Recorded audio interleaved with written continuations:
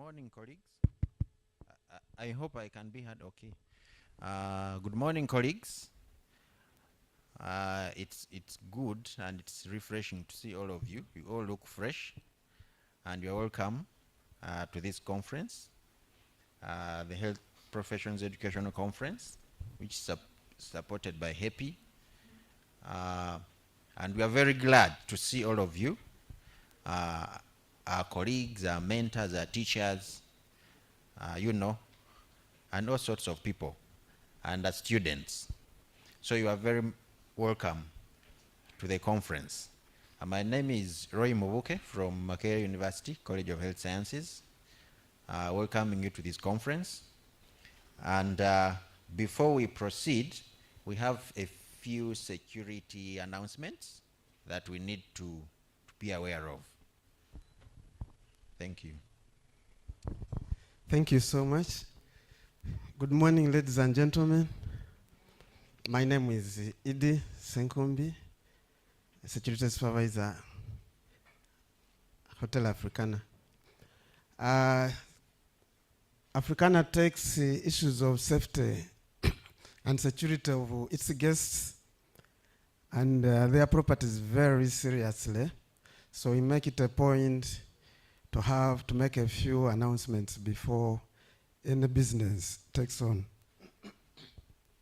To begin with, it is very pertinent that you always keep in touch with all your gadgets at all times, because we are too busy. We have an average of 600 guests here every day, and you can't tell who gets in touch with your gadget if it's not in close touch with you yourself. Two is that we always encourage that the organizers ensure that only the invited people are within the room, because this is Kampala. There are so many people who come uninvited, and you never tell the intentions for their coming. So because we don't have the capacity to do it as a hotel, the organizers should be having the capacity to know the people they invited and who are around. And the hotel has an arrangement that when you're going for lunchtime, because you will be required to move out of the room, security takes over the room. So we request that all of us go at a go, and then the room is closed, and whatever is left inside will be secured until when you all come back. In case of an emergency, we have an assembly point just close to this room behind. So you can use, there's an emergency route there, which you can follow, and you'll get an assembly point in case we have an emergency, though we don't expect it. You may have already realized that some of our tiles outside are slippery. So we encourage you not to pass or step on tiles which are wet. They always put signs when they are wet. Don't step there. Some of them are slippery, and we wouldn't want you to go from here with a broken leg or hand. We have security guys all over. When you see someone in a khaki shirt, black trouser, or blue shirt and khaki trouser, and black trouser, they are security service providers, and therefore you can't get any safety or security service from them if you so wish. Thank you so much for listening. Okay, thank you very much for those beautiful security tips. So as we begin this conference, just to reassure you that we have a number of interesting presentations to listen to. We have a number of institutions represented in this meeting today. Let's actively participate. A lot of good works are going on in the different institutions that we represent, and this is one of the opportunities for us to share what's going on and to pick a lesson or two as we go back, so that we institute some changes in our different institutions. So we have also students who are going to actively participate in this meeting, in addition to the to the professionals. So we are grateful to the organizers and particularly HEPI, the HEPI project, for sponsoring this conference. And I would like to briefly invite Professor Sarah Chiguri, who is the chairperson of the organizing committee, to briefly, in a minute or two, welcome us to this place and to this conference, not to open it, but to sort of welcome us and tell us what the objectives of this meeting are, and then we shall proceed to the next item. Professor Sarah Chiguri, you're welcome. Professor Chiguri is a professor of pediatrics. She's passionate about health professions education. She's my mentor, but sometimes I've also mentored her. So, in some aspects. And she's very proud of that. So, Professor Chiguri, you're welcome. Thank you, Roy. Good morning, everyone. I'm at the evening. So we are very happy to have all of you here, and we hope that more people will join us. We are here as people interested in improving the training of health professions. And you are welcome to be part of this team. And that's why we are here, to discuss health professions education, what we are doing, what the innovations are, and how we can ensure that there's quality in the training of health professions. We hope that we'll be able to interact with each other. We shall have the official opening ceremony in the afternoon so that our colleagues who are not in Uganda can join. But you are welcome, and I'm indeed proud that my mentee invited me, who is also my mentor. So I hope that by the time we leave this place, we shall have that mentee, mentor, and I'll be glad if, especially the students here, in 20 years will say that they are my mentors. 20 years, think of how I'll be looking then. So you're welcome, and I'll welcome the chairperson for the first session to take over. Florence, she will tell you the second MD thing, from Clark International University. You're welcome. Thank you, Prof. I hope to mentor you one day, because no, you are still my mentor. I've not reached there, the mentoring you. My name is Florence Kithinji from Clark International University. I'm the Quality Assurance Officer. I'm also the Executive Quality Assurance Executive Secretary of Uganda University's Quality Assurance Forum. And I'm also a proud HEPI member from Clark International University. And I don't know why, I guess that's why I was chosen for Quality Assurance and Accreditation session, because it's a very core.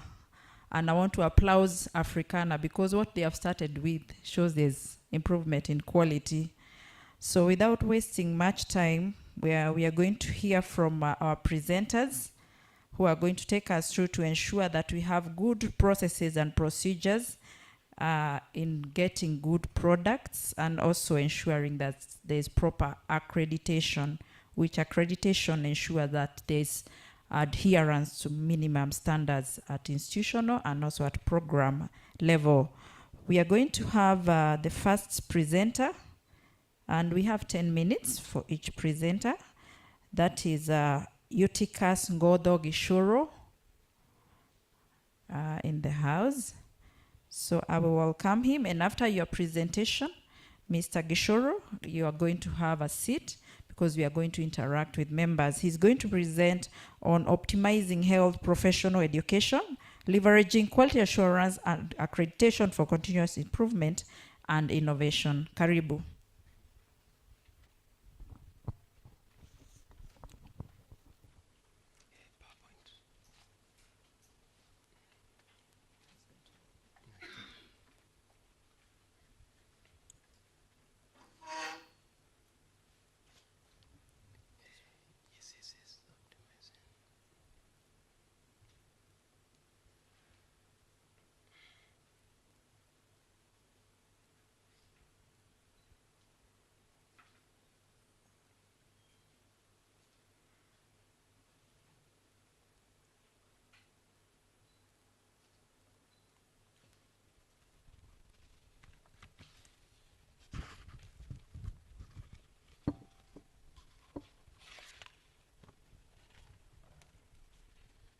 Thank you very much and welcome all.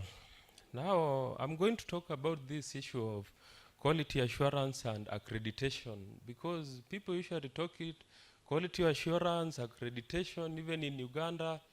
But you see, even if there is, for example, accreditation of these health programs by institutions such as National Council, even if we have quality assurance mechanisms in these universities, they have not yet optimized it fully, the concept of quality assurance and accreditation.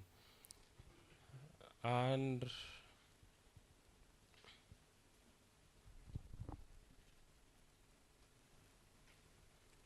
this is because in the healthcare profession, this concept is evolving of quality assurance and accreditation. But I decided to carry a systematic review through meta-synthesis to come up and see why is it that these healthcare institutions have not yet fully utilized these advantages of quality assurance and accreditation so as to improve their competence.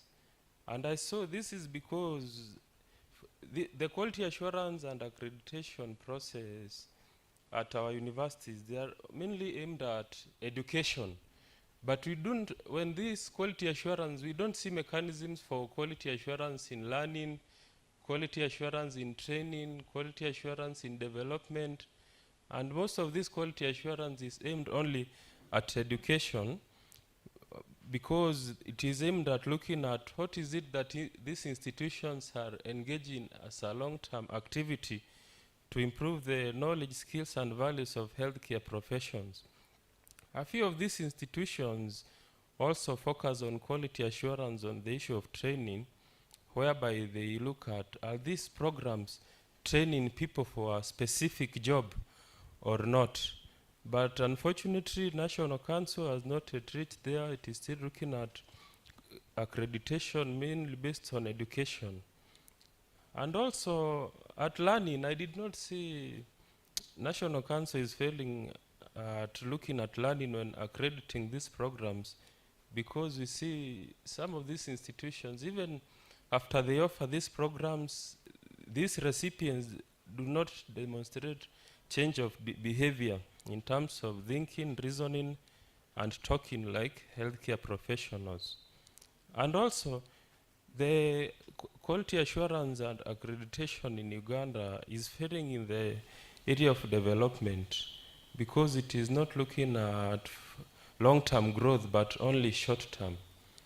And so the methodology of this study was a systematic review, and the sample size was 30 publications. And what were some of the results? I came up and saw that quality assurance and accreditation in Uganda, it is not yet fully, because even if they have established standards and benchmarks, these standards and benchmarks are only looking at the concept of education only. They are not looking at the concept of training, development, and learning. That is why even if you have these quality assurance offices at various universities, even if we have very good experts at National Council who accredit these programs, they only look at the standards when it comes to education and the so-called research, student-teacher ratio, but they ignore these other areas of development and learning and training. Also, promoting accountability. How can quality assurance and accreditation promote accountability? We see that currently it is not promoting accountability holistically, because the concept of self-assessment, external evaluation, and peer review, they are only tailored mainly looking at the education aspects. Once the National Council is satisfied that for you, you have the competent academics, competent infrastructure for teaching, they go and accredit you. But even the society is coming up and questioning that, yes, this program is accredited by National Council, but it is not accountable when it comes to the concept of learning, training, and development, only education. And another thing that these healthcare professionals can do is quality assurance and accreditation should encourage continuous improvement. But these days we see that once an institution is given accreditation, for example, to offer doctor of medicine, they know that up to another 10 years that will submit again for reaccreditation and at national council. And it is only continuous improvement on paper, but on practice it is not. And if for the few institutions that come and they only do continuous improvement in teaching, whereby they only train their faculty and students to come up with very good teaching methodologies, but not focused on how can the continuous improvement lead to change of behavior, and how can it lead to long-term engagement. Also, quality assurance and accreditation, if it is holistic, it should facilitate innovation in all the 4 aspects. But if it is not holistic, it will only lead to innovation in teaching. And if you are only better at education only and you ignore the other 3 areas that are very critical, then you only innovate in education, but you don't innovate in this aspect of learning, training, and development. There is also this concept of interprofessional education, because currently the debate has shifted to interdisciplinary. But so far, when these healthcare institutions, if it comes to quality assurance, the issue of interdisciplinary is not being taken well. Also, when you come to National Council and they are accrediting, they have not yet fully embraced even looking at this concept of interdisciplinary, whereby you collaborate with different disciplines, but they are only focused on only that aspect of healthcare education. Also, enhancing public trust and confidence. Currently, it is not there because, for example, these institutions, the public and the other stakeholders, they have only confidence that this institution has very good teaching methodology, and so, but when it comes to helping these recipients to change their thinking and think like healthcare professionals, no. And that is why, for example, as Uganda, benefiting from medical tourism is difficult, because the middle class has a lot of public confidence in institutions such as India because of this aspect of quality assurance. There are those offices for quality assurance, but no matter all the efforts that have been taken, the public trust and confidence is not yet there. Even if, for example, the program is accredited, but if you ask the public there, they still don't have confidence in these products. And they tell you that, for me, I cannot waste my time going to Mulago, let me go to India because I have more trust in those.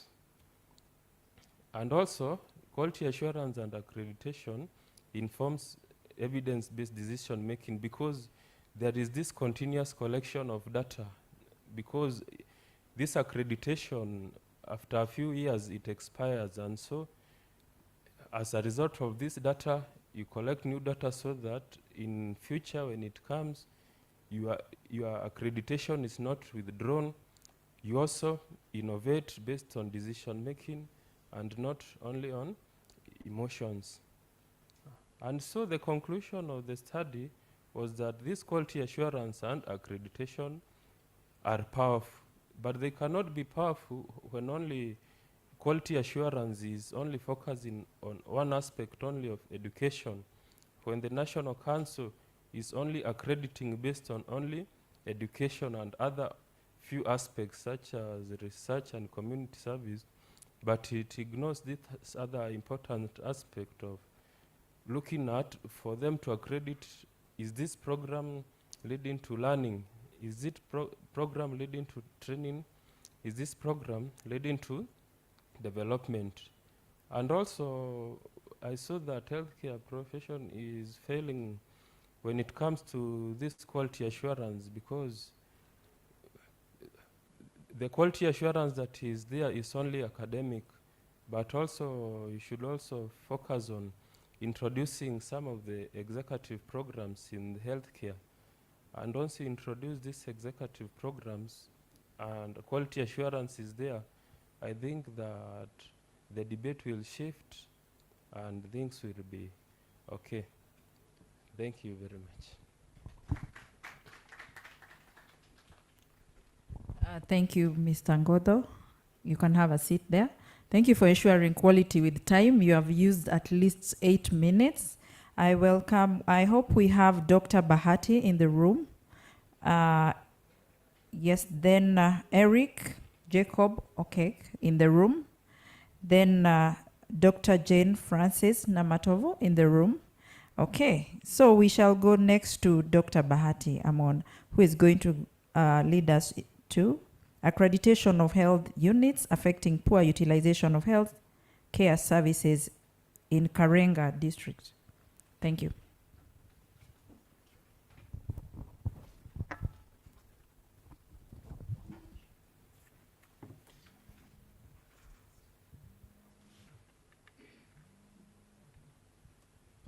Ladies and gentlemen, good morning. You seem not to be happy tonight. It's a morning, eh? Okay, let us at least be in a good mood of the morning session.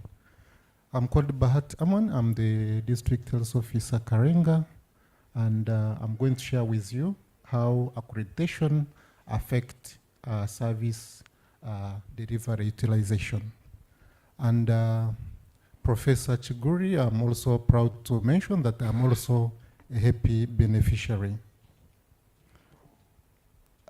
Ladies and gentlemen, accreditation, particularly in health service delivery, was first launched in 2018 by Ministry of Health.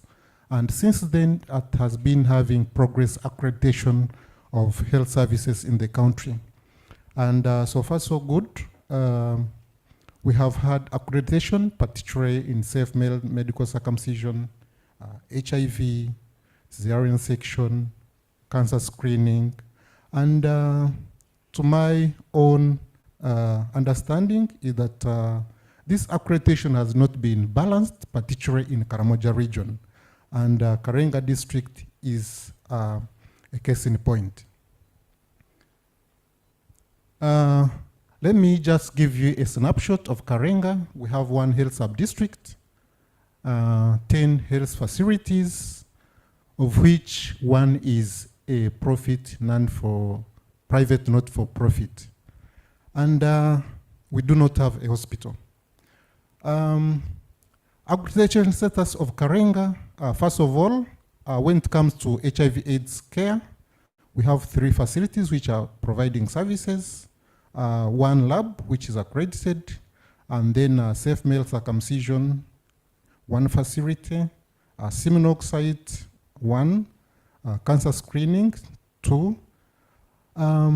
So what is the problem? When you see in the whole entire district, 1 facility providing this simple cancer screening. The good news is we have qualified skilled healthcare workers in the district.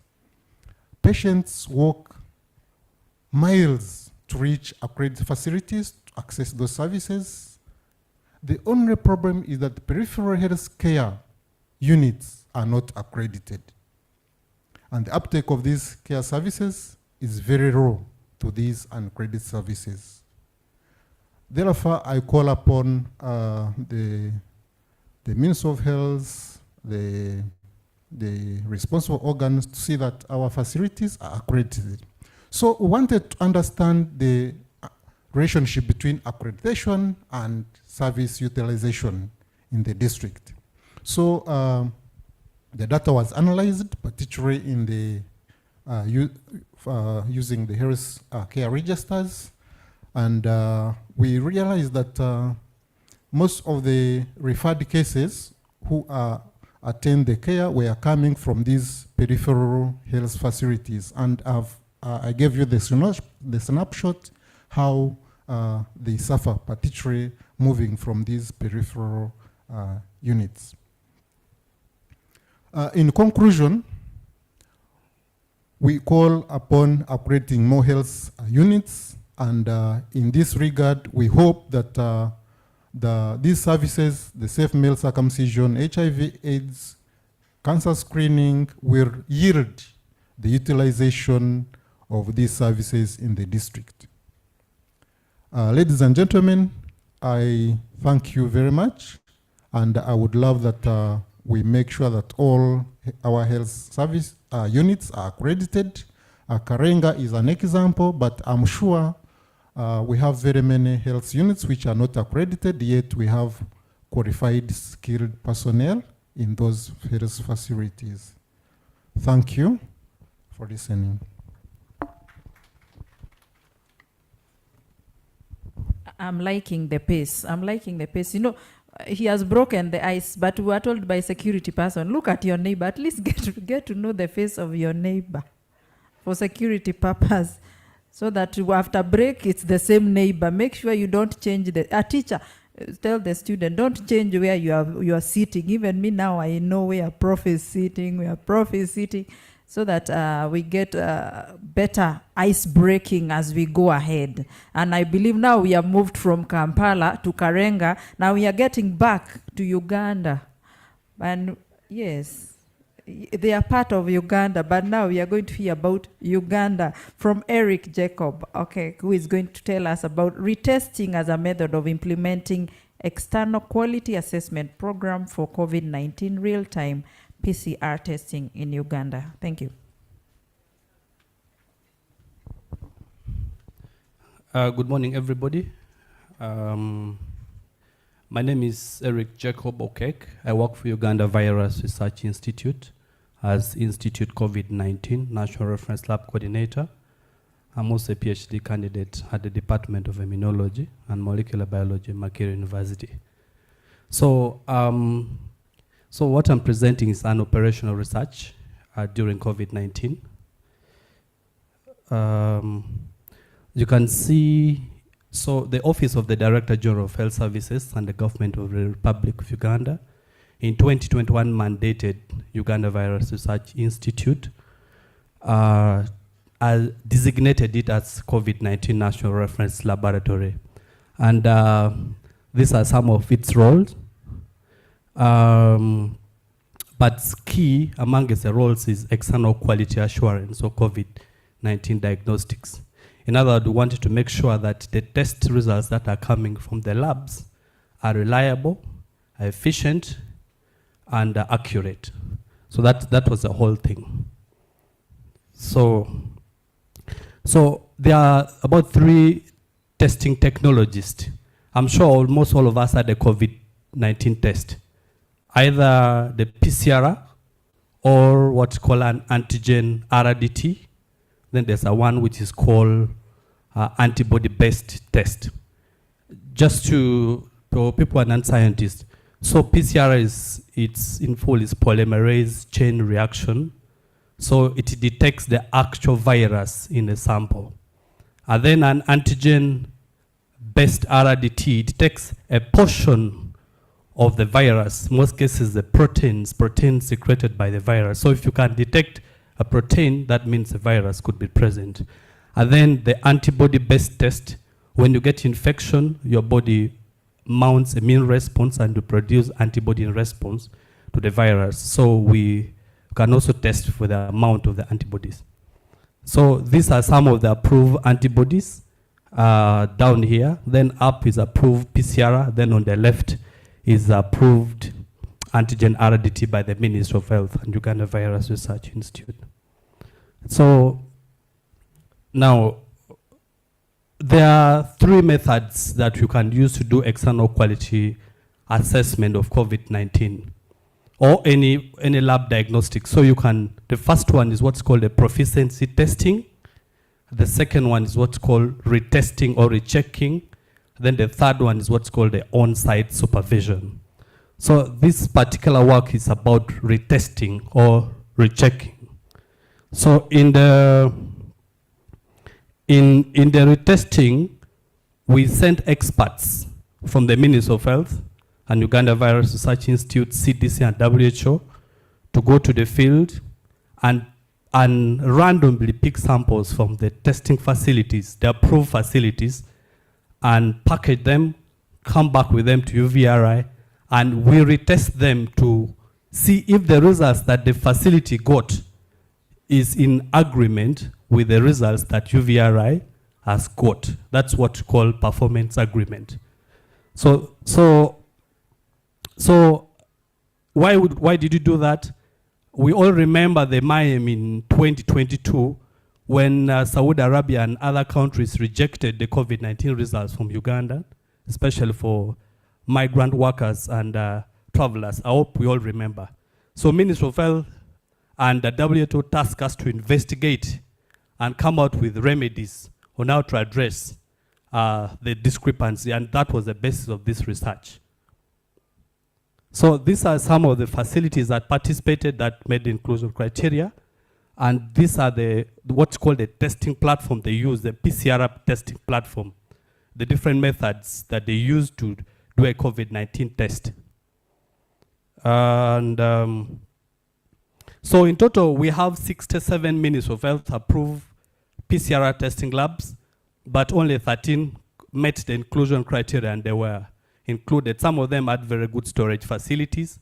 Like we needed labs that stored samples at good temperature, maybe between 2 to 8 degrees centigrade, or long storage at -80. So many of them could not meet that criteria. Now, at UVRI, we retested using the PCR protocol, what's called the Berlin protocol. It's among the first approved protocol. I don't want to go into details, but this is the entire cycle of how a PCR test is done for COVID-19, and then how the root cause analysis was done, and then how the corrective actions were taken. And that's why you did not hear another issue of discrepant results from these labs anymore, because we did some corrective actions. So this is how we did the statistics. So PCR has what's called a psychothreshold value. So there's a cutoff below which we say you are positive, and above which we say you are negative for PCR. So our cutoff at UVRI is 38.5. So when we retested the samples, any sample above 38.5, we termed it as negative. When you retested and the psychothreshold value is below 38.5, we termed it as negative. And these are some of the statistical analysis we use, Stata, analysis of variance, and so forth.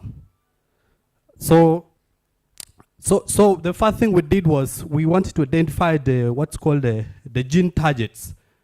So in PCR, there are those gene targets. There are what the machine should amplify. So the gene targets, according to the lab quality management system, for you to report a result, it must pass the internal validity and controls. So there are genes, you must amplify at least 2 gene targets for you to say someone is positive. So that was one thing we looked at. So among the gene targets that these labs had, we had what we call the N gene. We had the open reading frame 1. We had the E gene. E is for envelope. Okay, this, you look at the viral structure. There's envelope, there's a nucleocapsid, and then there's the open reading frame. So all those are, the manufacturers design the primers to target the different genes.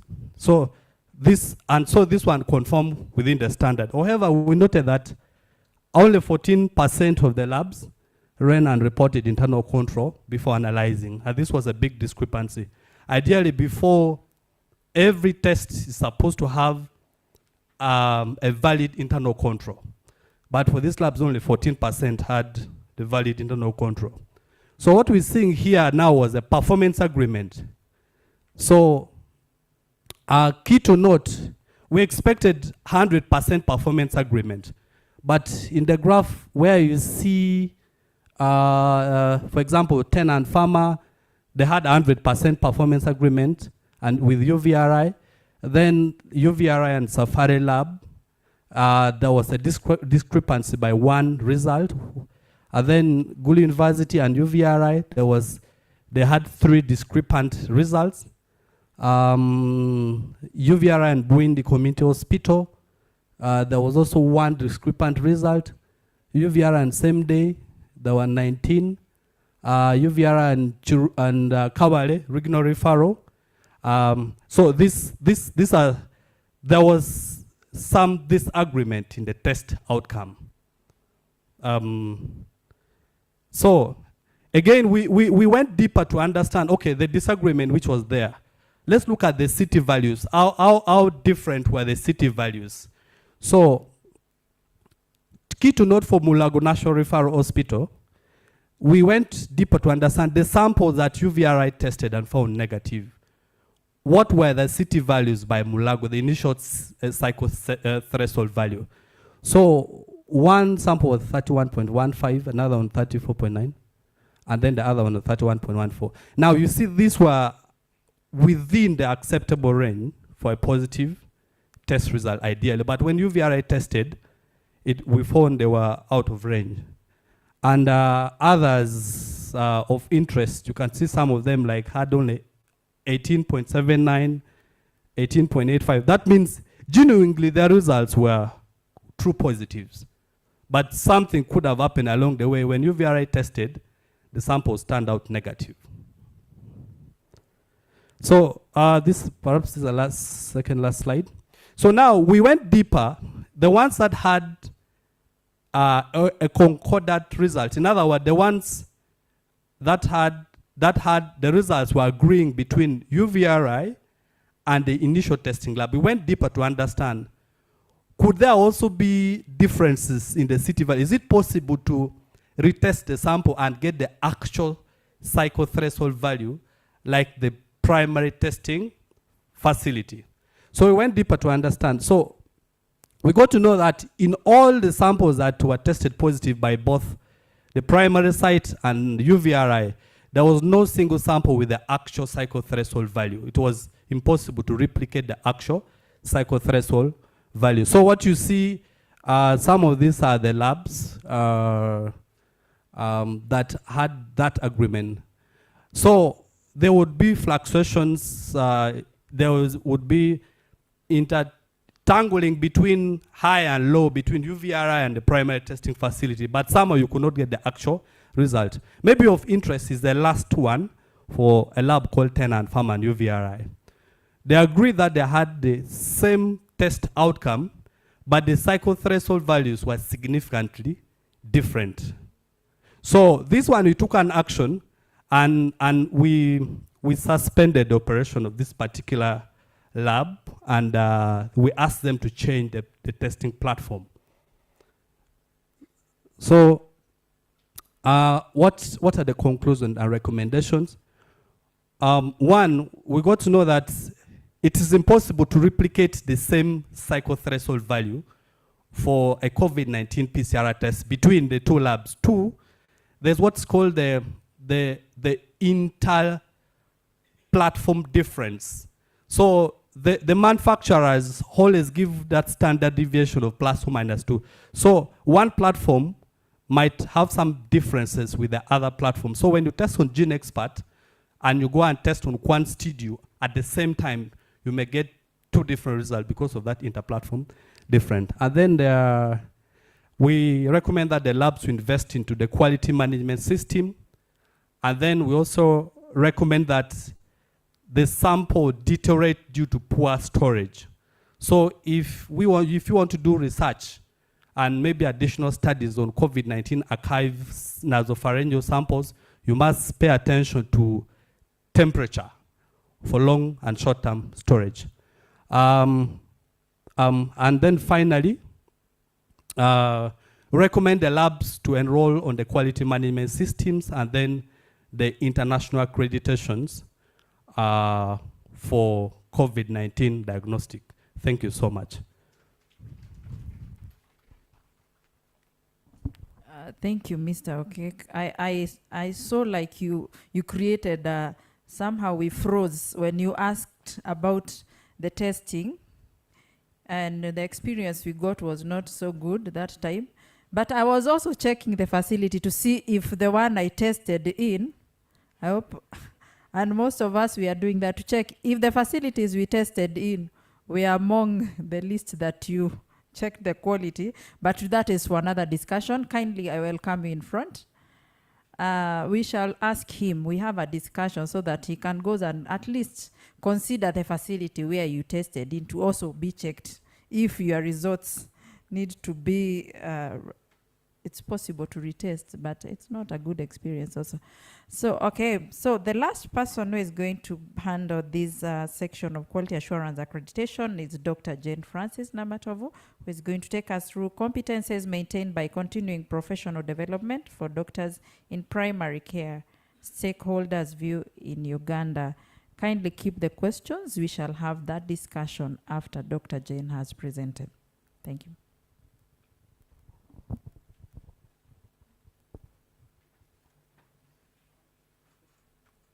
So good morning, ladies and gentlemen. You're welcome to this session. And the topic for discussion now is continuing professional development. And we are looking at the views of the healthcare leaders.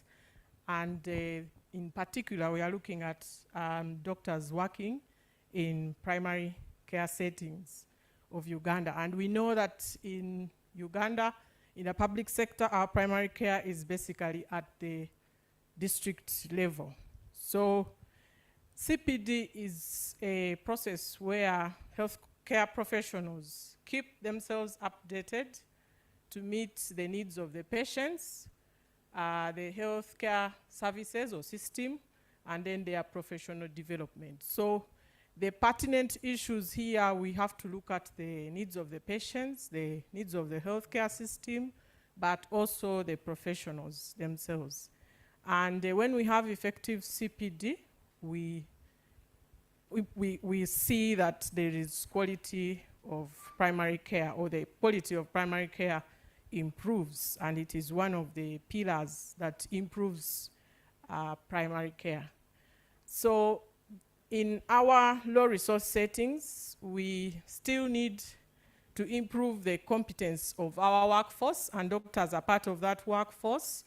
So and because of the CPD helps to improve the competence, and while they do that, they are able to deal with the varied healthcare challenges in the primary care setting that they work.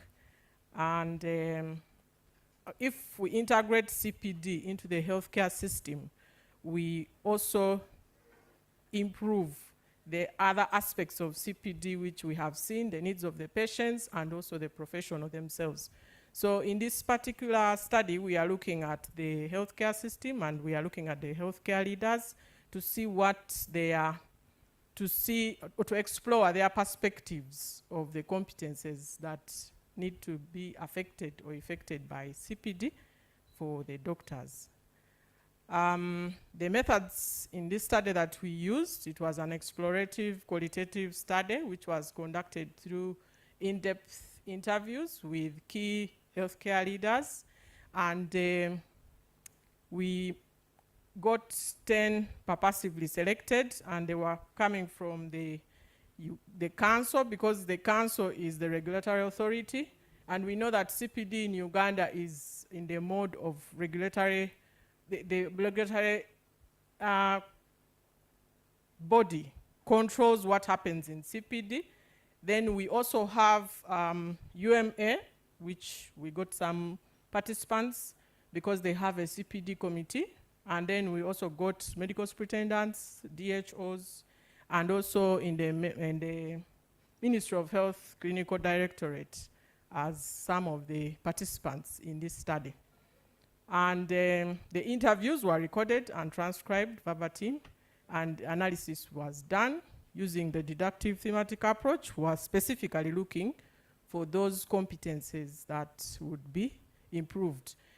And because we know that the doctors come from medical schools, and studies have been done to look for competencies that are pertinent for the doctors as they move out into the work environment. So the competencies for the medical schools has been studied, but for the competencies in our workplaces, depending on which specialty people are based in, we have little information with that. So this investigation, we hope, would improve on what is already known or add on to help us also specify.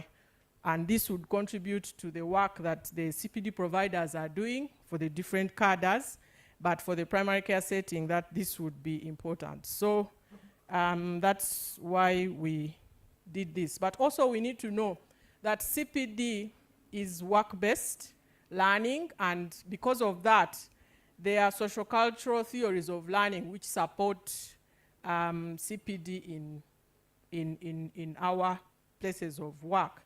And the sociocultural theories, where somebody is working, the things that are challenging will be the basic things that will be on part of the needs of one's CPD. But also, one needs to look at the system, what is the expectation of them as they do their work. So when we looked at the healthcare leaders, these are some of the views that they had, and the views were on clinical competences and the ones which were non-clinical competences.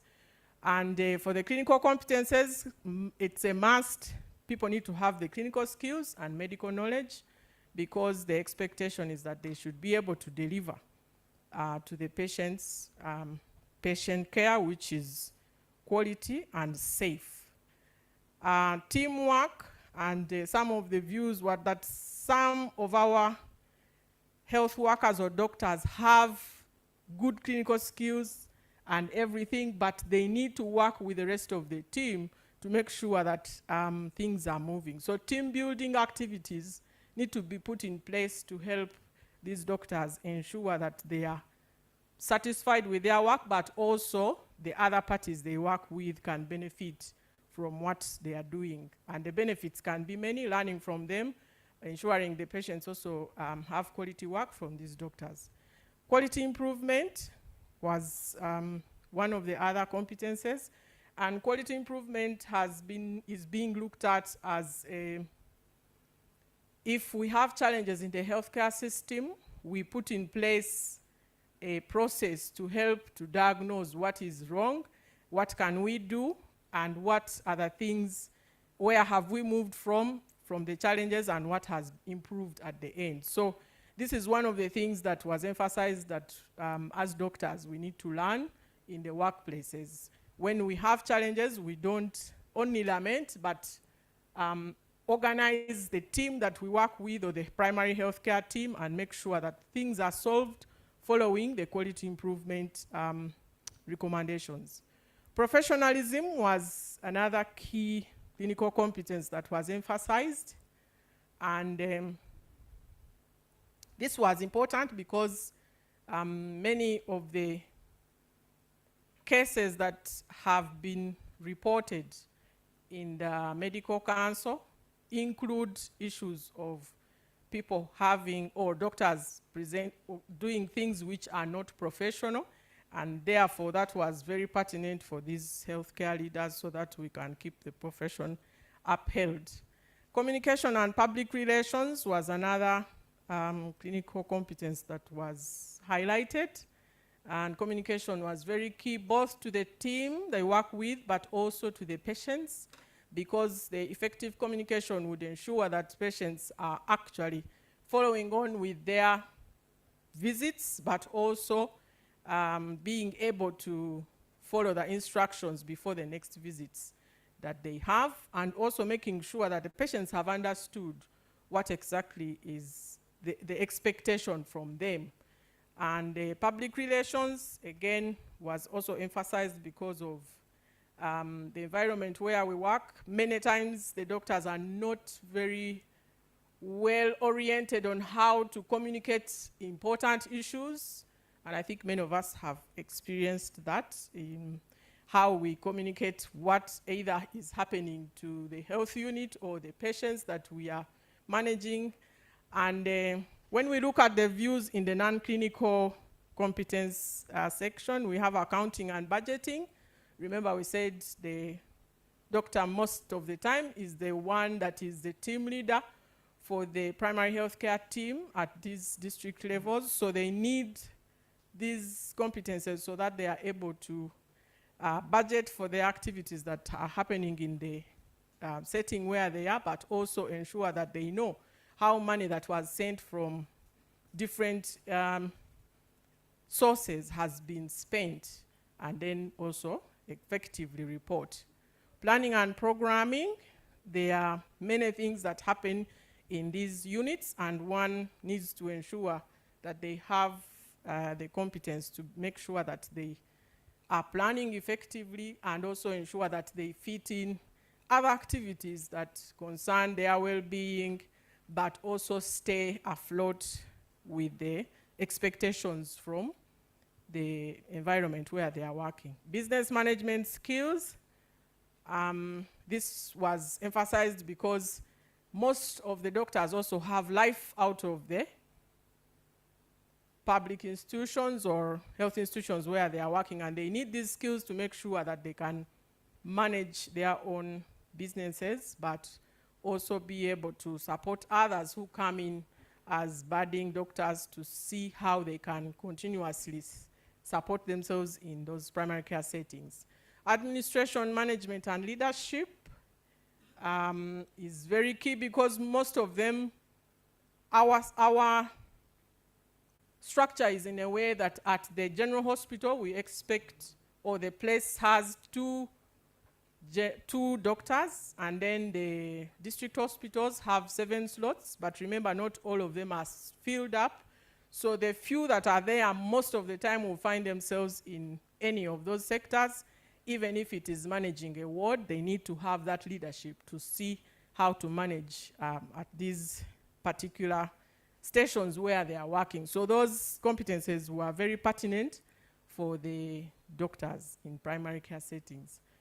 So this study highlighted the expectations of the healthcare leaders in as far as competences are concerned, which can be affected by continuing professional development. And these competences that were highlighted will help us to contribute to a competency-based framework for primary care doctors. And I'm sure many other settings are either already have in place what their expectations are as far as competences. So we think that when we have these, we shall be able to make a framework that can comfortably be shared, and they can pick out which competences to improve at whatever time. But we know that also, since it's workplace-based, some of the activities may be improving more than one competence at a time. So in summary, we involving the healthcare leaders in capacity building of doctors in the primary care workforce is very essential, and it's going to help us in the evolution of what we have as our CPD programs, and that will help us to support the quality of primary care, which is not yet the perfect expectation, but we hope that it will get there. And these competences that have been identified will contribute to the development of a competency-based framework. So this work has been supported by HEPI under that grant number, and one of the HEPI fellows that are working with this, that are working on this, and we hope to have a framework as these competences will contribute to that framework. Thank you.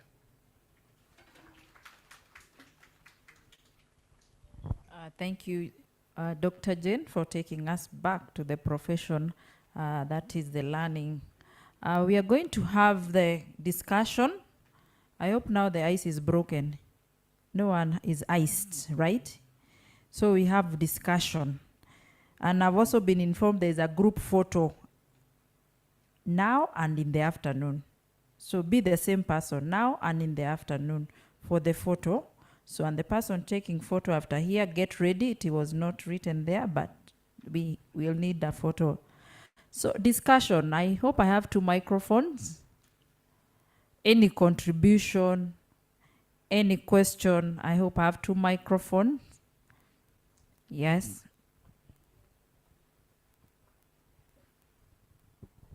Thank you. I'm Dr. Puat, a physician in private practice in Tororo, and I love the Lord Jesus. To the first presenter, one, we didn't get to know really who you are and what you do. It would have helped us. Number 2, very basic, you talked of emphasis on education, and living out learning, training, development, and others.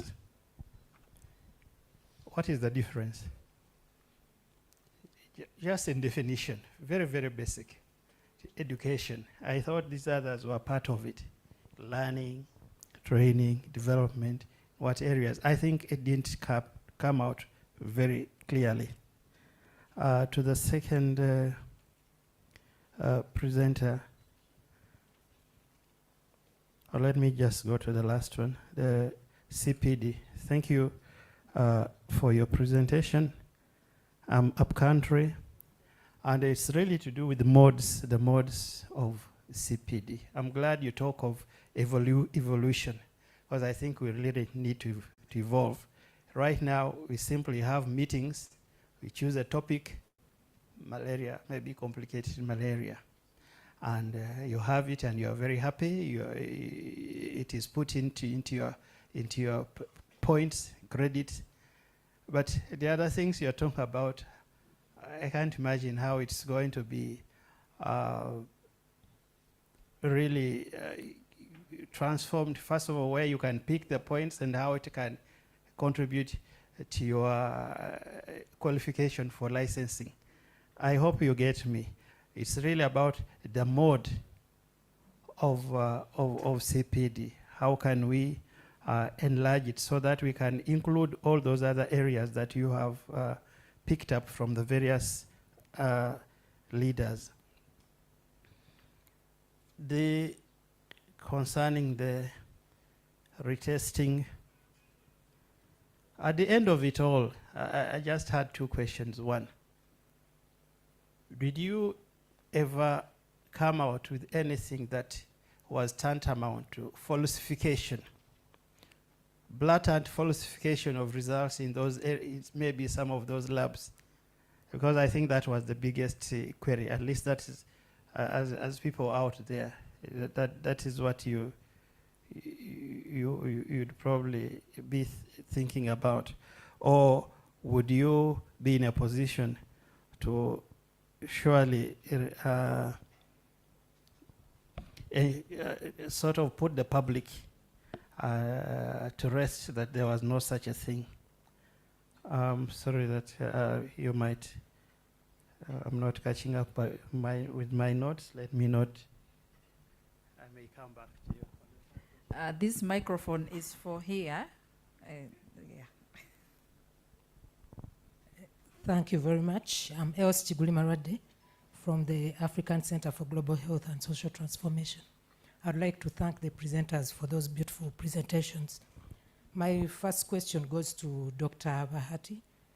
I had to quickly Google where Karenga is, and I was embarrassed that I didn't know where it is. So next time when you are presenting, please make sure you show us the map and probably where it is. But my question is, how do the public find out which facilities are accredited? When I go to a health facility, even me as a medical person, I don't know whether it is accredited or not. So how did you know that they are not utilizing those centers because they are not accredited? I assume most of our people in the rural areas are not that well enlightened. I wonder if it is really about not them being accredited, or there are some other issues that we need to look into. And the second one is to Dr. Namatovu. Thank you very much for bringing out the issue of CPD. And it just, when I looked at that list that you came up with, I just remembered when there was a curriculum change at Makerere University in 2006. Those are the same issues that were highlighted that were missing in the curriculum. So now I'm wondering, is it continuous professional development that is needed, or do we need to look at the curricula for the different health profession education institutions to see if those things are actually there? And now it is not just continuous professional development, but they were missed during the training of health professionals. And so we need probably to ensure that they are included in the curriculum. Things like leadership, professionalism, ethics, all those things that they actually at that time it was noted that it was about doctors, that the doctors from Makerere University were very good at clinical work. Their clinical competences were superb, but communication, leadership, and management, those are the things that they actually were missing. Business management, all those things. So maybe we need to find out. You could tell us more about it. Thank you. Thank you, Prof. We also acknowledge we have virtual people who are with us virtually, and the questions are going to be read after I give the audience here. We are going to do per row. This row, we give 2 minutes. Is there a question from this row on my left? Okay. I'll extend my microphone here. Yes, thank you so much. I'm Associate Professor Edward Kumakech from Lira University. I have a question for the fourth presenter, Dr. Jane Francis Namatovu. First of all, thank you so much for going in that direction of continuous professional development for doctors in primary health care. The skill sets that the stakeholders have highlighted that should be emphasized at CPD are quite interesting. And I wonder, in your view, whether these skill sets are also applicable to other members of the healthcare team, like the nurses, the midwives, and the laboratory, because the doctors don't work in isolation. They usually work with these guys, the pharmacists, and so on. Thank you. Maybe is there any other reason why you excluded that other members of the healthcare team in your research? Okay, let's hear from the middle row. Is it a row? Is a column? Yeah, this is column, yes. Okay. You can represent. Oh, okay. What I actually left out was what Professor mentioned in terms of accrediting the various services. Could it be that when an institution is being accredited and licensed, this could be incorporated so that it is integrated? As you said, it's difficult for someone out there to know that this place is integrated, accredited for safe male circumcision and all. But if you have a health center, 3 health center, 4, and it is accredited, it is licensed, we assume that it has a certain package that is within. Thank you. Okay. We are still in the second column. Thank you. This is a comment from the chat online. The question is to Dr. Jane Namatovu. Is it possible to incorporate some of the desired non-clinical competencies in the training curriculum of medical schools? I think that's the question. And that Some of them may be already taught in the entrepreneurship curricula for those medical schools who have it, but can they be emphasized in the curriculum? I think it's the same comment. The right column. The right column, the ice broke. Yes, thank you very much. I'm Ronald Delum from Makerere University. My question is to the first presenter, whether it's possible to include social accountability to the metrics that you mentioned in terms of quality assurance on top of the 4 that you mentioned. Thank you.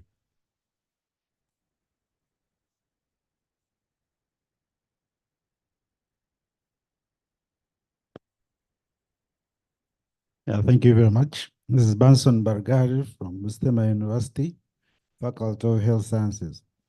The question is to Eric Jacob. It seems like it is a while since that study was done. Could you kindly give us some more information of what happened after that study and what is happening now? Thank you. Okay, you know, some people, we get questions after the question. Second chance. Okay, so over to the presenters. Oh, someone. Oh, Madam Nora.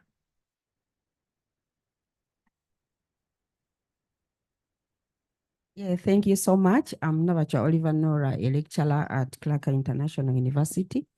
So thank you for the presentations. So my comment goes to Mr. Eric Jacob.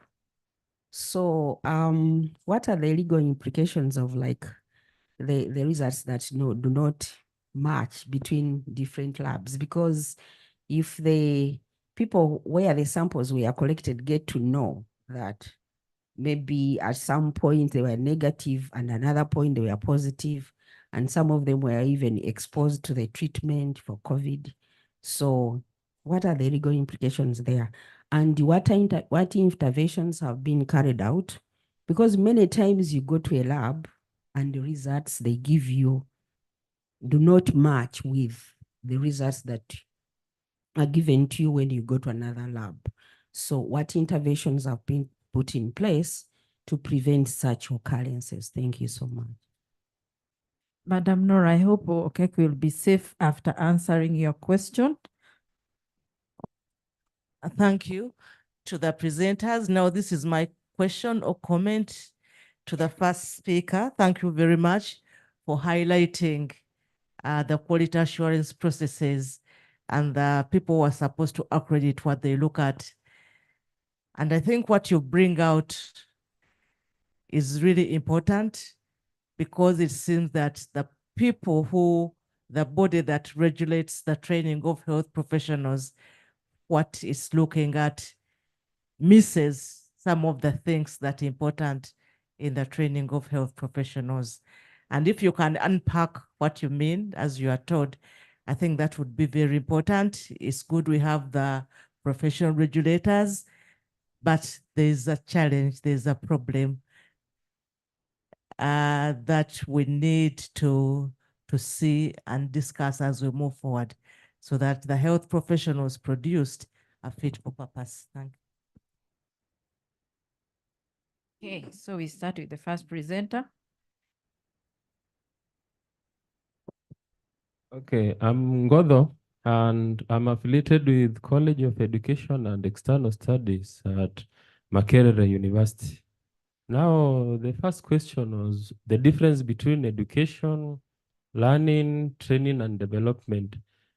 Many people tend to confuse this, but they are very different things, because education is a long-term activity, meaning that if it is a long-term activity aimed at calculating knowledge, skills, values, and attitudes, it means that you cannot be educated in one day or a short time.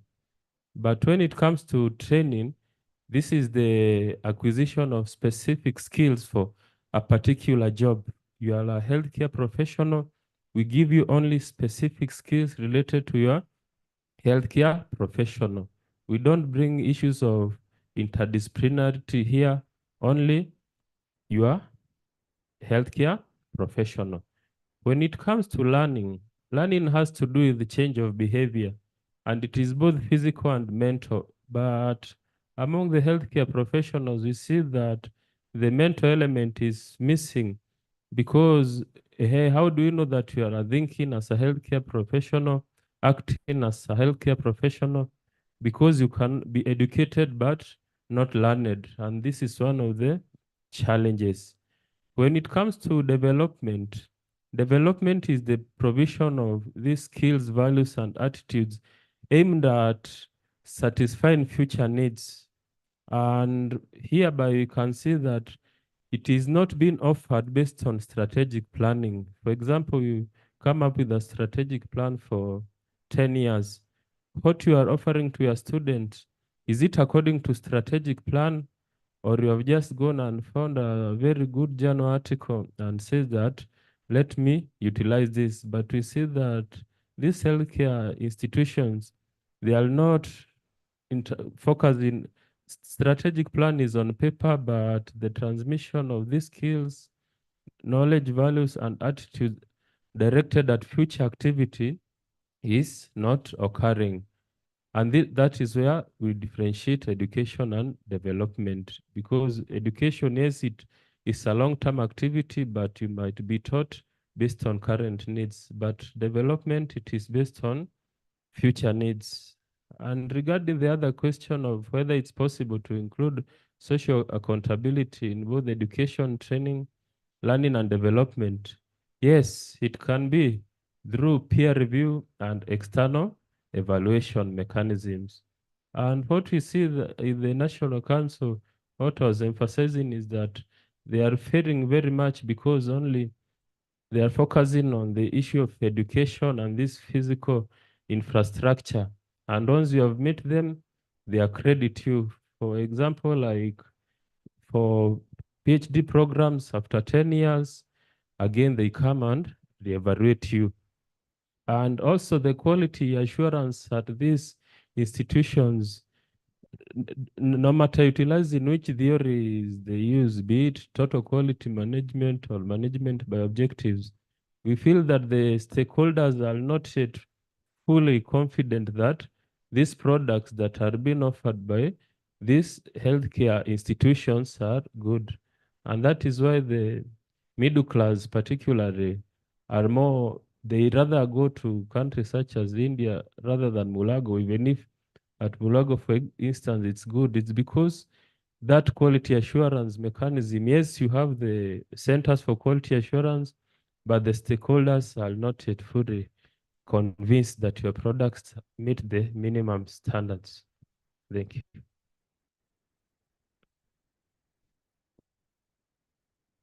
There's a moment of silence. We are absorbed. Yes. Should we go to the next one?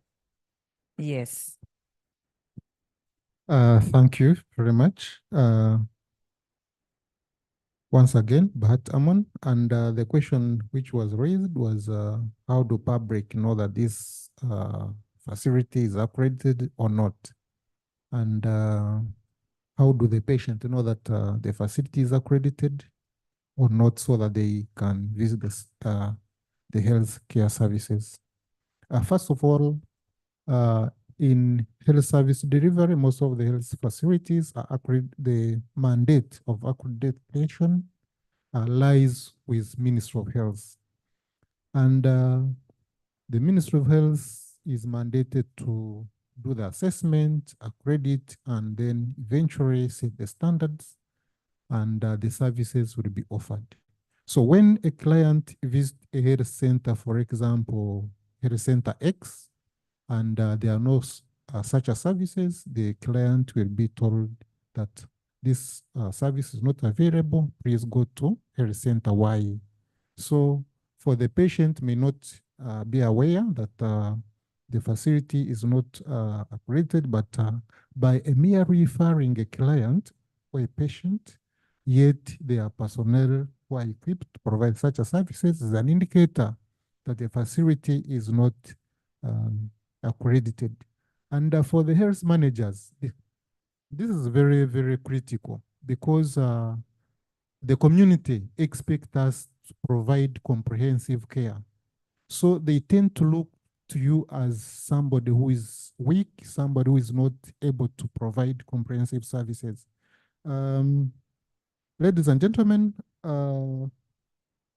in your opening remark, I wanted to ask, how many of us have ever visited Karamoja? By show of hands, any part of Karamoja?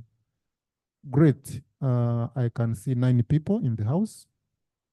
I am sure you know where Kidepo Valley National Park is from primary, isn't it? So when you go where there is Kidepo, and that is where Karenga district falls. And permit me invite all of us. We have Karamoja Culture Week in September, and I'm inviting all of us to come to Karenga and witness the beauty of Karamoja. That is the only place you can visit before you die. Thank you. Thank you so much. Eric Jacob Okek is my name. Question 1, did you come out with blatant falsification of results, or you think there was no such a thing? I must say there was some high level of fraudulence in the system. There was at some point, so we had COVID-19, we had a system called the RDS. RDS is the result dispatch systems, and an electronic systems where all the labs test and upload results. So some IT experts decided to use that knowledge for bad purposes, and uploaded these results without the actual test. So one facility uploaded up to 5,000 results. You can imagine you multiply by 100,000 or 150,000. That's how much money they made. But when we did a vertical audit on the system, we nabbed the authorities of these facilities. They were arrested. The facility was dissolved. And we helped them to develop now a proper system after, because now there were staff that could not lose their jobs. So yes, there were falsification, but that one punishment served as a deterrent to others that had intention to pursue the same line. A second question on what happened after the study and what is happening. So UVRI, I must say that we only receive 10% of the funding from government. So the other 90% of the funding comes from partners. And you know, partners always give you money on their T's and C's. So of recent, when we declared that we are not interested in homosexuality, I must say that UVRI was also severely affected in terms of funding. So most of our funding were coming from CDC, from WHO, most PEFA funds. So most of these activities were scaled down. The COVID cares funding ended last year in October. So it's also a wake-up call to government that perhaps you need to step up and put on the big shoes. So, but we still continue to receive panels from external agencies like One World Accuracy that we receive and then we distribute. So we still do some work, though at a suboptimal level because of reduced funding. And also ever since WHO declared that COVID-19 is no longer a disease of an international public health international concern, so many things were also overtaken by events. Yeah. The other program like SARI, there are some sentinel surveillance activities which are ongoing. So COVID-19 has been also integrated into the SARI ILI. There's some surveillance for respiratory tract infection that Ministry of Health does. And UVRI has about 17 sentinel surveillance sites across the country, and COVID-19 is also included among it. So there's some work going, though not as intense as it was at the peak of Omicron or at the peak of Delta variant. And then there was a question on the legal implication of results that do not match. You know, a lot of things are always handled behind scenes, but I can assure you, so many of these labs were sued by individuals.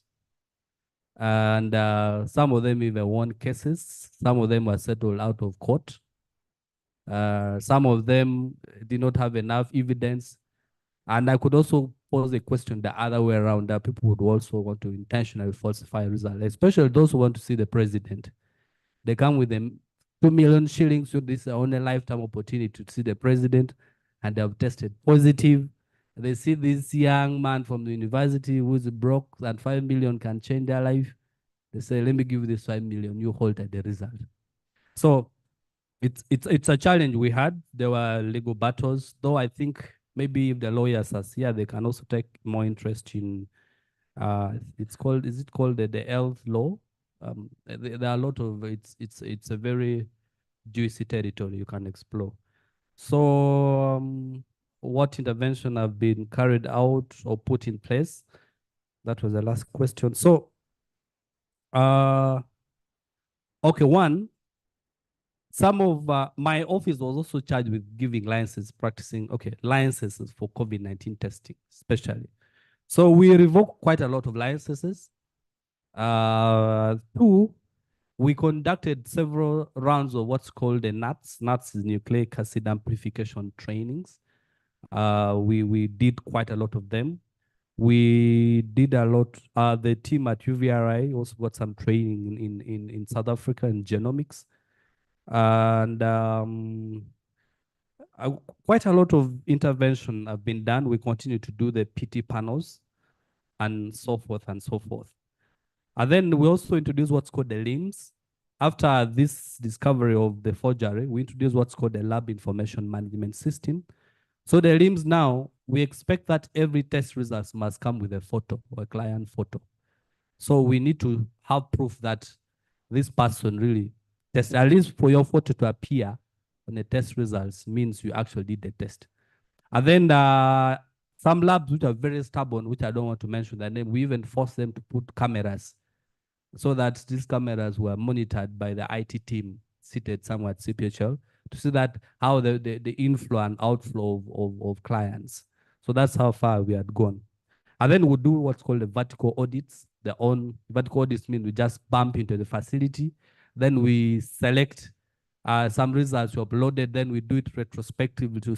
We go back up to sample collection to see that what you uploaded was actually the test, the sample was collected and the test was done. Thank you so much. So once again, I am Namatov Jane Francis, one of the HEPI fellows, and our work in continuing professional development is still ongoing. So some of the questions may be answered in the work that is coming, but to answer the questions that were asked, one of the questions was modes of CPD that we have. And indeed, that was catering for the different CPD activities that are possible in their workplaces. So some of the things that were mentioned included what you have said about face-to-face sessions. And then post-COVID, there's a lot of online work, but there are other things that were mentioned and we thought that they need to be highlighted so that the other units that are not looking at them as a mode of CPD can share. Things like mentoring, coaching, which were being done by some of the health workers in some of the units.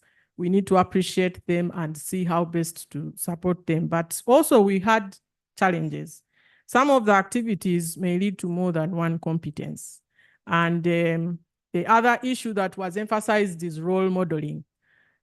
These role models actually do pass on in the academics, in the academic environment, would call them the informal informal activities that may be given to the mentees, or things to do with the hidden curriculum. How do things work here? And that is why we were looking at the workplace environment to see what are those things that are possible So that will be coming, and that in the competency-based framework which we want to come up with, the activities are also part and parcel of that framework. So that much as we are looking at these competences, there are also a range of activities that can be emphasized, and people think about them as a learning activity that can support the budding primary care doctor that has come in, because they are not novice. They've been doing some work from the medical institutions. Like a colleague mentioned, some of these competences have already been put in the medical curriculum. But in this setting, we are trying to make sure that we continuously replenish these competences so that they are not lost, but also we keep them to the standard, because there are many new things that happen as far as most of the competences that have been mentioned. So we don't need to let them stick to those that they left in the medical school, but we want to keep them growing these competences effectively. And that would mean that we also concentrate on those activities. So that's an important comment, and we are looking at it as well. The other question that was asked was to do with why these competences again, yet they were identified in schools, in medical schools earlier on. So that investigation that was done found out those same competences. So in this environment where we are investigating them, we needed to see what needs to continuously be done with CPD, much as it was emphasized in the medical schools, so that even the doctors who have been there for some time need to know that the healthcare system still expects them to have these competences well catered for. And if they are doing any form of mentorship, role modeling, coaching, or any form of face-to-face, those need to be emphasized, because the system expects them to be at that level, not only when they were coming from the medical school. So that's why I think they still came up as competences that are key for these primary care doctors in the primary care setting. And then another question that was asked was, how about the other healthcare team members, and why exclude them in the study? The first thing I need to mention is that though they don't work in isolation, and when we look at the theory of learning in the social cultural theory, one of the ones that is applicable in CPD, which is situated learning, the person who's learning learns from the community where they are practicing, learns from the interaction, learns from the different things that are available and the activities that are put in place, the different facilitators, and part of the community includes the patients, the other healthcare professionals. So they are not necessarily excluded, but it's just that the principles are first looking at a homogeneous team. And also we need to know that most of these doctors are the heads of the primary care teams where they are working by default. So they need to be on top of their game and make sure that the system is operating very well, and the system does not exclude the other healthcare professionals. So for this particular study, why we didn't look at the other healthcare professionals is because if you look at the CPD evolution in our country, and I think one of the models that was recommended in 2017 for countries that are in low resource settings, and in our country, we use the model of the regulatory bodies controlling what is happening in CPD. So the other healthcare professionals, their bodies are being supported by the Uganda Medical and Dental Practitioners Council, and they are at some level. So we didn't want to interrupt the system before these guidelines come out, and then they can also now be looked at as people who are mandatory having CPD full board, all the other healthcare professionals. So that is in mind, but for now, we want to let the system make sure that they also develop their professional bodies and put them in place so that they can also be or can benefit from what has already been done. Because right now they are benefiting from the fact that the regulatory bodies for doctors is supporting them develop their own regulatory guidelines for CPD. So they are not excluded necessarily, but in this study, they were not being studied for purposes of homogeneity, but work is in progress to support all the other councils to ensure that they are also on board. The other question that was asked, is it possible to inculcate these competences in medical schools? I think the issue is to how to link what is happening in medical schools and what is happening in the communities, in the workplaces. So there is already effort in many medical schools, and most of it is through our programs that are COBAM, depending on which in medical school. But most of our medical schools ensure that students interface with the communities or the potential places of work, the healthcare facilities, health centers, 3, 4 general hospitals, and so on. So we still, and one of the things that was identified when it came to the doctors, not the leaders, was the issue of training. If they are given medical students, nursing students, whatever group of students, how do they ensure that they can be effective in training these people? So all those are still being looked at, and it is important and it is pertinent that these competences are continuously being linked. So efforts are being made, though most may not be documented as yet, but we are trying to ensure that that documentation is happening. And so when people look, for example, if I'm a CPD provider for this group of doctors, I know the things that are pertinent, because also a training needs analysis has been done for the doctors themselves. And that is one of the things that has been mentioned, how they can do training for other healthcare providers or students who have come to their unit. The other question that has been asked is, I think that those are the questions. I hope I've not left out any, but these competences will help us come up with that framework, which we believe will not be necessarily shared by only the doctors, because they don't work in isolation. So while their CPD is getting better, they are going to support the other councils to also ensure that improvement is taking place with the use of principles of competency-based medical education, but also quality improvement project principles, so that the CPD gets better and better as we move along in the.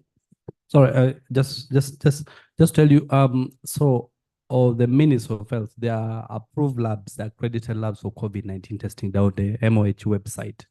So the next time you want to test for COVID, just Google Ministry of Health and then punch in the name of the lab you want to test from and check if it's on the website. If it's not, then you have reason to doubt.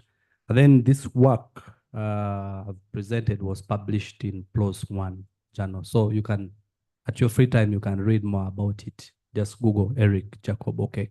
Thank you. Mr. Okek is still scaring us. We don't want to test again. It's okay. We are very okay. Thank you very much for our presenters. It has been a pleasure. I know we have started with quality and we are going to continue with quality throughout up to tomorrow, and we are going to enjoy lots. Just know that we have even known where Karamoja Karenga is, right? Yes, we have known just free information from this presentation, and we have known that quality starts with you or me, starts with me. That's all I always say, that, yeah, I'm the quality assurance officer, but quality starts from the advertisement you put even before someone enters your facility, even at the gate. Quality starts with me. And as we come to the end of our first session, I want to applaud our presenters. Let's give them a hand clap and appreciate them. Then we shall have our photo session. I hope the ladies, the lipstick is still on, because the photo session is just at the poolside, at the stairs. The short ones behind, the tall ones in front, because the stairs go reducing. I wish you the best in the other session. Let's keep time. Let's enjoy the quality of HEPI. I really appreciate having moderated the first session. Then after that, we shall have tea. Yes, there's tea break. Yes, it's just after the photo. So make sure at photo, then tea break. And we keep time, please. Our sessions have to move timely. Thank you.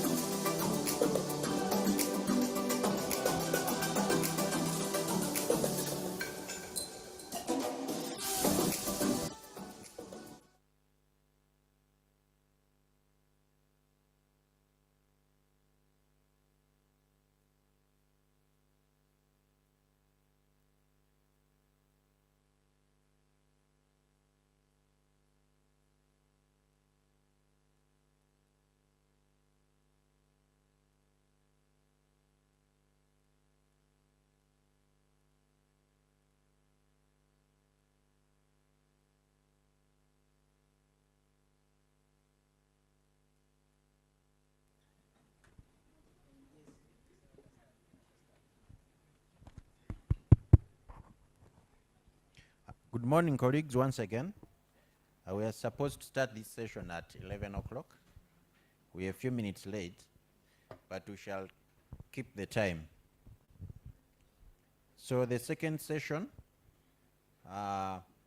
span the theme of health professions education research. And I'll be moderating this session with my colleague, Dr. Catherine Lutalo. She's seated over there. But I'll take you through the first part, and then she'll take you through the second part. So I would like to, first of all, find out if these people are around. Dr. Tumwine Maureen, or they are still taking break tea. Is Maureen around? Okay. Asha Navirie, are you around? Then we have Professor Els Chiguri. I'm present. Around. Dr. Rebecca Nekaka, student perceptions. Or the one presenting. Okay. So I'm not sure if the person online is ready. Dr. Tumwine Maureen. Otherwise, Yes, we sir. would. Yes, I'm Okay. ready. Okay, thank you very much. So Maureen, you have 10 minutes, you have 8 minutes to make your presentation.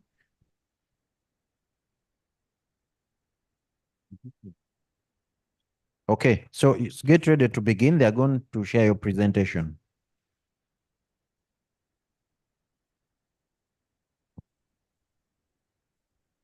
Okay.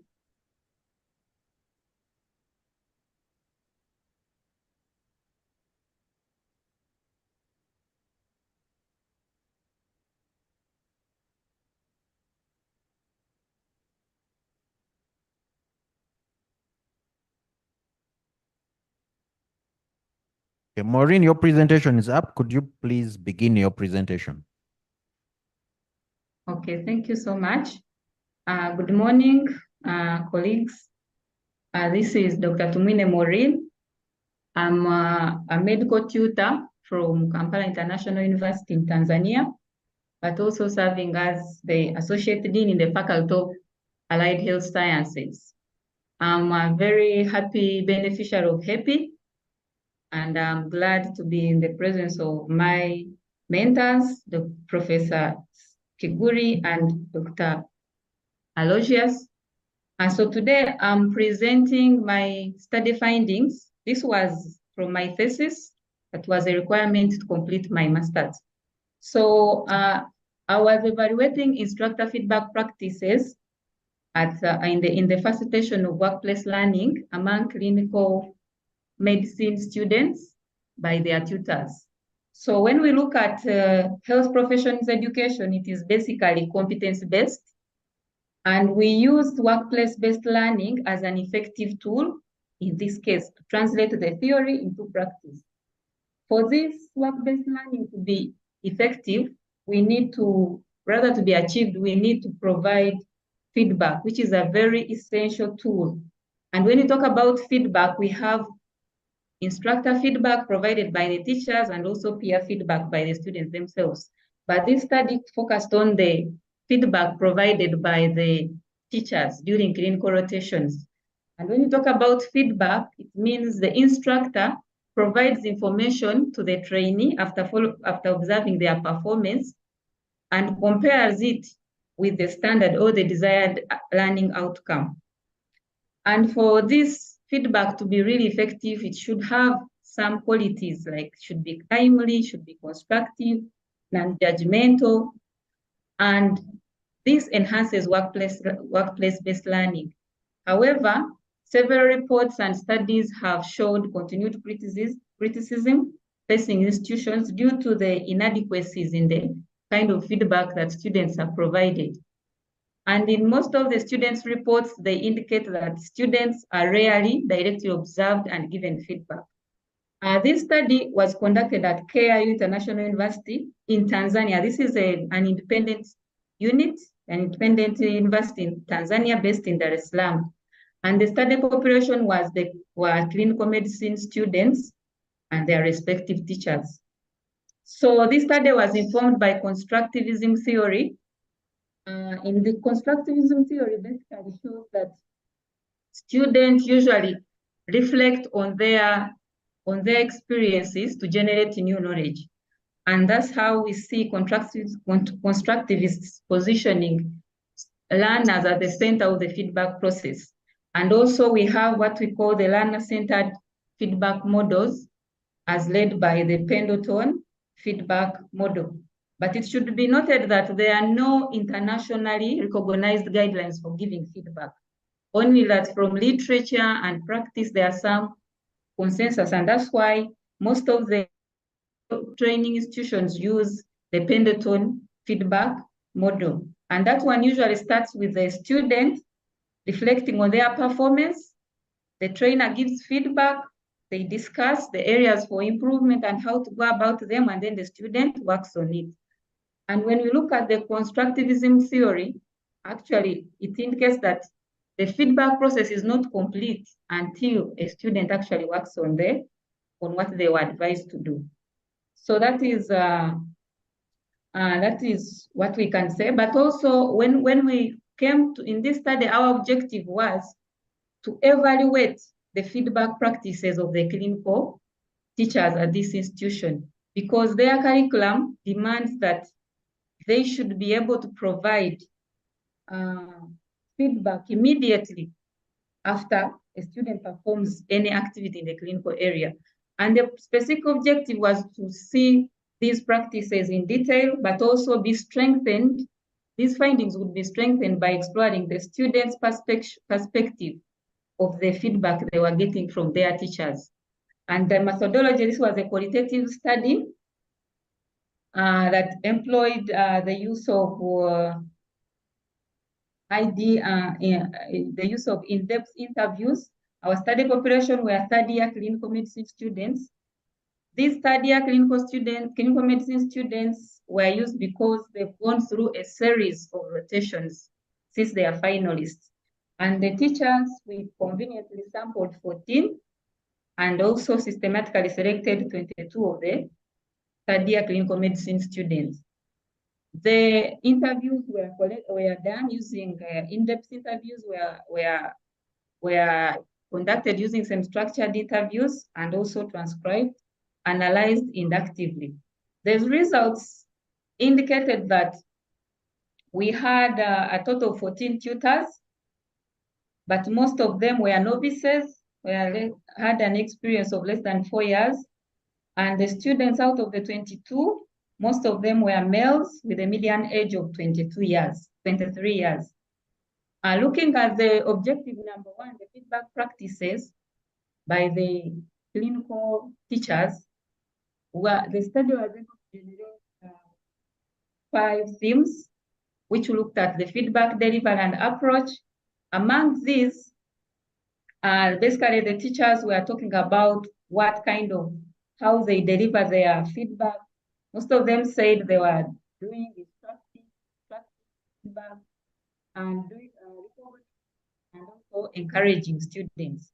The feedback timing and occurrence, most of them indicated that they were giving immediate feedback in group settings with collaboration. And also the content was dependent on the student need, but also addressing the gaps, whereas engaging the students and encouraging active participation. And this is one of the quotes from one of the tutors. But also among the themes that came out were the challenges the tutors were facing in giving feedback.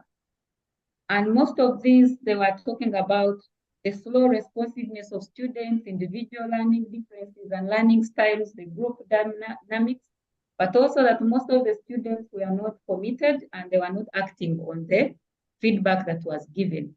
When we went to objective number 2, to appreciate the students' perspective of the feedback, the students actually understood what to expect, knew what to expect from the teachers in form of feedback. And they expected the feedback to be directly observed, to be guiding, but also to be instructive and also give them ample time to reflect on their practice. When we asked about how they feel about the feedback they were receiving, most of them actually they were not happy with the kind of feedback they were getting because they felt it was inconsistent. Others stated that it was predominantly negative. Some indicated that the teachers actually just go to monitor their attendance but not giving them constructive feedback. Whereas another group of 9 students had a satisfactory experience, citing its specificity and the personalized character. So in conclusion, it was evident that majority of the teachers were providing feedback despite some instances of inadequate or lacking feedback, because it was obvious that most of these teachers were not giving were not observing the performance, because most of the teachers were saying that they listen to students' cases, meaning that these students clerk and do physical examination in the absence of the teachers, and then they report what they did, which obviously makes the feedback loop incomplete, because when you do not observe the performance of the student, then you don't have enough information to give them feedback. But also when we analyze the students' findings, they resonate with most of the studies, but also our findings that they were not satisfied because we see them not appreciating the aspect of reflection and observing. And also, the study emphasizes the study concluded that the feedback loop at the institution was incomplete, was not student-centered, and also was not being specific. The study emphasizes the need for effective feedback practices, and this can only be done if we engage our different respective teachers in faculty development programs, training them on how to deliver feedback. It was also noted that most of the clinical teachers that were attending to these students were novices, were very young. And of course, as you know, most of the private institutions, this is a big problem. They have a high turnover of staff because of, I believe, job sectors and everything. So students keep getting new teachers who are not yet exposed to the teaching experience. So routine faculty development programs are very important. So in summary, feedback is very important in enhancing student performance in our training, but also provision of effective feedback is we can be enhanced through training. And from this study, we were able to set for faculty development program in preparation for the rotations. And also we recommend peer feedback to supplement instructor feedback. Not that it will be a replacement, but it can help bridge some of the gaps. This study was supported by the Fogart International Center, and the content is solely my responsibility. Thank you very much. Okay. Thank you, Dr. Tumwine Maureen, for that presentation and for being able to attend virtually. So, you know, as in the wake of COVID, now the norm is to attend meetings and conferences wherever you are. So thank you very much. The next presenter is Asha Nabidi. Please come up. You also have 8 minutes to give your presentation. Thank you.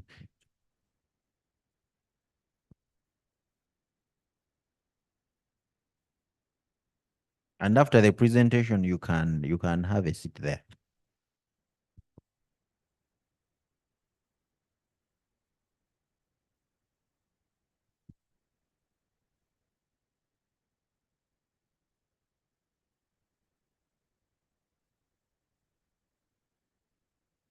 All right, thank you very much. I'm Nabdi Asha Kagoda, a tutor at Females Campus Kaboja, IUIU. I'm here to tell you about caring of the dying patients. as we know that nurses have to practice and they care for the dying patients. I experienced it, and I also felt that it is good to tell people about how the nurses feel when they are caring for these dying patients. So the brief background about this study is that nursing education cannot exist without practice. As we know that when you go to the world, you go to class, you study the theory, then the theory you study has to be implemented in clinical practice. So I found that it is really necessary to talk about how these nurses feel. We realized that when the students are there on ward, they experience more pressure when they are caring for these dying patients, and they show that they are not satisfied with what they are being given in preparation as they go to care for these dying patients.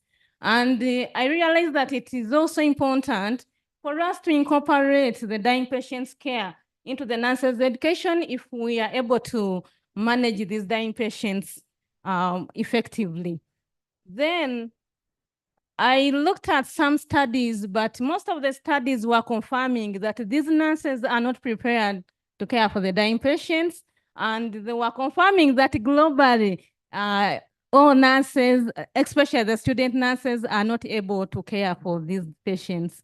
And I saw one study in London which was showing that their skills when caring was at 53.9%, while their confidence during the care was at 62.2%.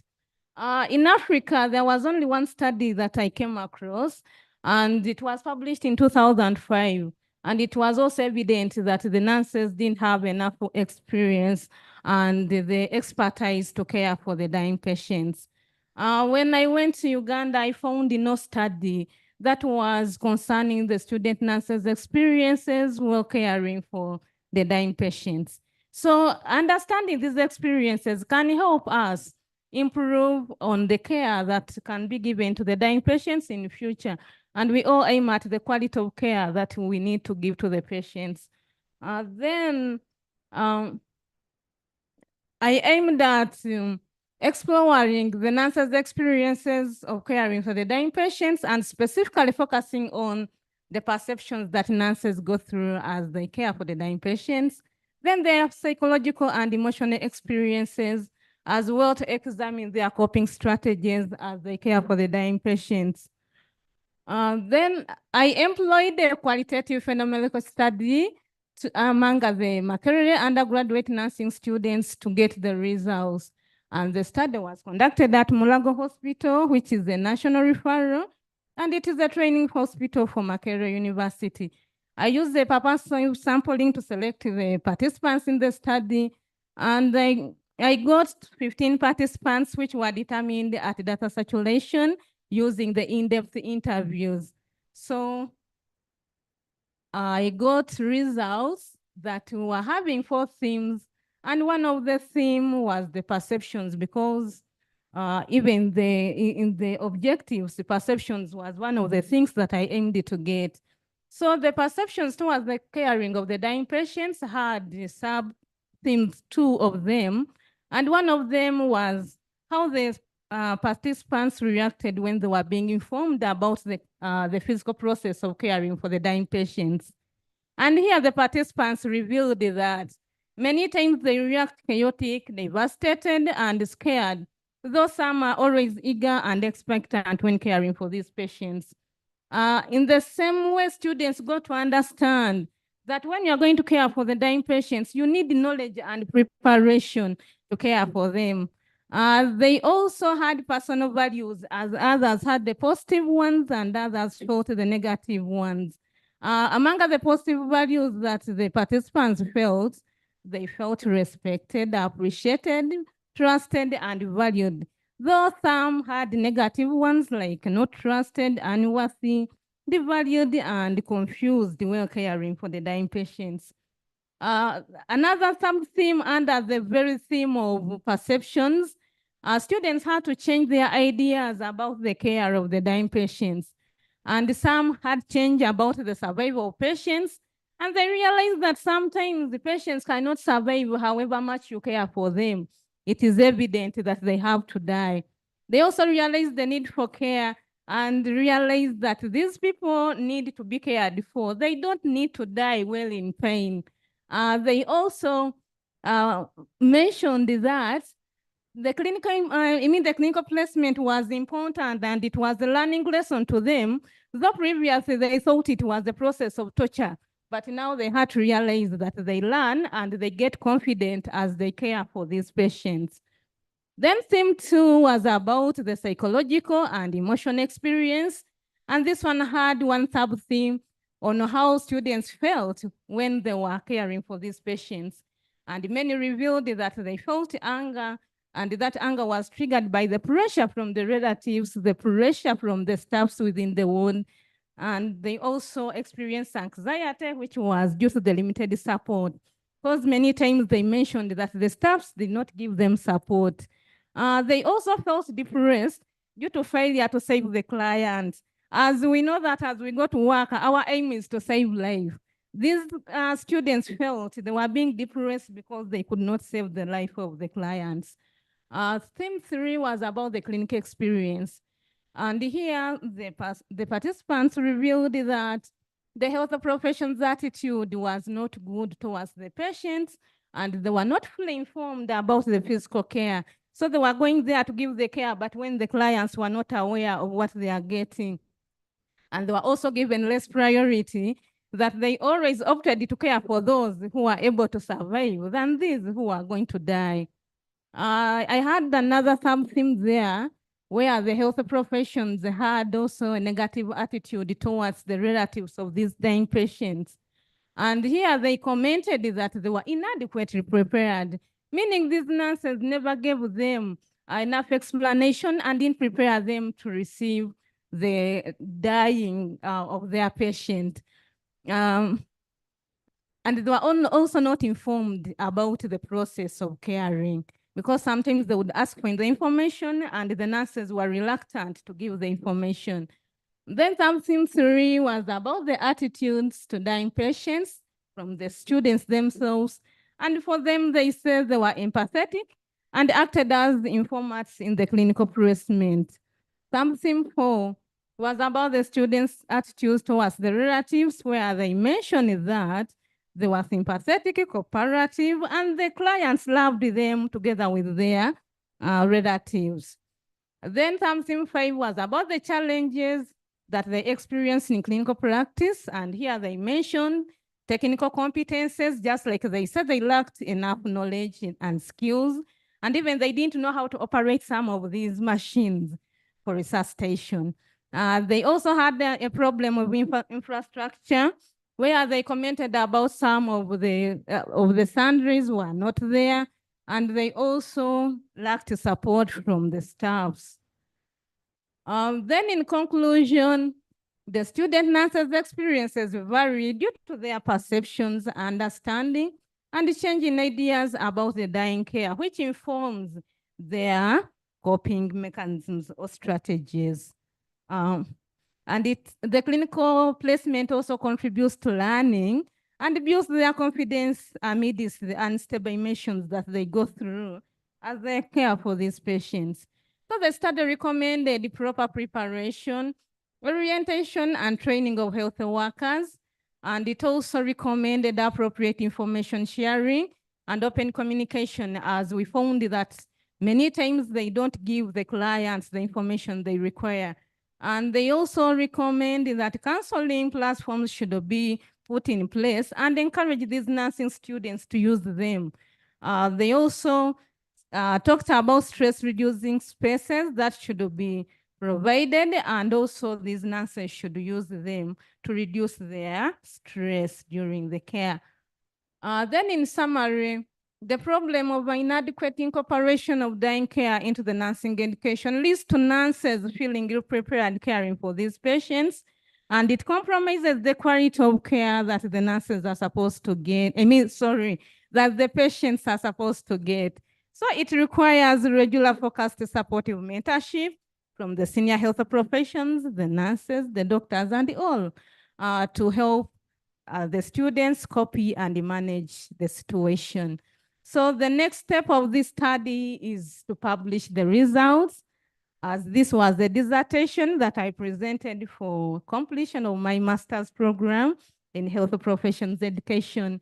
I acknowledge Fogat International for the support given to me during my study, and it was sponsored under that number there. I also give a special thanks to my supervisors, Dr. Ian and Dr. Mubuke, and Professor Sarah for the insightful guidance. I also acknowledge the Faculty of Health Science and the staffs of Makerere at large for giving us a conducive environment that enabled us to study and finish. So with that, I thank you very much for listening to me, to love and serve. I remain Asha. You, Asha, you can have a seat. So you can see we are now looking at dying care. So something very important. So even if the patient is inevitably going, they need that care to go in dignity.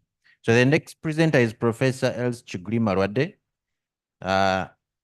She's the president of the African Forum for Research and Education in Health, AfriHealth, and she has just received a Global Health Leadership Award. So, Professor Els, you are welcome to give your presentation. Thank you, Roy.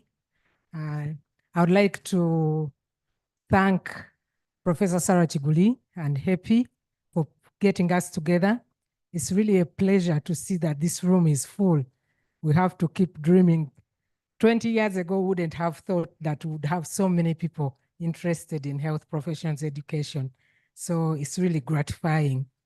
I'm going to talk about identifying research priorities for health professions education research in sub-Saharan Africa using a modified Delphi study. So there's been substantial increase in the number of health professions education institutions in Africa. And in Uganda, I'm sure you know that the numbers have increased tremendously.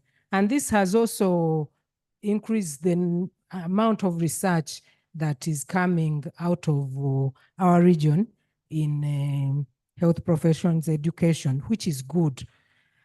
The only setback is that most of this research originates from single institutions and most times is uncoordinated. So we thought that having a shared research agenda could guide us with the implementation of health professions education practices, and this would influence the recruitment and retention of the health workforce. As you know, despite the fact that the number of institutions training have increased, the gaps in the health workforce have not actually changed very much in our region. If not, they may be getting worse. Published material shows that research in Africa needs to establish a coordinated research agenda to be able to inform our priorities and practice. And this is, I think, critical for health professions education and, of course, for health professions education research. But it's really good to see that a lot of work is being done and is being presented here for all of us to see. So our objectives were to generate and prioritize a list of research topics for health professions education in sub-Saharan Africa, and to leverage the input of region experts and researchers to identify a set of health professions education research priorities that would help us to implement regionally relevant initiatives that would concomitantly guide research allocation. So how did we do this? We used the modified Delphi process where we identified the research topic or question, and later on looked at the literature, and we generated the topic, and we conducted 2 anonymous rounds, surveys, and we also provided feedback to the respondents and summarized our findings. So we started off with the African Forum for Research and Education in Health has a technical working group on health professions, education, and research. So we emailed the 62 members of that group to generate the topics. And we got 23 respondents, and we received 34 topics. We synthesized these into 26 options. And then we had the first round of a survey. We distributed it via email to all the technical working group members, and also some members that attended the 2019 Afri-Health Symposium that was held in Lagos, Nigeria. Then we had 90 people responded to this, and we got 10 topics that met the consensus criteria. We also had some additional topics that came up later, and these were synthesized, and we added 4 topics. Then we went on to do a second round of survey.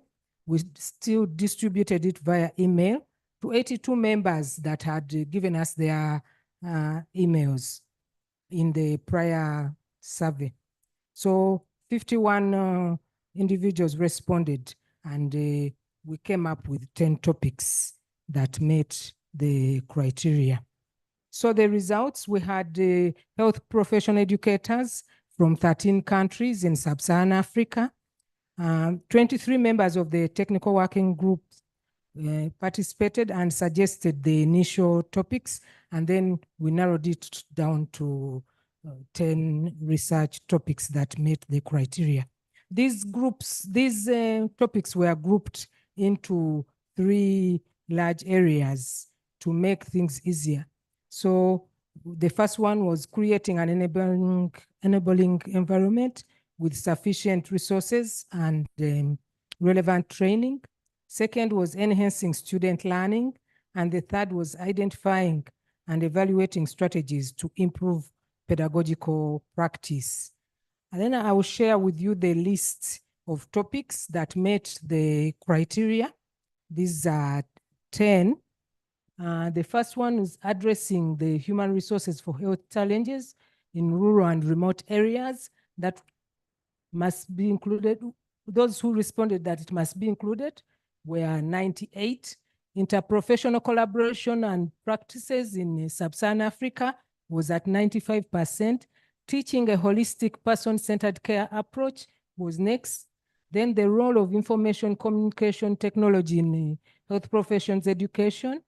Then faculty development for clinical teaching.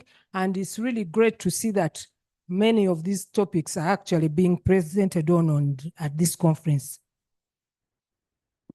Quality assurance, which we heard about this morning, quality assurance processes and procedures in health professions education was at 80%, as must be included.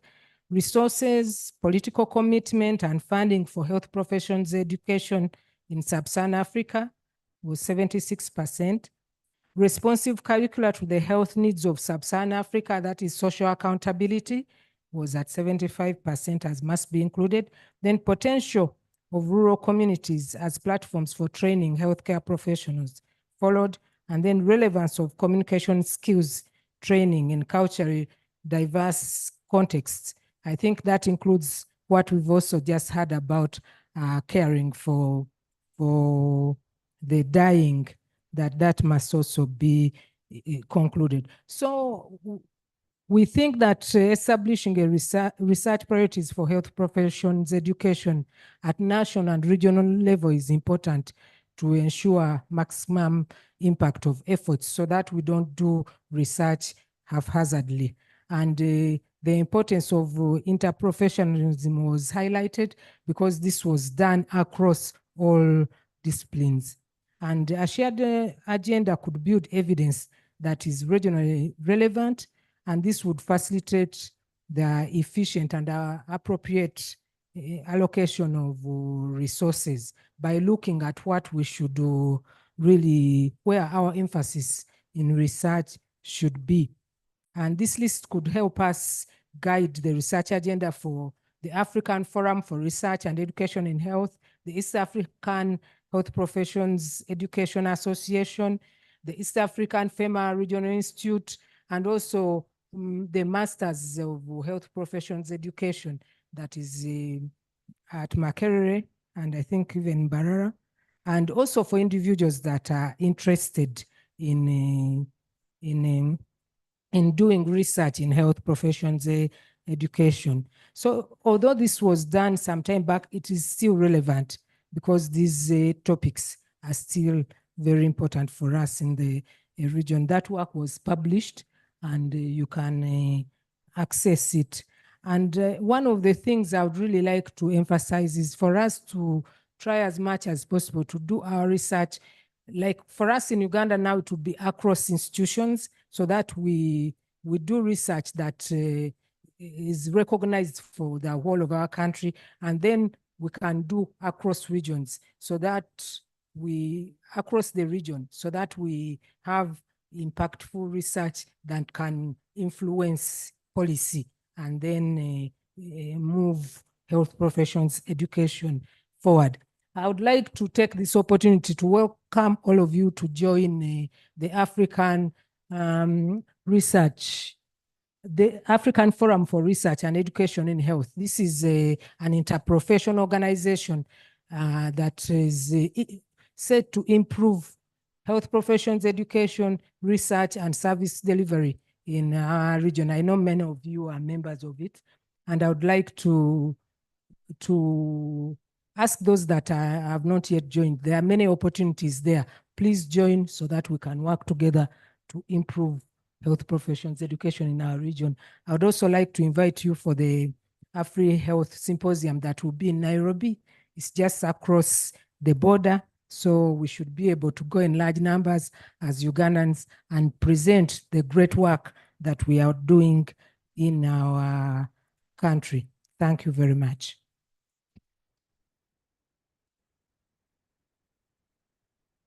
Thank you, Professor Chiguli. You could have a seat up there.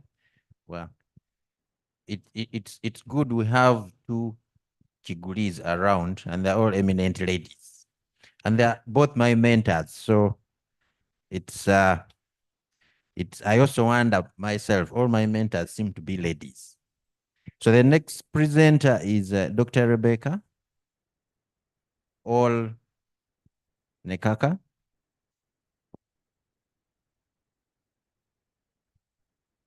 Okay. This one is not Rebecca, but they did this work together. She's one of the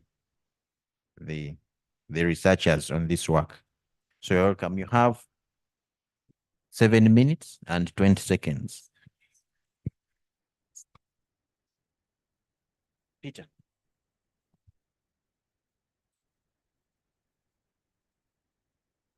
It's a different presentation.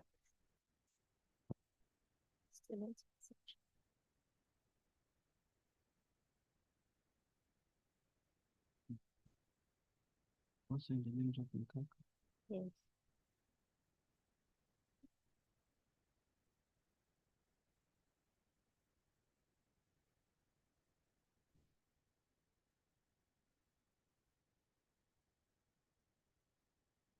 The presentation seems to have disappeared.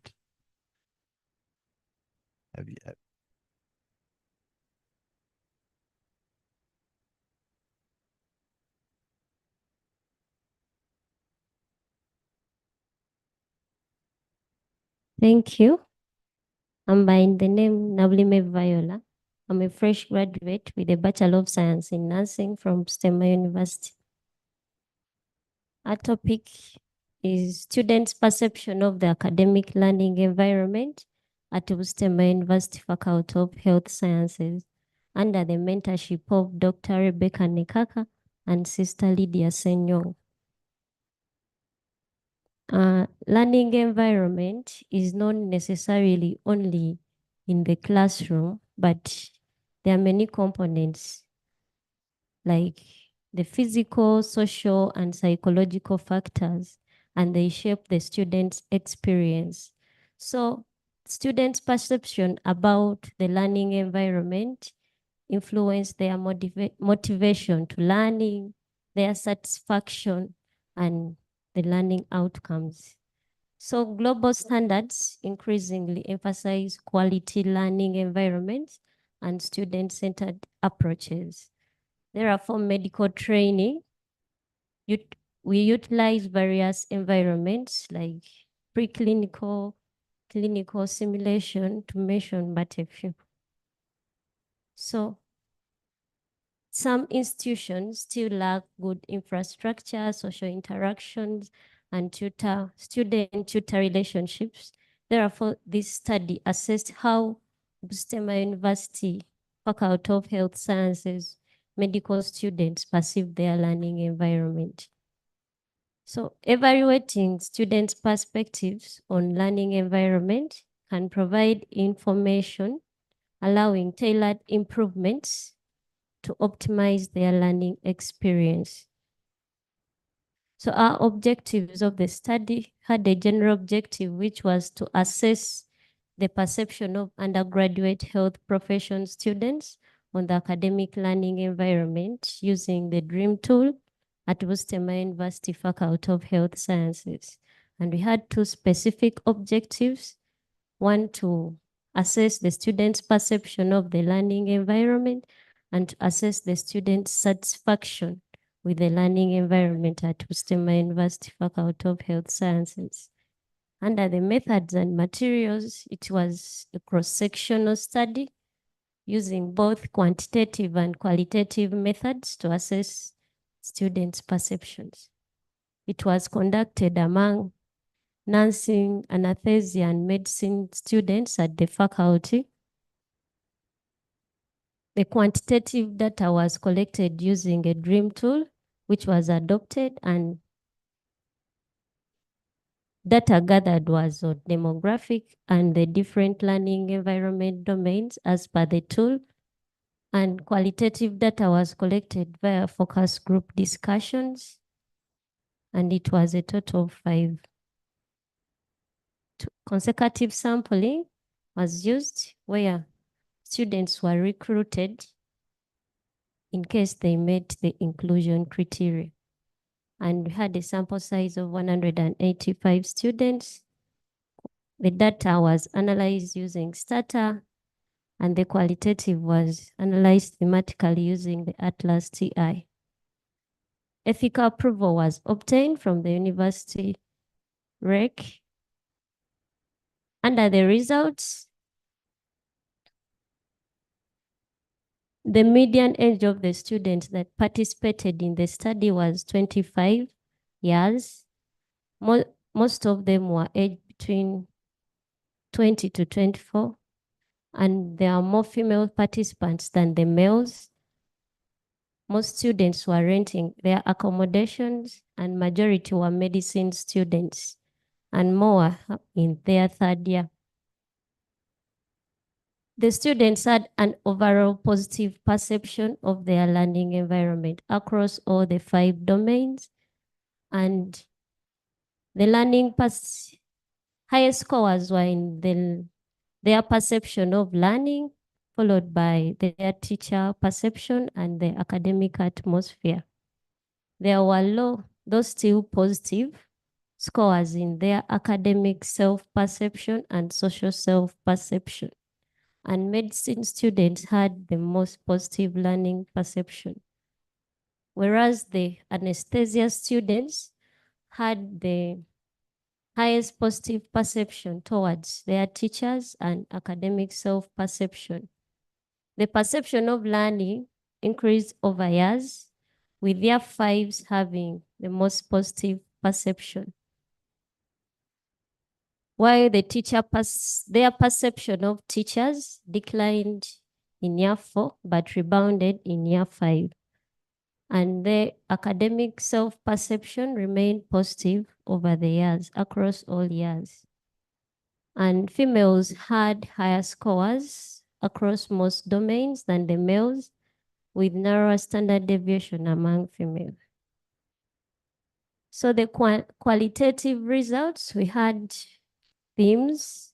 Under those themes included teaching methods, curriculum, lecturers, whereby students experience, on teaching methods, students experience a variety of teaching methods, but favor more of the interactive, physical, and practical learning.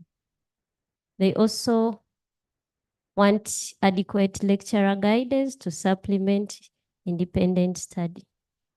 We also have a quote there. And under the theme of curriculum, students see the curriculum as quite comprehensive. Some feel more emphasis on clinical and specialized learning is needed in later stages, with less theory in the early years for some programs. And for the theme of lecturers, student experiences were polarized between very good lecturers who showcase expertise and engage students versus more problematic experience with irresponsible, disengaged, or overly strict lecturers. So, in conclusion, this study reveals a generally positive perception among students across the various domains, which included learning experience, teachers, academic self-perception, atmosphere, and social interactions, and a positive learning environment, effective teaching methodologies, and supportive atmospheres contributed to the students' overall satisfaction. And students favored interactive physical instructions than the virtual components of the learning. So, and the qualitative findings, they are the ones which had negative responses. The qualitative findings highlighted issues negatively impacting student satisfaction with their learning, which included lecturer quality, inadequate infrastructure, heavy academic workloads, and limited student voice in decision-making at the university. So, take-home messages. What we got from the study is that they need to prioritize infrastructure upgrades, including more lecture halls, students' communal places, and recreational facilities at the faculty, and promote student inclusion in shaping institutional policies affecting their learning experience, plus evaluating possibilities to alleviate academic pressure, such as balanced workloads and adequate breaks. Thank you.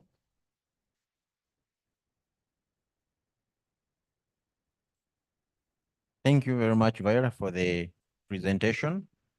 I think it gives very good insights. I like the last point of academic pressure and, balancing workload, and it brings us to the point of how we always want to populate our curricula with new content each and every time we revise them. Most of our curricula no longer have space, even we have to include new things. So I'll open this up to any questions from the presenters. We listened to the feedback practices from Maureen, then dying care. Then we looked at the research priorities in health professions, education, student perceptions about their learning environment. So perhaps I'll take two questions here. Two questions in this column. This is a column. Florence, this is a column. And two questions from this column so that we can save time. Yes, Prof. Yes, thank you so much. I have my questions go to Professor Elsie Chiguli. Thank you very much for doing work in that very important area. As we are in academia and we are in faculties, we are always asked to develop research priorities for our faculties or even departments. And it has not been easy because we always think about discipline specific. If somebody is in nursing, they want priorities that is just nursing. If somebody is in midwifery, priorities that are in midwifery, public health, like that. But the results that you have brought out are very cross-cutting. I didn't hear something so specific for medicine, something so specific for nursing or midwifery, public health, nothing. It was so cross-cutting. That brings my question. For the initial topics that you shared with the stakeholders, what framework did you use to generate those initial topics? Because I believe the rest of the results depended on those initial topics that you shared with the participants. Thank you so much. Thank you, Prof. The second question from Professor Maling. Yeah, I'm Samuel Maling, and my question is also to Professor Elsie. Like Edward has said, this is very interesting, coming up with the research priorities for health professionals' education. Now, I quickly scanned through your publication, and I noticed that initially assessment had come up, which I thought would have been a very important priority for research. But in the final analysis, it was dropped. And then in the discussion, you actually found out that most other researchers that set priorities for research in HPE actually have assessment as a priority. So I think that is something that needs to be looked at, because assessment drives learning. Assessment is able to tell you who has acquired the skills that you want and who has not and who needs help. So I would really think that's one of the priorities for research in that context. Thank you. Thank you, Professor Maling. The second column, Professor Katende, Godfrey. And I know you for being brief, so I hope you won't disappoint me. Thank you so much. Again, to Professor Chiguli. I'd like to know where do we go from there. There's a publication that you said not all of us can get there, but we want it to go down to us.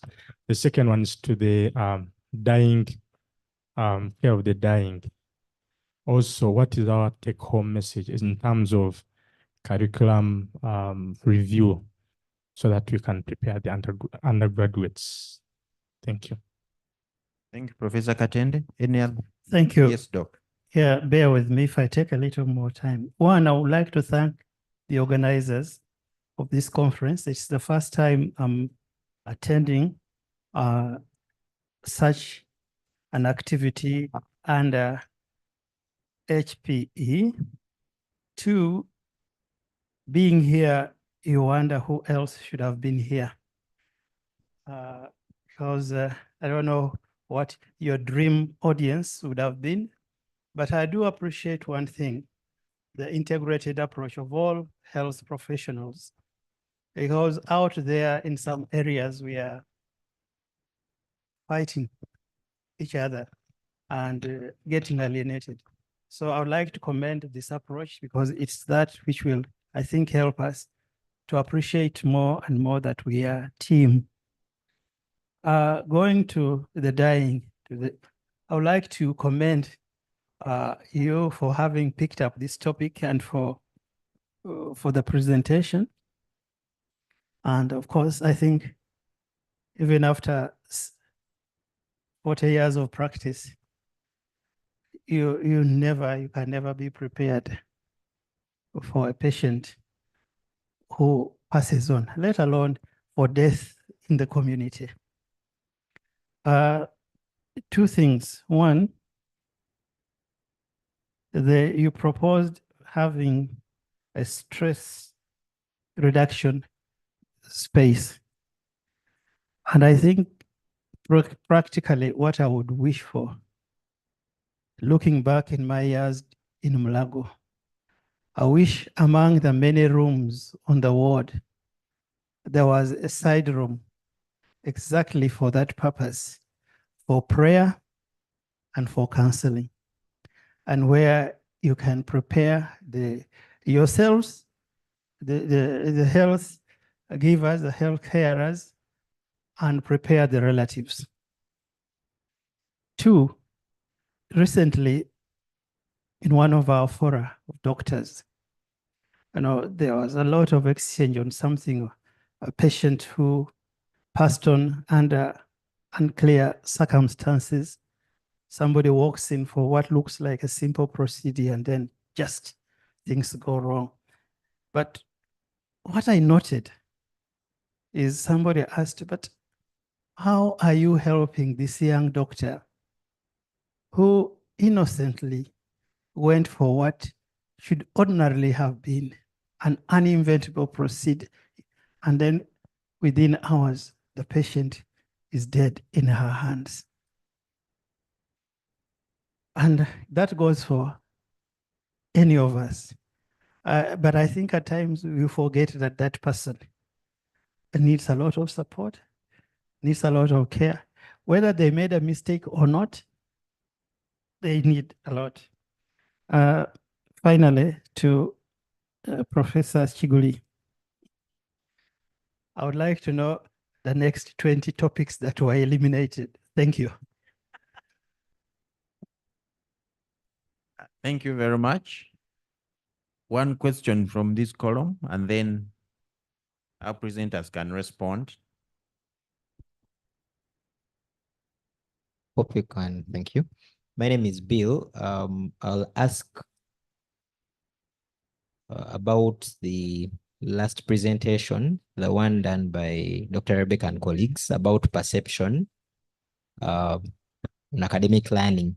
I realize you use the DREAMS tool, something which is similar that I did earlier. I just wanted to ask, one, this tool has some concerns regarding validity in some countries where they have used it. So I just wanted to inquire if you assessed that, internal or any other form of reliability. Then the second question, I noticed that the study population you used involved students doing different programs. Ideally, the tool is used in a homogeneous population, so they should share similar characteristics. So using different programs would apply if, for example, they study together. And I think that is done in the basic years. But for your program, it looks like it's stretched to include the finalists. And finalists usually study separately if there are different programs. I just wanted to make that comment and see maybe what your feedback would be on that. Otherwise, I think it was quite a good presentation. Okay. Thank you very much, Bill. Because of time, we shall close the questions, and I would request the presenters to briefly respond to those questions. We shall go in this order.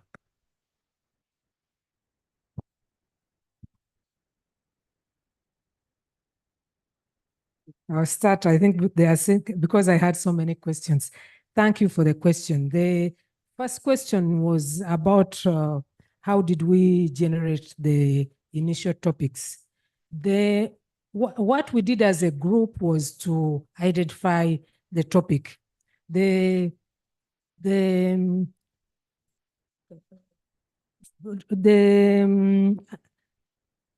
topics were, after identifying, the research question, the topics were generated by the technical working group.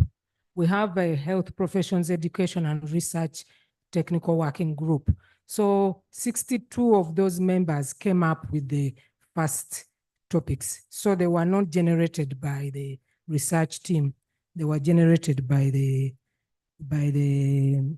members of the technical working group. And the assessment, I was also surprised that it didn't come up with it was there in the first 26 topics.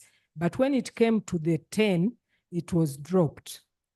And this is what the members, because we asked them, we gave them a Likert scale of do not include, include, must include.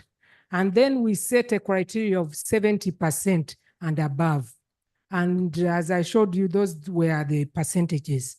But I think one of the things that could have maybe relegated assessment out is that there are things that are still missing in our curriculum. In our curriculum in Africa, very basic things like communication skills, like ICT in technology, ICT and technology, which are really advanced in other areas. So it may be that those are taken as priority, but assessment was one of them.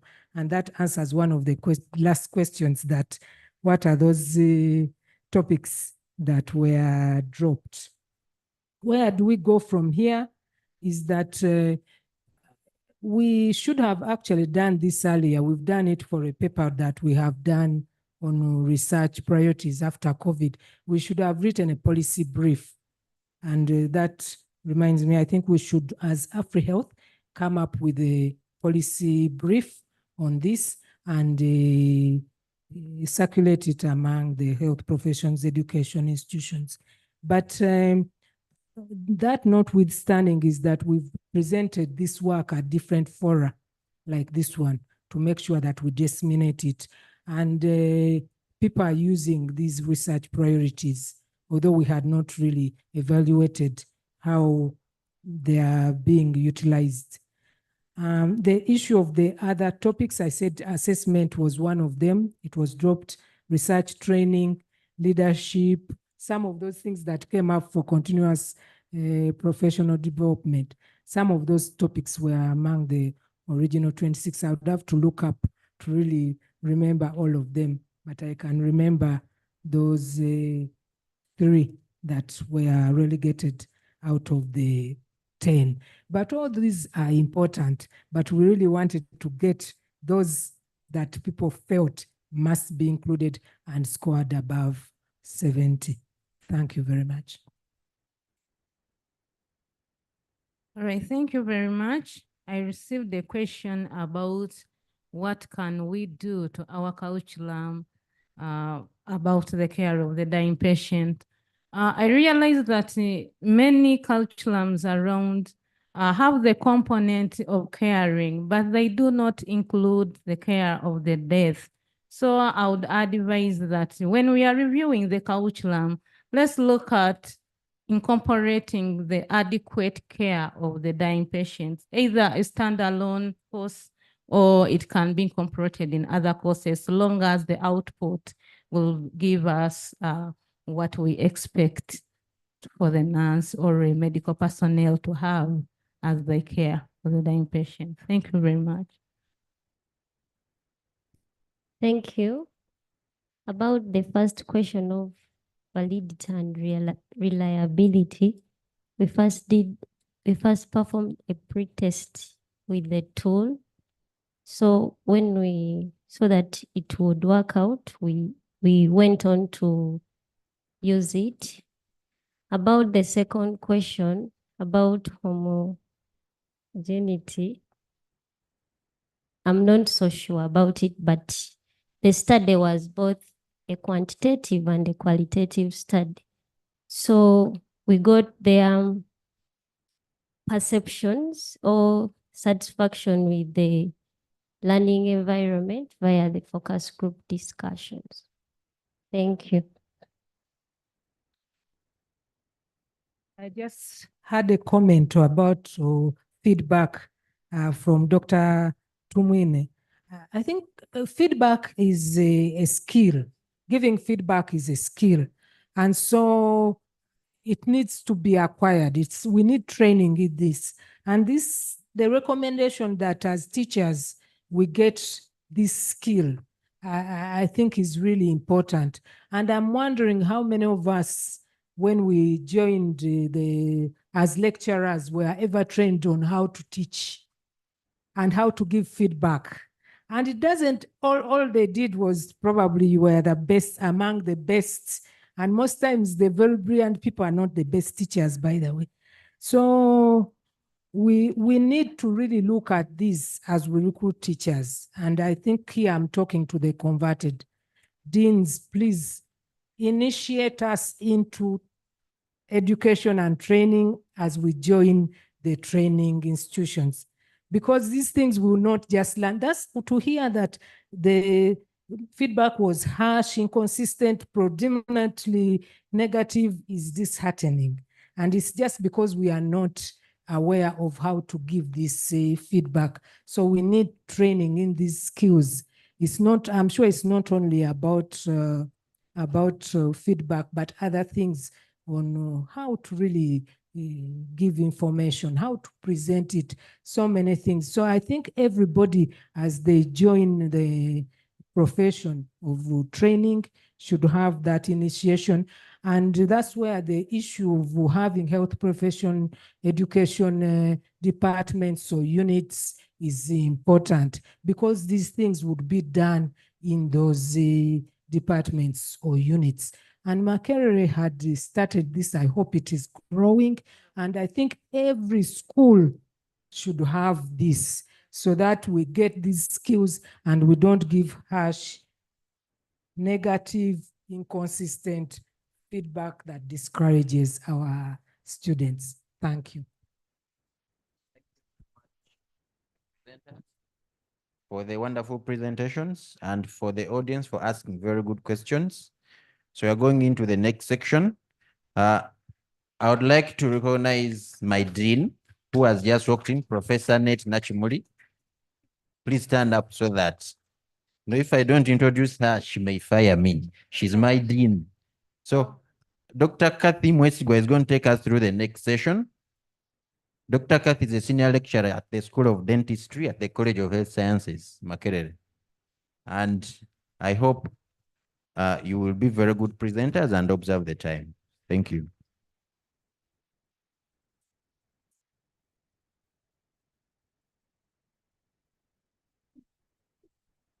Hey, good afternoon, ladies and gentlemen. I've already been introduced. I want to request the people presenting to indicate if they're around. Nakato Foster. Okay. Please prepare to walk to the front. I think I saw Dr. Rebecca. Dr. Wambaka, are you here? Okay. Lydia and Kumakech. Okay. Okay, we all have all our presenters here. So presenters, because of time, we're just going to have 8 minutes. May we please have a fast presentation as she comes.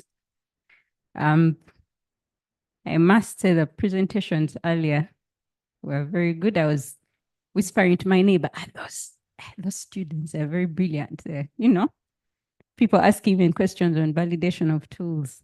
These are things we didn't know when we were undergraduates, but yeah, those were quite very interesting questions and presentations. Okay, without further ado, I'll give to the first presenter.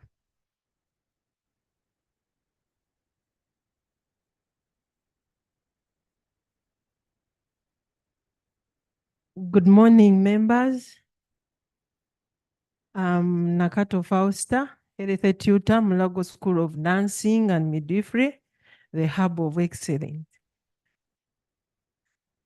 I'm glad and happy to announce that I'm a HEPI beneficiary, HEPI sponsored, fully sponsored. Can I repeat that? Fully sponsored my master's program, health profession education, and sponsored this study.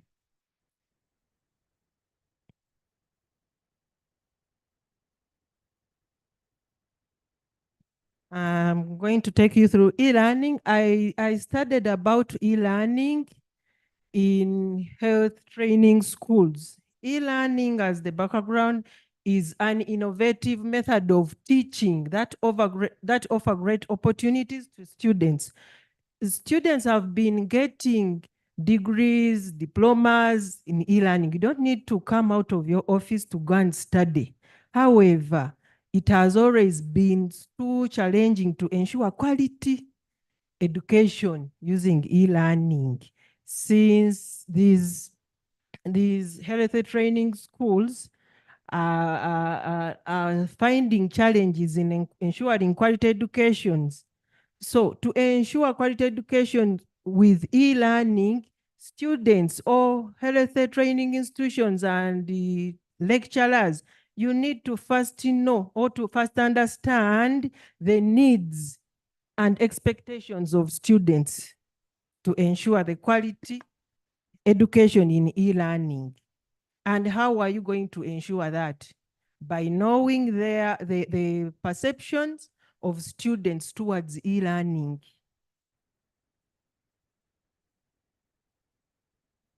The objectives of the study, I had one, to explore students' perception towards e-learning at Mulago School of Nursing and Midwifery. And the study was a qualitative study.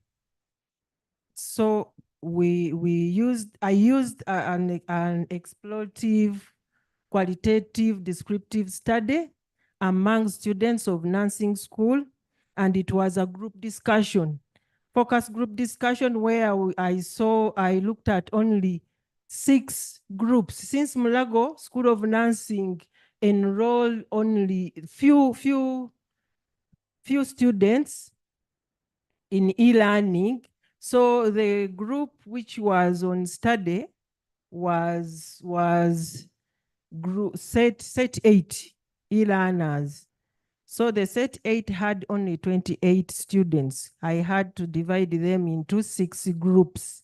Each group had 5 members and the other one had 4. Results. Findings showed that e-learners meant any form of education conducted online.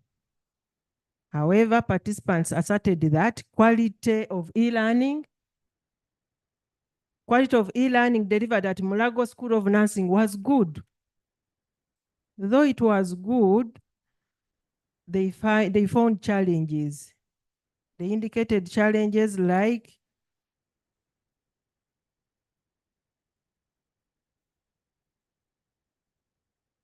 accessing these gadgets was a challenge.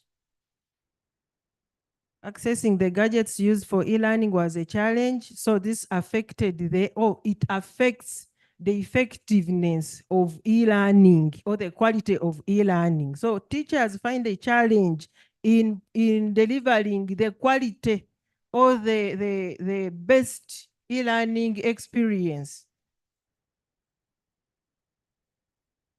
So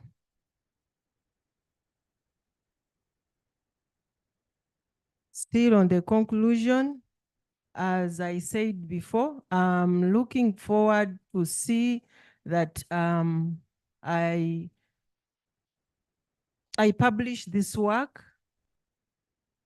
If I publish this work, I think that the stakeholders will look at it and implement or address the challenges which tutors or health lecturers meet when they want to deliver e-learning programs. If you can look at when you go back to the experience we got in COVID, none of the health institutions was able to deliver the quality e-learning sessions. So we've got our challenges, as you know, the challenges you went through during COVID. You know, with the health education, you have to work hand in hand with the clinical hands-on, like clinical supervision. You couldn't do it online. So those are some of the challenges we would like the stakeholders to address, or when we implement, or when we are looking at the curriculum, can we at least highlight those challenges so that we can be able to ensure the quality e-learning education. I appreciate so much the faculty of Makerere School of Health, College of Health Education. I appreciate so much the work of Professor Chiguli, Sarah, and I salute my supervisors, Professor Opoka and Dr. Ian Munavi. Then also the faculty members, Dr. Mubuke. I thank you all. I beg to submit.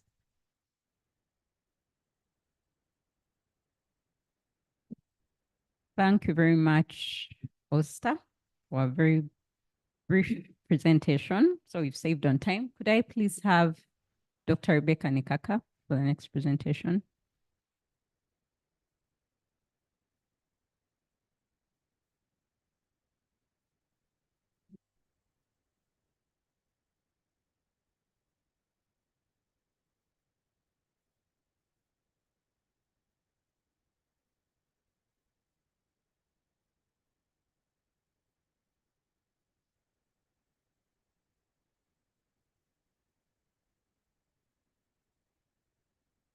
Protocol observed. I think it's a good, is it an afternoon? Yes, good afternoon. I'm Rebecca Nekaka. I'm a PhD student at Makerere University, and what I'm presenting is part of my PhD work. And we've looked at experiences, facilitators, and barriers to interprofessional education and collaborative practice within a clinical learning environment. That my supervisors and doctoral committee that has supported me is listed there. Yes, so WHO has defined interprofessional education and collaborative practice as interprofessional education occurs when two or more professions learn about, from, and with each other to enable effective collaboration and improve health outcomes. While interprofessional practice occurs when multiple health workers from different professional backgrounds provide comprehensive health services by working with patients, their families, carers, and communities. And the outcome is to deliver the highest quality of care across settings. Just what I want to emphasize is the about, the from, and the with that is there. So we note that the number of and reducing medical errors and improving patient outcomes are issues that are gaining momentum globally, just like we've been talking about quality and quality systems. And we also know that when there is poor interprofessional collaboration, it affects the quality of patient care. And therefore, we need skills in working as a team if we are going to see quality care. But we also note that in Uganda, there is increasing concern regarding the quality of healthcare and the competence of the healthcare providers that we have. And we have observed that the learning activities, even in the clinical environment, continue to happen in silos. The doctors take their students, the nurses take their students, anesthesia goes their way. This author had a question to ask that how can they work together if they do not learn together? And the picture there is a hospital. A hospital is integrated. It has so many departments that need to work together. And we want these people to learn in this environment. So if they are to learn collaboration, then it starts with the teacher and not the students. So the aim of this study was to explore the faculty experiences, facilitators, and barriers to interprofessional education and collaborative practice in a clinical learning environment. This was nested in a theoretical framework about social constructivism, which emphasizes that we learn through interactions with others and the environment in which we work. So it is very important for us to have this environment that will foster the principles of interprofessionalism, even in the working environment. So this was an exploratory qualitative study, and it employed the approach of appreciative inquiry. The study sites were Busitema and Makerere University College of Health Sciences. Of course, we included the teaching hospitals, that is in Mbale, and then the Mulago National Referral Hospital. It was held in form of workshops. We had 2 workshops, one here in Africana, in Kampala, and another one in Mbale. And the participants were divided in groups during this workshop. We intended to have 100 participants, that is 50 for each school, but we were only able to, we had 63 people turn up. And the data was analyzed qualitatively using Atlas TI, and ethical approval was sought from Makerere University School of Medicine Research Ethics Committee. In terms of results, out of the 63 respondents, 36 who attended the Mbale workshop and 27 attended the Kampala workshop. And the interviews were divided into 3 sessions where we were looking at the different thematic areas. What we noted that there were more females than males in the interviews, and most of the participants were nurses. Well, we know that most of the nurses are females in Uganda, so that explains that. This is in way of the groups. We had 3 groups for each region. In Mbale, we had 3 groups, and in Kampala, we had 3 groups, and that was the distribution. We mainly had the doctors, the nurses, and the midwives attend this. We analyzed this data thematically, looking at the knowledge of IPE, experiences, barriers, facilitators, and the barriers. And in terms of knowledge, what came out is that most of the participants defined interprofessional education and collaborative practice as working as a team, working together, just like some said, the educators can work as a team because you may find someone from microbiology who may teach the nurses about that course unit since it's cross-cutting, and the midwife could cross to the other. And similarly, when we were looking at IPE, like WHO has defined it as working, learning that happens, you learn with, from, and about each other. What came out was the learning with and learning from. The learning about each other did not come out. And many of the participants thought IPE is simply learning with someone in the same group and learning from someone when they present, but learning and understanding our different roles and the different contributions we make does not come out. In terms of experiences, most of the participants believed that IPE-CP was happening in some of the areas, and they mentioned especially theater, ICU, but on the wards, the working in silos was still continuing. The doctors take their students, the nurses come and do their procedures later. Just like a quotation is there that I believe is actually happening, although to a very small scale, not very pronounced. But they also believe that IPE, where it was happening, there were good treatment outcomes. It actually provides successful treatment outcomes for the patients that they treat. Someone had to say, we try to get everyone know that all of us work together, we each have a role, and we each contribute to the welfare of our patient. In terms, they also felt that where it had happened, there was improved communication and collaborations. Someone said they saw doctors and nurses and other people, professions embracing nursing as a collegial profession, and we worked together. They also mentioned that there was increased job satisfaction if they worked as a team. If we meet and see the patient, and I see the patient gets better than he was, I really feel very satisfied.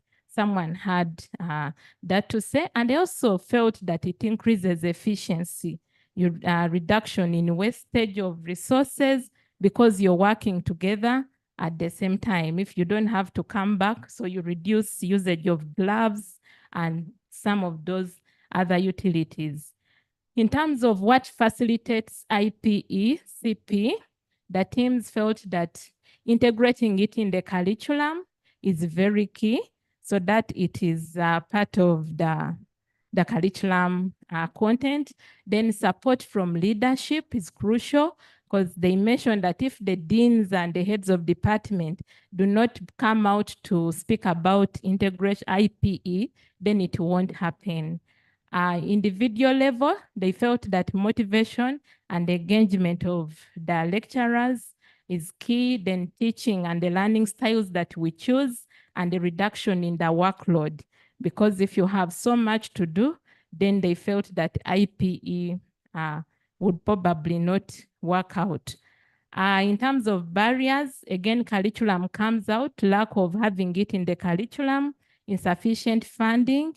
They thought that it needs a lot of more financial support, limited time and availability of staff. If people are not available, then IPE may not happen. And individually, there was an issue of limited knowledge and experience on IPE, and again, heavy workload. This is a network map that's drawn out of all those sub-themes and to bring out the major barriers, facilitators, and the benefits of IPE.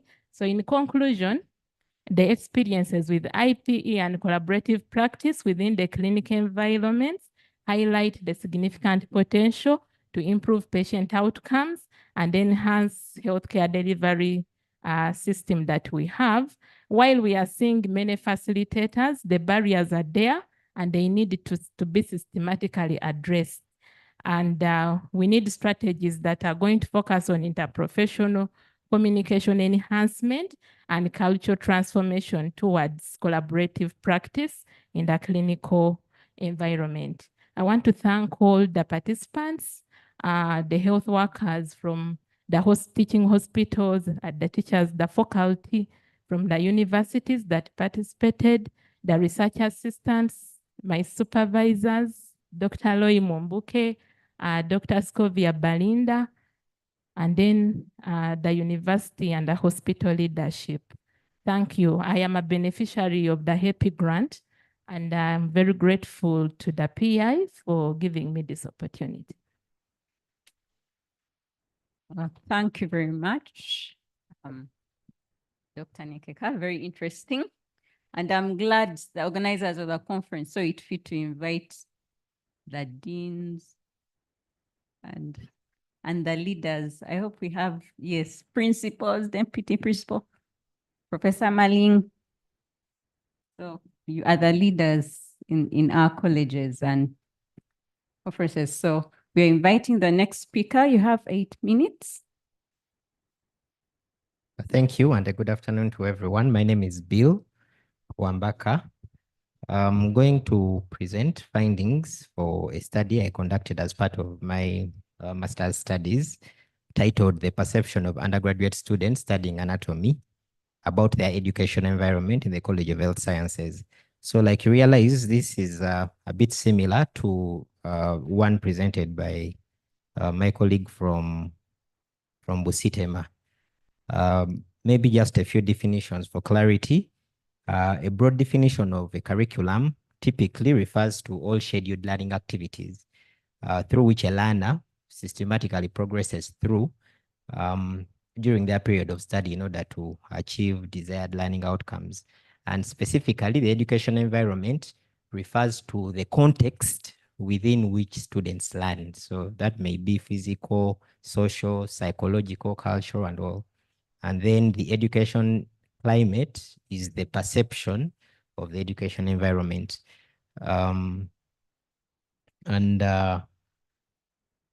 So the education environment is important because it is an indicator that shows how students perceive their learning. And it has been reported to predict the performance of students in school. One of the prescribed tools for assessing it is the Dundee Ready Education Environment Measure, the DREAM tool. So looking at what Jen in 2001 mentioned, the education environment influences academic achievement of students, and it also influences their satisfaction. Something again which is similar, that the education environment should be used in designing the curriculum. So in Makerere College of Health Sciences, it has been measured once, but among students doing clinical rotations, not among undergraduate students.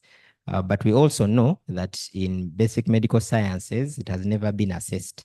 So there were 2 research questions that guided this study. One, what's the perception of undergraduate students studying anatomy about their education environment in Max CHS? And then secondly, because like I could have asked the previous presenter, there are genuine issues that have been raised about the DREAM tool. And so the second question was to do with assessing the validity and reliability of this tool when used in our context. And the objectives, again, to determine the perception of undergraduate students about the education environment in Max CHS, and then validity and reliability. So this was a cross-sectional study with a quantitative approach, and eligibility was students doing about 9 programs as listed. Though these are different programs, these students study together. So an IPE program exists. And so because they study together, they share similar experiences. Exclusion was students who did not share any other course units with the rest of the programs. This was meant to ensure that it's a homogeneous population for the tool to work. So the inventory consists of 50 statements arranged in 5 subscales: students' perception of learning, students' perception of teachers, students' academic self-perception, students' perception of atmosphere, and then students' social self-perception. So this is the entire dimension of the learning environment, so to speak. And for each of these, there are 50 statements, and the student gives their level of agreement from 0 to 4, with a higher score corresponding with a more favorable environment.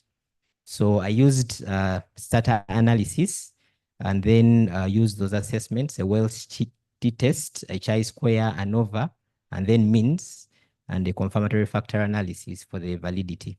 So this was, it was a total of 237 males and 203 females. Majority of them were in second year, 311, and 235 were in first year. And of those, most were residents of Hall. Most of the students were MBCHB students. That's the highest bar that you can see, followed by pharmacy. And then the rest were shared among the remainder of the students. So more than half from this pie chart, more than half were sponsored by government, and then about a quarter, a third by parents, and then the rest self-sponsored. Then region of origin, well, majority were from the central. Maybe just going to this table.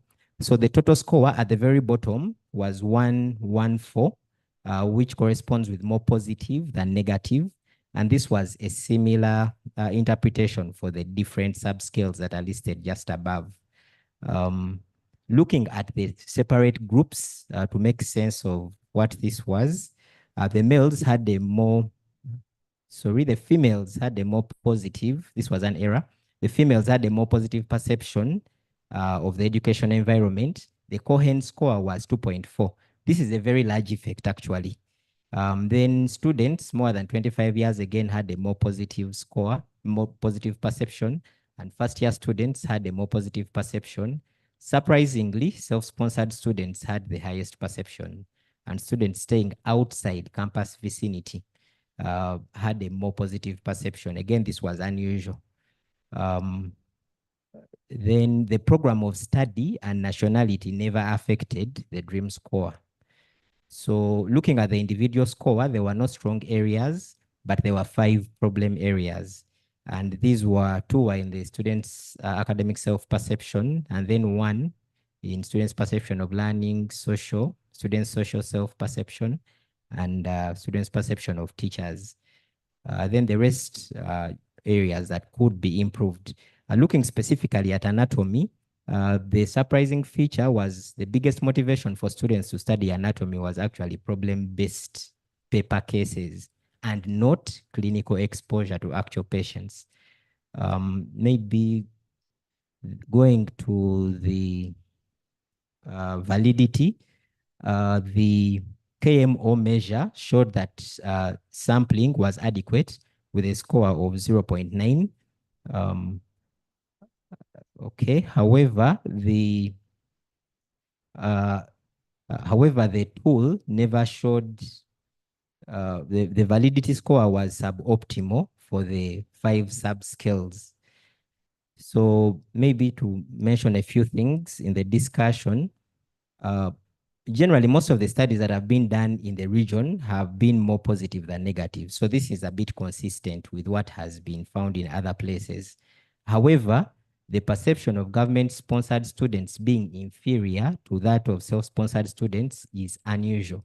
The studies done in the region don't report on this particular finding. However, those done in other countries show that, for example, in Australia, they show that students that get aid from government seem to perceive the education environment better than others. And then there was no difference between the score for students staying in hostel and those staying in hall. This was again a bit surprising because you would think those staying in hall have closer access to education facilities. However, there's no difference. Perhaps because for students doing basic medical sciences, they stay in hall, and hall is farther away from the medical school than hostel. So maybe that is why you could have a finding like that. Then the confirmatory factor analysis found that the one factor model failed to show model fit. So this means that there have to be more subscales. However, even the 5-factor model failed to show model fit. And this is concerning, and it has been reported in other places where the tool has been used. So when we reduced the items to 19, we achieved model fit. This is just something to take a note of. So this shortened version had similar items to other abridged versions. The study has, the similar tool has been used and the version has been abridged. So I compared the items I had with the ones other people had with the abridged versions, and more than half was similar. So the conclusion from this study was the students perceived the education environment as more positive than negative. The internal reliability of the DREAM tool was satisfactory. It was 0.91. That is really high, as good as you might want it to be. However, its construct validity was suboptimal. So in view of this, I think that the DREAM inventory is a valuable measure of the education environment, even in the context of Uganda. However, it's important that wherever it is used, its validity should be assessed so that we see if this is just an unusual finding or it's a consistent finding. My summary and recommendations. One is that clinical exposure should be reintroduced among students studying basic medical sciences. And this was built on one of the issues that were identified. Teaching overemphasizes factual learning. And then the finding that most students felt paper-based cases were better than seeing actual patients. I think that was because they actually don't have clinical exposure currently. Then the second recommendation, the medical school should establish an effective supportive system for students that get stressed. This was picked from 3 other problem areas, and one of them was there's no good support system for students that get stressed, and then the stress of studying outweighs the enjoyment of the program. Then the third, psychometric performance of the DREAM questionnaire should be assessed and reported in future studies that use the DREAM. Now, it's important to note that there are other studies that have used the DREAM, but they actually don't report on this. So it's hard to know whether it's appropriate or not. And so I thought I would put that as a recommendation. I acknowledge and really do appreciate the support offered by HEPI to finance this research. Thank you. Thank you very much, Bill, for very interesting findings, and still a lot of work for the lecturers too, and the deans, a lot of work. Dr. Mnavi, a lot of work. I'm talking about Dr. Mnavi because he's the anatomy professor here. Okay, next we have Lydia.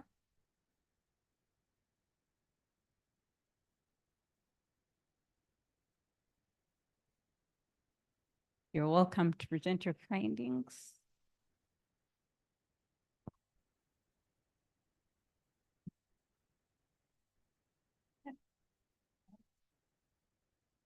So good afternoon, everyone. My name is Namimba Lydia from Kabale University School of Medicine. I work with the Department of Physiology. All right, so allow me to present my work. So the title is An Exploration of the Undergraduate Medical Enhancing Students' Perceptions Towards the Learning of Critical Thinking in a low-income country. So I'm talking about critical thinking. What is yes, Professor? Yes. Critical thinking is the ability of an individual to use high-order cognitive skills so that you're in position to analyze information, evaluate it for the role that you're in position to make a sound judgment. Okay? So it's basically what I'm talking about. However, we also appreciate that it's a vital competence among health professions students, especially in the area where there is information overload. So we appreciate that there's a lot of information everywhere, and with medical students, with these different researches, different medications coming about. So it's important for our students to be in position to sieve out what is important and find what is relevant to help in their clinical decisions. So that means there's need for education reforms to ensure that critical thinking is incorporated in the teaching and learning of health education professions. However, literature also states that there are low levels of critical thinking among health professionals. So it has also not been precisely taught, assessed, and evaluated across many health professions, institutions of higher learning. So therefore, this study is going to look at the students' perceptions towards the learning of critical thinking in a low-income country. Methods, it was a qualitative research approach, and participants were year 1 and year 3 medical and nursing students. So method of data collection, we used focus group discussions, about 6, determined by data circulation, and the collection tool was the semi-structured interview guide. So of course, after recording the interviews, the responses were audio recorded and transcribed into verbatim. So we used the inductive thematic analysis, and this was supported by the Atlas version 23 software to come up with the categories, codes, sub-themes, and then patterns. 4 themes emerge from the data. So 1, perceived benefits of critical thinking, development of critical thinking skills, perceived characteristics of a critical thinker, and skills needed by a medical student.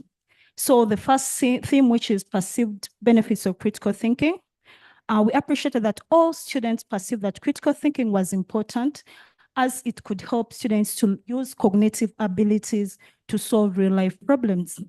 They also perceived that learning critical thinking could help students to diagnose and treat patients during clinical rotation. So we appreciate that when students apply critical thinking, they are able to actually get the connection between theory and real-life scenarios, and they are able to also use these skills to diagnose and treat patients through the evaluation, analysis, taking the right patient information and history, and also preventing unnecessary requests for the laboratories of the patients. So in the request of time, I won't read the quotes, so I think I'll skip that. So the second theme was development of critical thinking, whereby students perceived that active learning methods supported the development of critical thinking.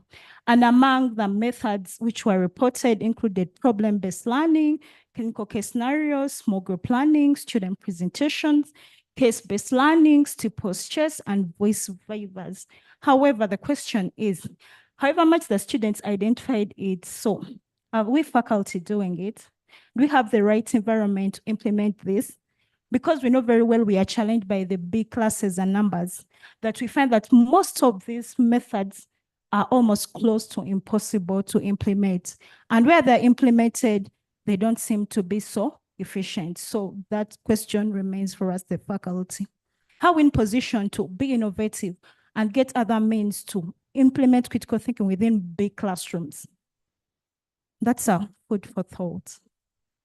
All right. So the third theme was perceived characteristics of a critical thinker. So the students perceived that the major characteristics were basically effective communication and having knowledge on the subject matter. What does this mean? So it means that if students perceive that you need to be a good communicator, so to be a good critical thinker, you need to listen, to be open-minded, to be in position to argue on what you have listened, and also to be knowledgeable, because you can't create a basis of argumentation except you're knowledgeable on that concept. I'll also skip that. Then the last theme was skills needed by the medical and nursing student. So the major skills which were identified by most of the participants were emotional intelligence skills, self-management skills, planning and organization skills, and problem-solving skills. So we appreciate that our students identify that the most important basically are intelligence skills. So talk about intelligent emotional skills, talking about being passionate about the profession, talking about being emotionally supportive to the clients. Self-management, basically being focused, confident on what you do. Planning and organization may include skills like teamwork, you're able to organize yourself at work, and then finally problem-solving skills. But we appreciate that that is in order of the responses. So the major ones were the actual 4, then problem-solving skills, which will be the most important, were the least responses. All right.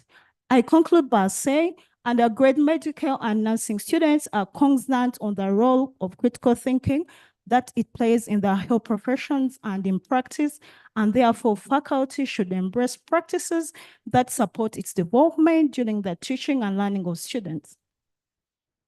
Summary and next steps. So I summarize by saying critical thinking is an important skill among undergraduate medical and nursing students. As we said, it could help them use cognitive abilities, which I mentioned earlier, to solve real-life problems. So they appreciate that it does not only stop in class. It's very important that you can extend it outside the classroom to real life. And at the same time, it's used on the wards to treat and diagnose patients. So active student learning activities support the development of critical thinking, and therefore faculty should create a conducive environment. Let us not be the teacher-centered mode and the omega of knowledge. No, so let's create the environment so that students can express themselves and develop their critical thinking skills. Then student habits of mind that characterize one as a critical thinker should also be harnessed in order to transform students into critical thinkers. Therefore, data from this study may be used to develop a faculty-stroke student guide, which can be used in the teaching and learning of critical thinking skills. My work was supported by HEPI. I'm also a PhD fellow on the program. And I want to thank my supervisors, Prof. Dr. Roy, and the rest, just to mention a few. Thank you. Thank you very much, Lydia. I'm still critically trying to appraise your work, but you are very fast. So thank you very much. We have our last presenter. Thank you for keeping time. Jacob. And as Jacob presents, let's organize our questions.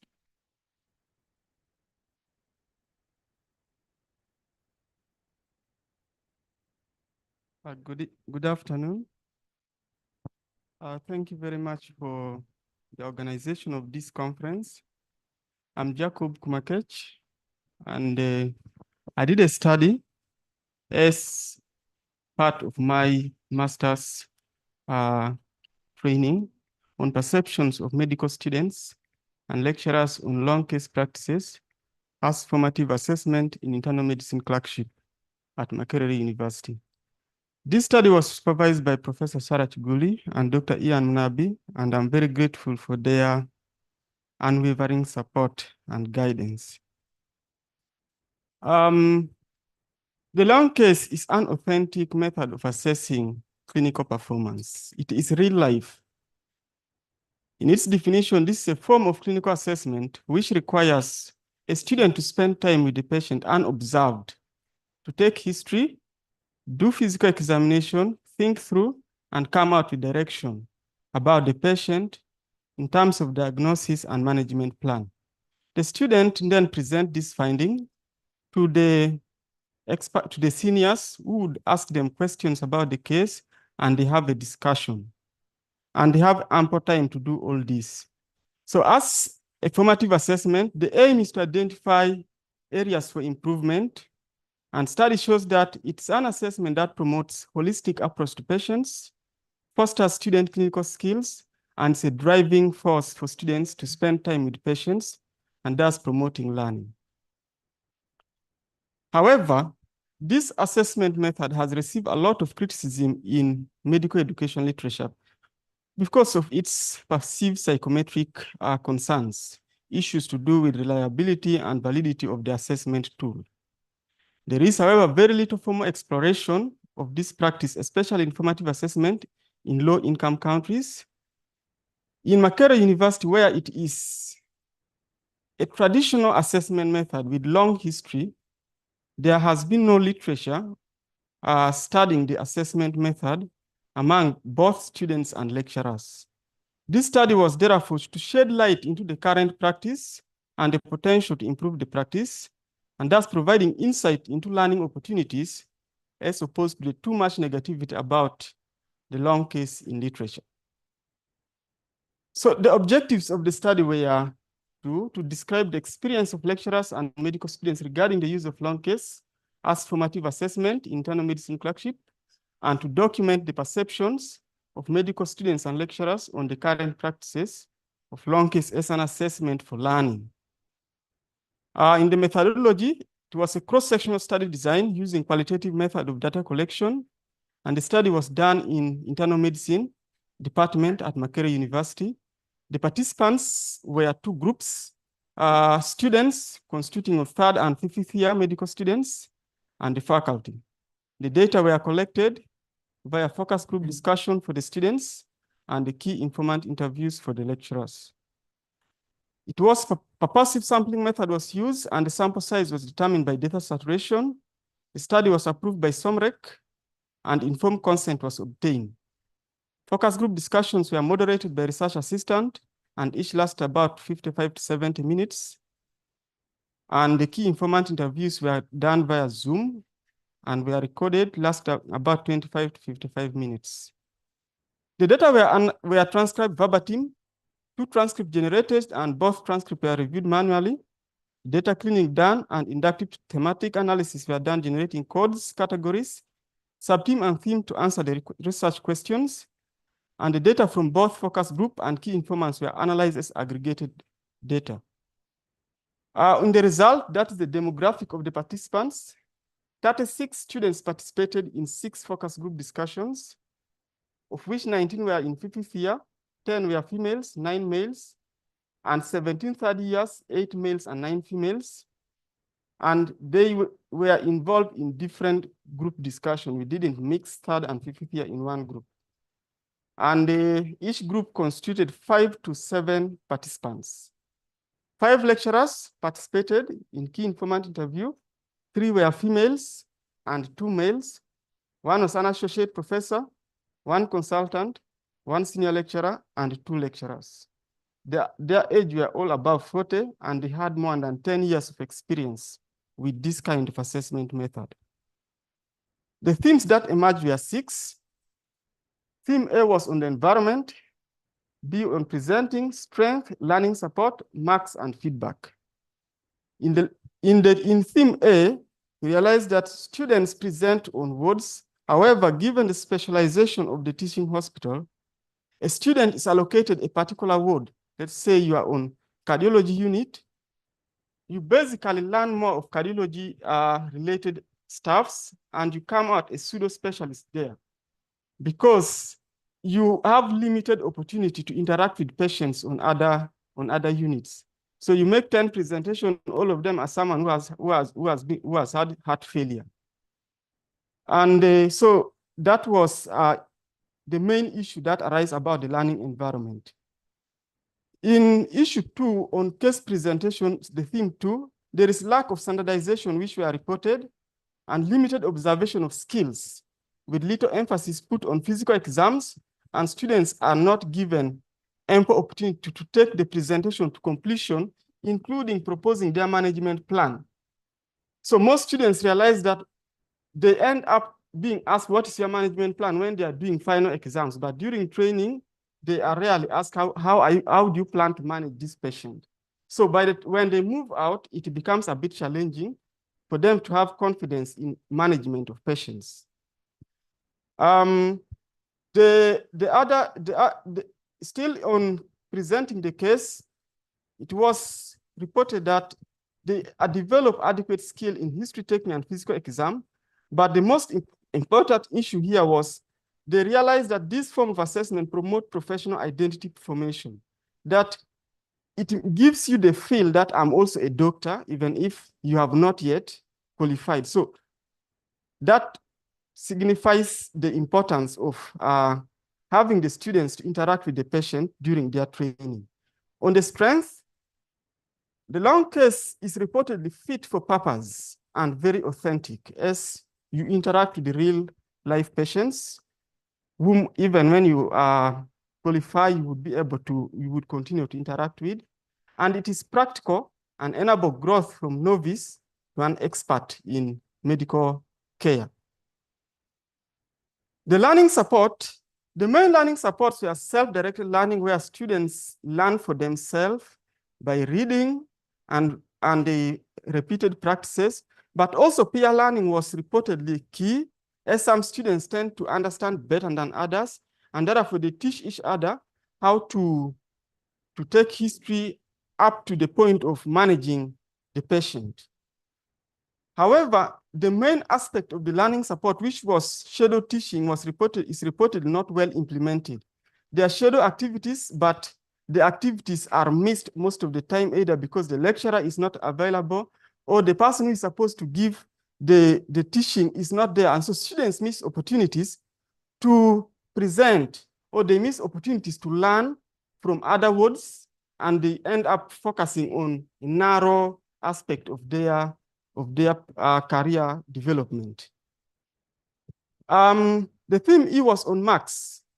Whereas marks is reported as a positive motivator for students, pressure to hunt for marks hinders learning, in that the students have to hunt for who should assess them.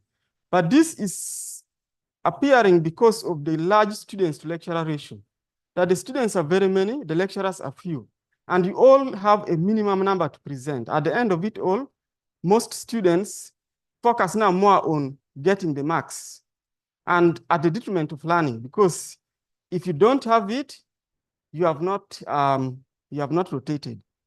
So the assessment is also reported subjective, and most think it should be a purely formative assessment, because Professor Chiguli will give you 10 out of 10, and Dr. Ian will give you 5 out of 10. So finally, Team E was on feedback. Feedback is unidirectional. That lecturers give feedback to students, but they rarely receive feedbacks from the students on how learning has been going on, and yet that is very vital. But the most affecting bit of it was the effect of negative feedback on learning. Students tend to shy away from presenting because you fear that someone might probably give you a negative feedback back at you, or you even feel insulted. So the aspect of negative feedback still comes up, and therefore that also needs to be looked into. Conclusions and recommendations. The long case continued to be a backbone informative assessment. However, in the tertiary care hospital, case specificity arising from specialization affect reliability and generalizability of the assessment. The marks awarded motivate students to clerk, but it put them on a lot of tension, especially where there are few assessors to interact with on daily basis. Adequate supervision and feedback practices are essential for success of the long case as an assessment for learning. Our recommendation, there should be proper design, including standardization and implementation of the standards to enable students clerk and present variety of cases rather than presenting a specific type of case. Assessment and learning need to be intentional for all students rather than opportunistic, as it seems to be. And students there should be effective evaluation of learning to ensure that shadow activities are achieved by all students, and promotion of safe environment for feedback from students to lecturers. Finally, I acknowledge the support from FOGAT International under HEPI program that funded this study and my MHP program. I would also like to thank the faculty members, Dr. Ian Munabi, my supervisor, and Prof. Chiguli, and Dr. Roy Mubuke for the support they have given us. Thank you.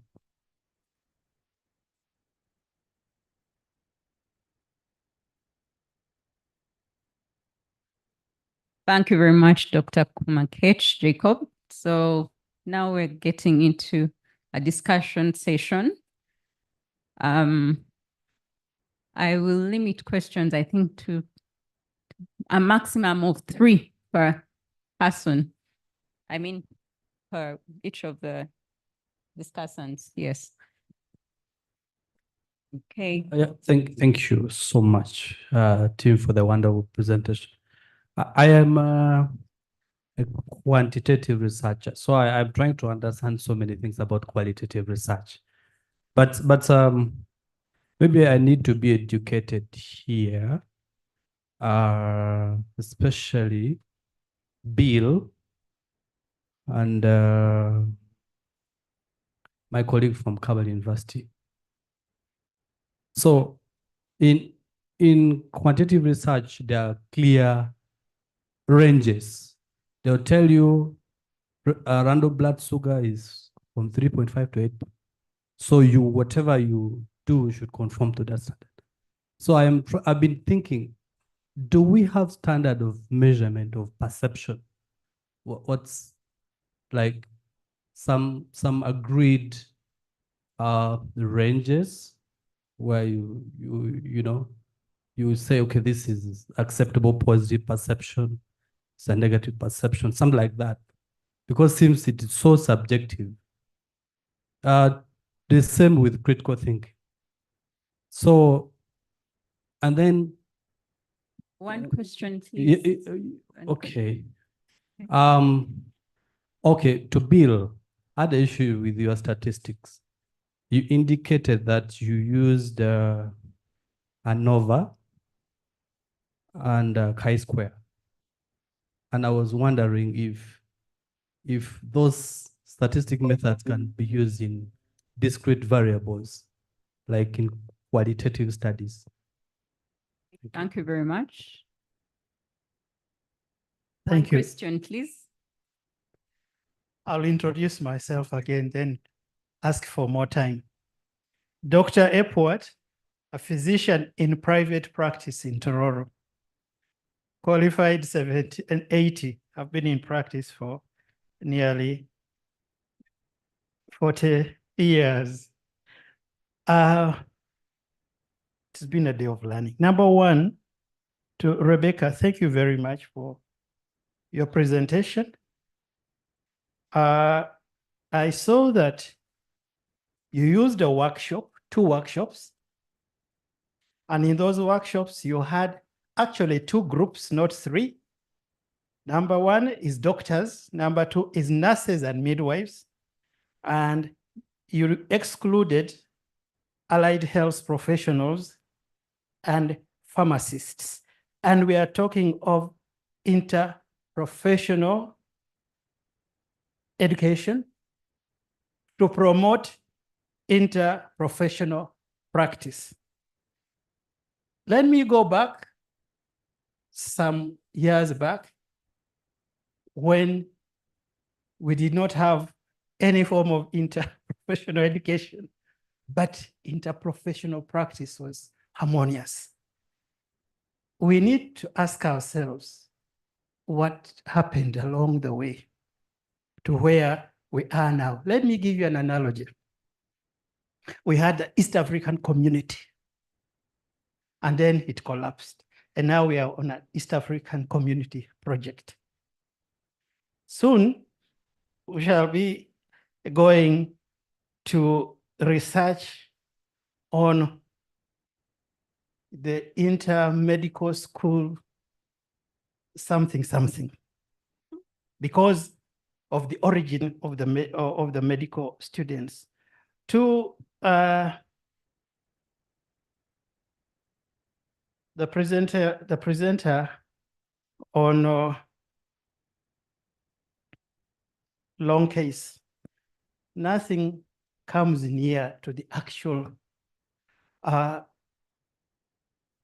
practice or the actual situation on the ground of seeing patients and caring for them than the long case. So I would just like to underline your support for it and to see that everything is done to continue to preserve it.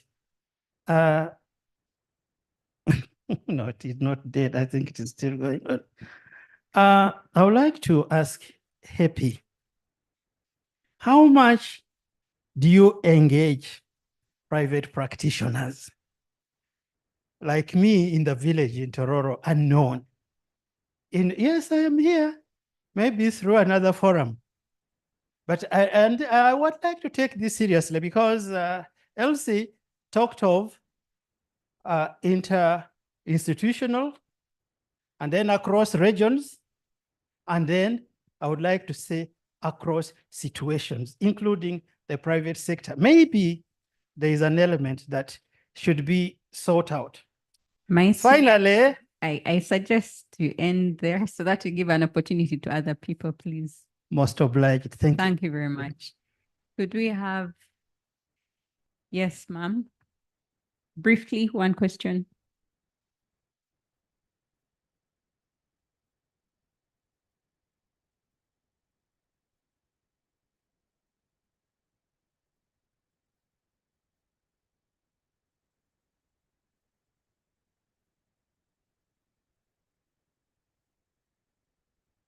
Okay, my name is Hilda Mpidire, and I'm a lecturer at Clark International University. I'm a PhD candidate, and I've also benefited in some ways from the HEPI program. I've participated in these conferences. My interest is in e-learning, and that is where my PhD is. And my question will go to, actually not a question, but there will be like a comment to Dr. Rebecca Nekaka of Sitema University.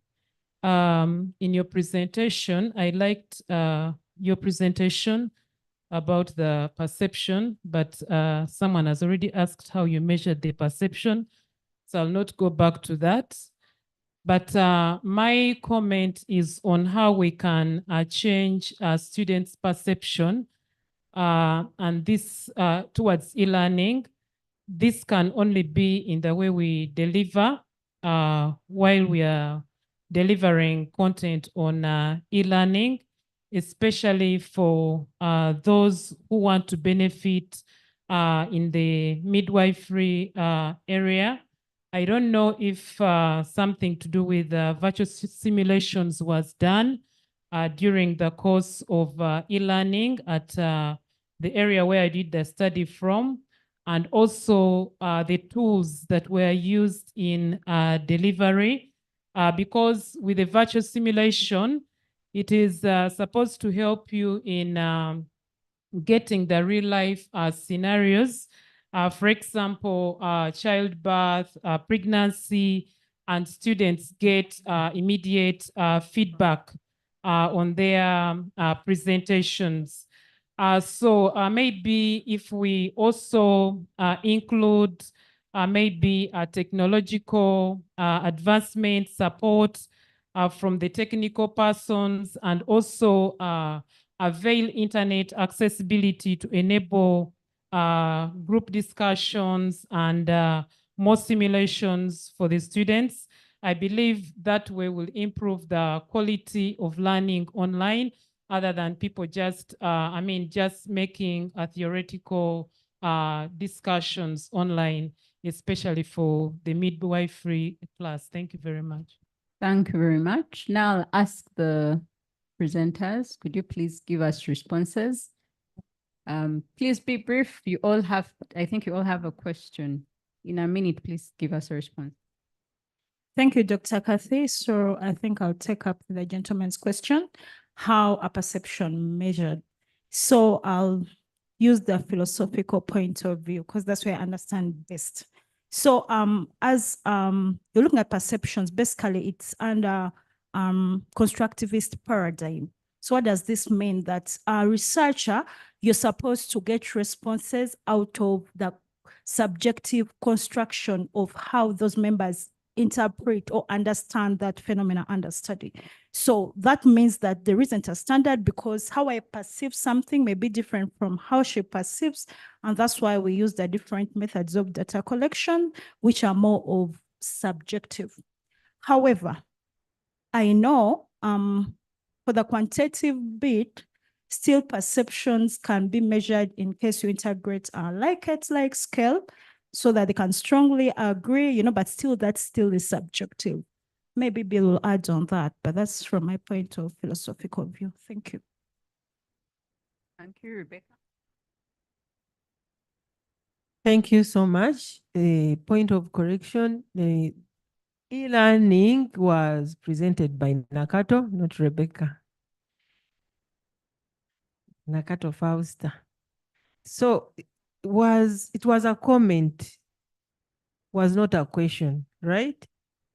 Thank you so much. I also appreciate that we should, as health workers or health educators, we should include simulations, method of teaching, so that we empower these students to achieve the concept. Thank you so much. Thank you, Dr. Epworth. Yes, you rightly say there were two. There were doctors and nurses, midwives and nurses. I think we differentiated them given that they work in different areas within the hospital. Why did we leave out the allied professionals? I hear you, but we're looking at clinical people who are directly involved, the key people who are directly involved in clinical training, and those that have been sort of picked up. And for consistency between the two institutions, we chose to go with the doctors, the clinicians, doctors, and the nurses. But I hear you when you said that we need to engage the other cadres on the ward. Thank you. Two very important questions were asked. One that my colleague has commented on, measurement of perception. The kind of study she did was qualitative. The one I did is quantitative, yet both of us were talking about perceptions. So how does it come to be? I think I'll just answer by giving an illustration. The law of gravity doesn't allow us to fly, but planes can fly. So the perceptions are qualitative in nature. Perceptions, attitudes, experiences are qualitative in nature. So ideally, when you're assessing them, you should use qualitative approaches, phenomenological studies, and the sort. We've had quite a couple of them. However, Likert scales are a quantitative tool that assesses attitudes. Attitudes are essentially qualitative. So Likert scales allow you to score on a range, typically 5, from 0 to 4, from strongly agree to strongly disagree at a range. So in a way, they allow you to assess an attitude by giving it a score. There are some exceptions, so it's not the rule of thumb. Your question is very genuine and very legitimate. And when such a study or finding is being given, it's important that someone has it at the back of our mind. So typically, quantitative studies, perceptions are qualitative. Likert scales allow us to assess a qualitative aspect, but very carefully. In analysis of the results, there are things that you're not allowed to talk about. For example, you realize when I was giving my findings, I don't talk about standard deviations. I was talking about a chi-square. Some of what I was using to interpret the data, because it is ordinal data. So the tools you use have to be a little bit particularly chosen to ensure that they create the right picture. So I hope that gives a bit of clarity. So yeah, thank you.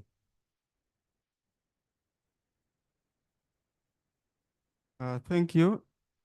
It was a comment on the long case that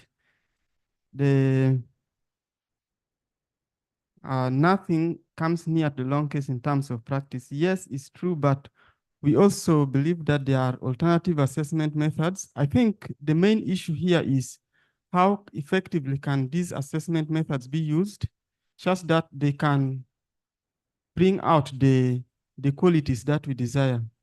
Otherwise, even if we are to implement the long case and it is not if well implemented, at the end of it all, it wouldn't make any big difference. So it goes back to those who are in academia to see how to effectively plan assessment, which can really be very impactful. And that is the most important thing, I think, here. And as a health profession educational enthusiast, I would be very delighted to actually see how the long case can be made more effective if it is to continue, rather than the trend which it takes at the moment, because we would oftentimes meet the graduates and you'll ask yourself, where did this one pass from? So that is very important. Thank you.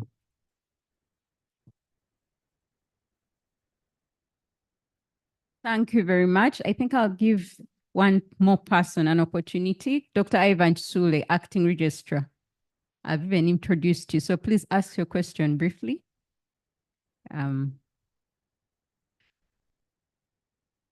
Yeah. Yeah, thank you very much. Yes, I'm Dr. Ivan Sule, the Acting Registrar of the Medical Council, and an internal physician. Still to Jacob, I don't know why you are not coming up with a very strong reason against long case, because you have said that from your research, assessment is obviously subjective and it has many demerits versus the merits, if any. So I'm wondering why you are not making a very strong recommendation that it shouldn't be used for summative assessment. Yeah, because before joining the council, I was also involved in examining, and really this method has a lot of variation. So I mean, I think that we should make a strong recommendation to whom it may concern, that we should go with long case assessment for summative assessment. Thank you.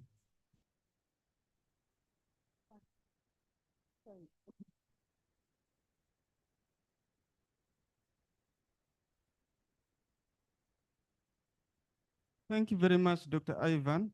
That recommendation actually came out. It's one of the recommendations that the assessment is preferable to be used as a formative assessment, not in summative assessment, because that was where most students had concerns. I didn't study it as a summative assessment, but the responses for the students were going in that direction. And therefore, it is really one of the main challenges, which is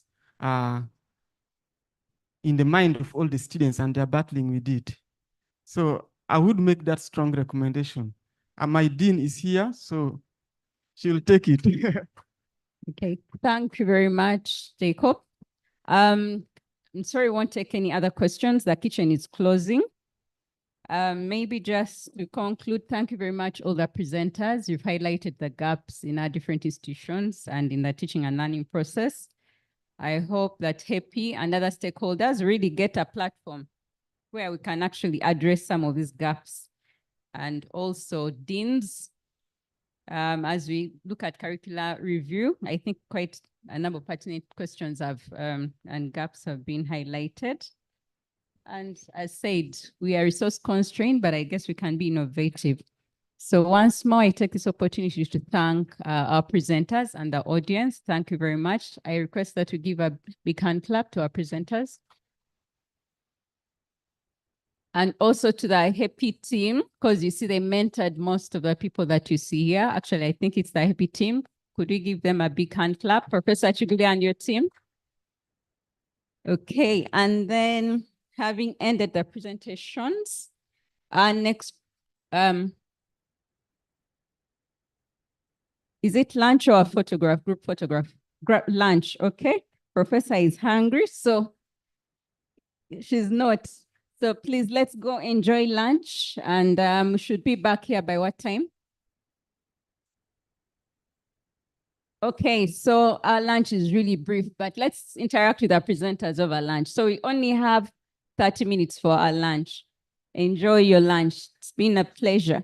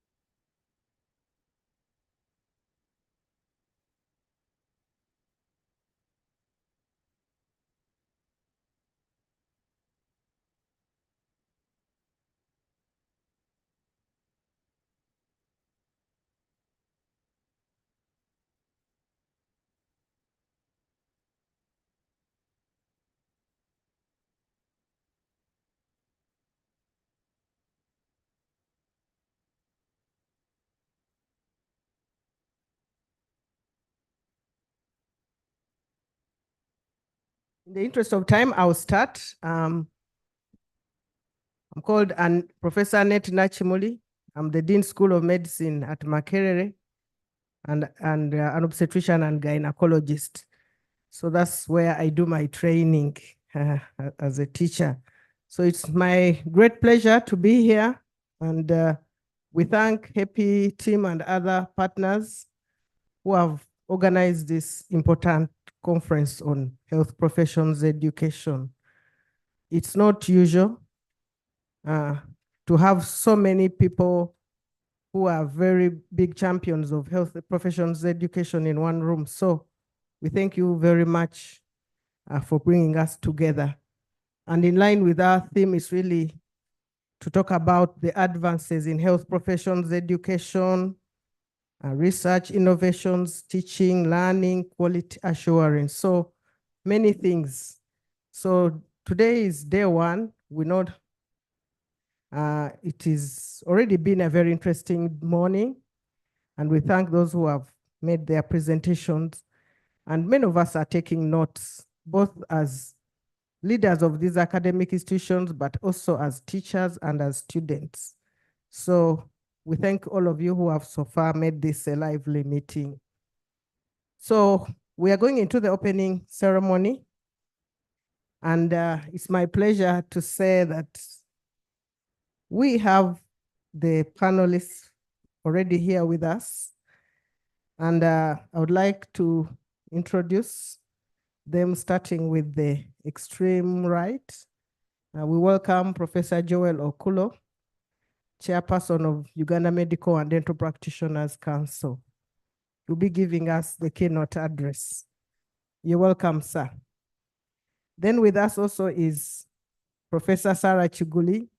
I think that name has been said many.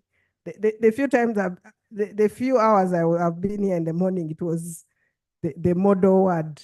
So the PI of HEPI, Professor Sarah Chiguli, who is Professor of Pediatrics and Child Health at Makerere.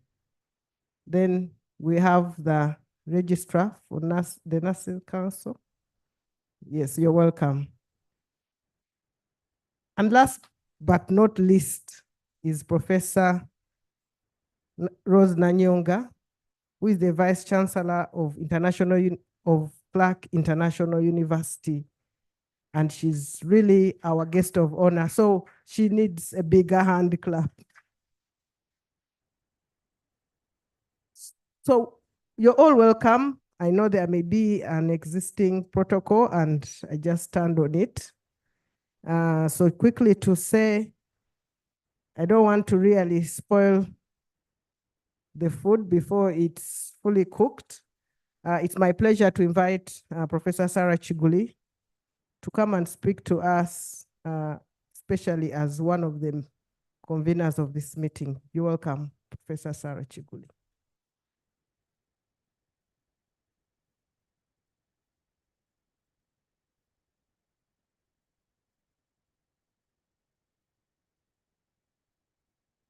Thank you very much, Professor Annette Nachimuli, my Dean, School of Medicine, Makerere University. So I'm here to just give a few words as the chairperson of the organizing committee of this conference.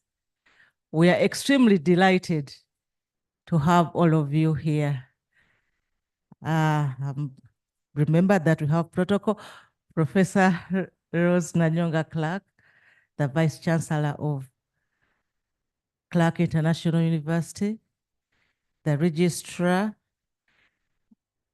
Christine.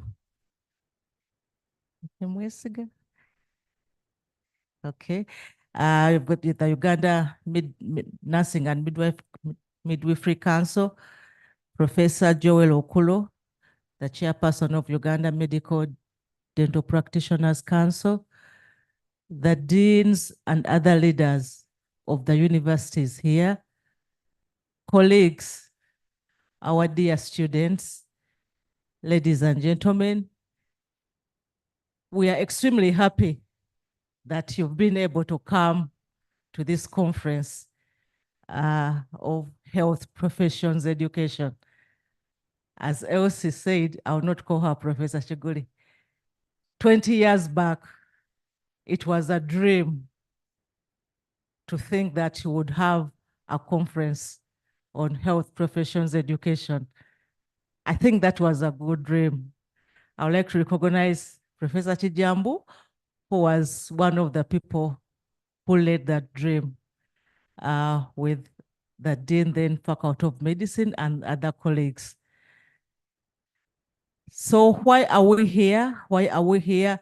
Is to meet as professionals. It doesn't matter. Actually, here I'm not a professor of pediatrics and child health, but I'm a health professional educator. I would like to think of myself as a champion. And we are here, it doesn't matter, nurse educator, doctor educator, whatever discipline we are. We are even happy we have someone from education, because health professions education, it's a field of education, but it's a new field, and we are here to rethink what we've been doing in terms of health professions education. Okay? Quality assurance and accreditation, there are cries everywhere. Can we think and do things better? Research, innovations. So as you see among our themes, and I think this is the third or the fourth conference we have in Uganda, and we hope that we shall continue having them. And other universities can lead in organizing these conferences so that we work together. That's another dream. Briefly about HEPI, the Health Professions Education Partnership Initiative, which has been, we've been in place for about 5 years, actually more than 5, started in 2018, and the aims are here. I don't know if you have seen them, to enhance health professional education and training so that we can produce health professionals who can meet the needs of the country, so that we are socially accountable. Whatever we do, education, curriculum, research are there to improve the problems of the population. To strengthen the capacity of graduating health profession students to remain and practice in Uganda, and or to conduct research and to enhance institutional systems to sustain these transformations. And HEPI is not only Makerere, we are a number of partners, Clark International University, Kabale, Busitema, Mulago School of Nursing and Midwifery, Achest, but also Yale and Johns Hopkins University. So we are the partners. And I was thinking as people were presenting and saying, probably we've achieved our aims as HEPI, but there's a lot that we need to do beyond the partner institutions of HEPI. The people in this room, all of us have a role. Today was not my day for talking, just to welcome all of you, but I'll talk on one of the aims of HEPI, enhancing institutional systems to sustain. And the presentations you had this morning and what you'll hear tomorrow, I think that's part of the capacity building for sustaining the innovations. The critical thinker in Kabale, the IP lady from Busitema, the Bill Wambaka, the Dream Team gentleman, and other people we've had, Pausta, Mulago School of Nursing and Midwifery, Komakech, and other people who have been supported by HEPI, and so many other people, students, faculty. We should sustain what we have, and we should work together so that we promote what we all aim to do, that is training institutions. So thank to all of you. I would like to thank the guest of honor for accepting to honor us.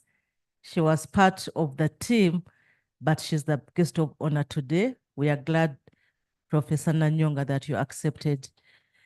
Lastly, to thank the chairperson of Uganda Medical Dental Practitioners Council, who will give us the keynote address today. Thank you very much.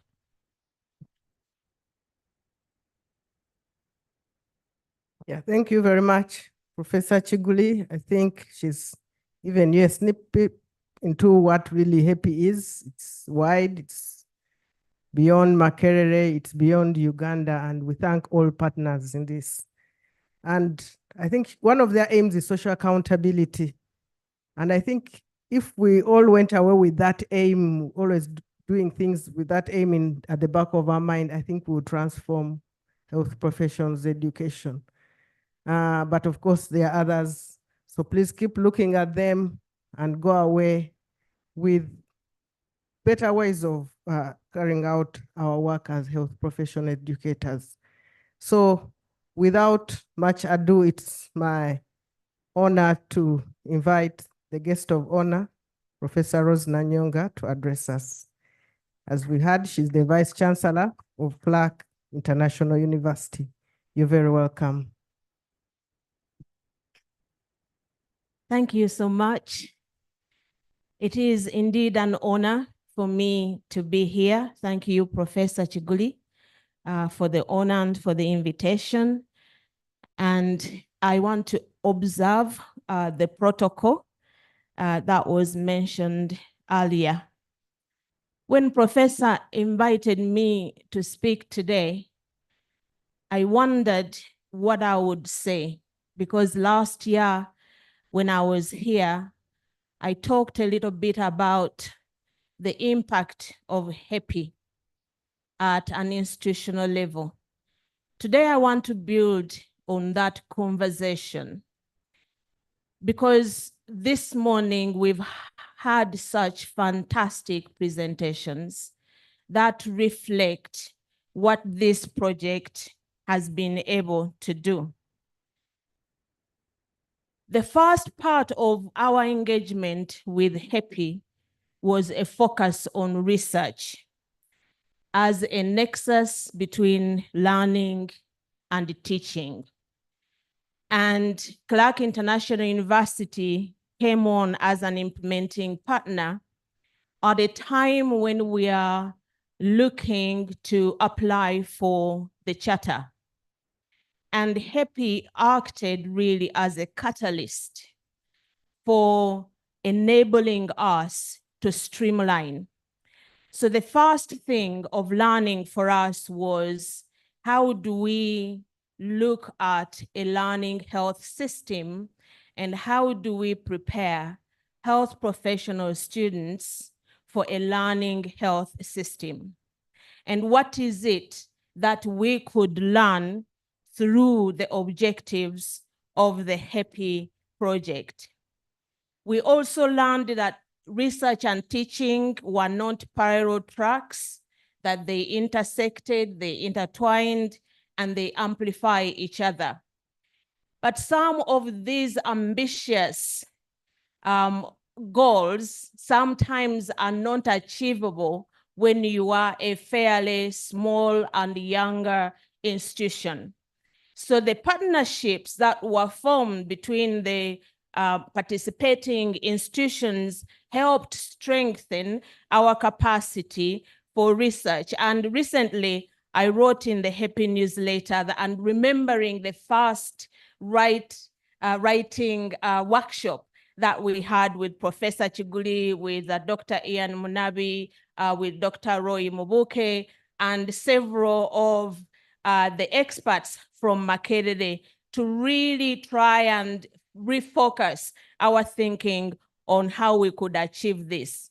And one of the things that we have learned at Clark International University is creating learning engineers, remembering that the classroom is a laboratory for inquiry, and encouraging teaching faculty for health professional education to adopt these postures and this mindset. And that we need to inspire informed practice, informed research. And that's the second learning point. When we release our students into the work environment, the point of care is another learning engine. And this was a part of the connection in our objectives for HEPI. The other area that we thought about is part of, again, our theme for this conference, transforming our learning landscape. As you recall, during COVID-19, majority of us simply couldn't sustain the traditional ways of learning and teaching. So we started asking, how do we shape engaged, competent professionals when we are no longer relying on the chalk and talk and the face-to-face interactions that we were familiar with? How do we inspire student-centered pedagogies where students are co-creators of knowledge and they are actively constructing their own understanding? And again, we relied on the relationships we had with Makerere University and encouraged a great deal of learning for teaching faculty, for our graduate students to be able to relearn how we learned and to be able to relearn how we taught health professionals, students, so that we could sustain and foster continuity during such a time as COVID. So learning new ways of learning, leveraging technology, and with a new emphasis on team-based learning and enabling learning in broader systems of learning and broader systems of care. That's one of the reasons we are all here, because HEPI is catalyzing that concept that we can all learn across the aisles, as the doctor was talking about. It's not just private or public. We are in the same ecosystem of learning. The other part of our theme today is quality assurance, Ben or linchpin.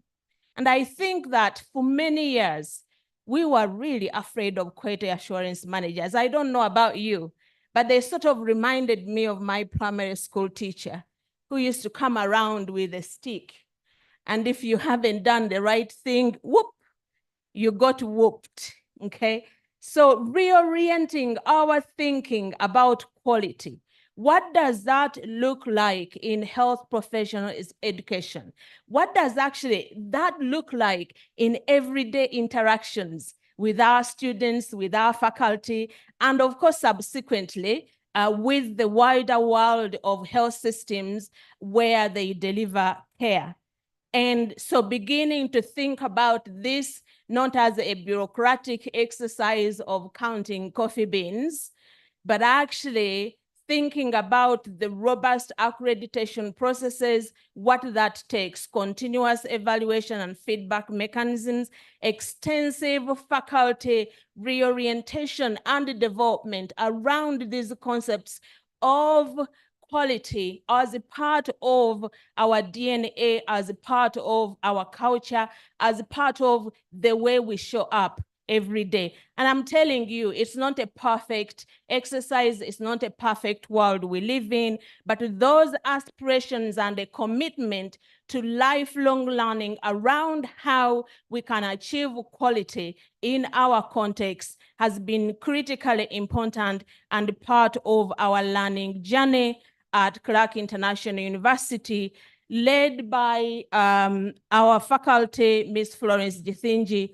who is in charge of quality assurance. You saw her earlier this morning. And so part of what we have been learning and also inspiring faculty to do is developing a sustainable framework for faculty development around these ideas, that this is the heart of health professional education. We need to amplify the capacity and the investment surrounding this within institutions.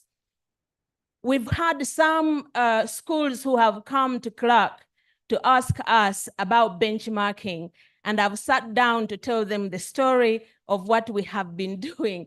And in the middle of it, one person said, but how do you achieve this without investment?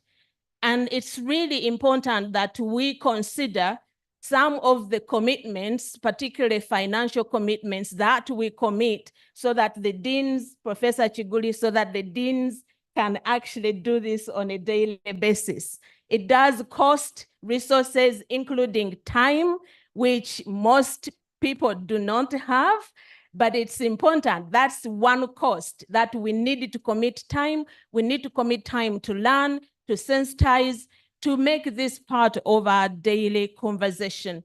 Creating Thrive circles and pathways for professional development has been important for us. This year, for example, we are focusing on those Thrive circles. We are saying, okay, how do we thrive in quality assurance? How do we thrive in research? Beyond HEPI, hopefully Dr. Chiguli will not drop her babies, but beyond PEPI, how do we continue to thrive? We know that when faculty thrive, so does the quality of learning, and so does the quality of engagement. And then the final piece of that, of course, are the students. They are the mirror of our efforts. Today, you have seen those efforts that the students and the doctors and nurses have been the mirror of what this project has been about in the last 5 years. Our work transcends the classrooms and the lecture halls. Our students are a mirror reflecting our effort and our impact. But as I said last year, I want to say it again, and this really is my favorite quote. The students and the graduates and the practitioners cannot give what they do not have. So we have to think of the inputs. What is it that we are putting in? Thank you, Professor Chiguli, for our unified commitment, because it reminds us that we are one health system. So the key achievements in research and innovation that we are seeing today, that we are going to see tomorrow, that's all part of this, crossing the chasm, bringing partnership together and ensuring that it's not a public or a private, but making that relationship better. We must stop ticking boxes. QA has to remain inherent and inherited from generations of health professions to generations of health professions. And we are responsible for that going forward. As I said, we need to cross that chasm. We are one health system. We must learn together and at the same time, and I dare to say at the same pace. Okay, if you are running a marathon and you leave everybody behind, we are not going to achieve the One Health or the universal health goals that we have committed to as a nation. So cascading information, creating opportunities for evidence for learning across health systems is crucial. And I hope that today being here and being here tomorrow, you will be inspired to do just that, to support the unified model that has been inspired by the Health Professionals Initiative under Professor Chiguli's leadership. I thank you for the honor. God bless and have a wonderful time today.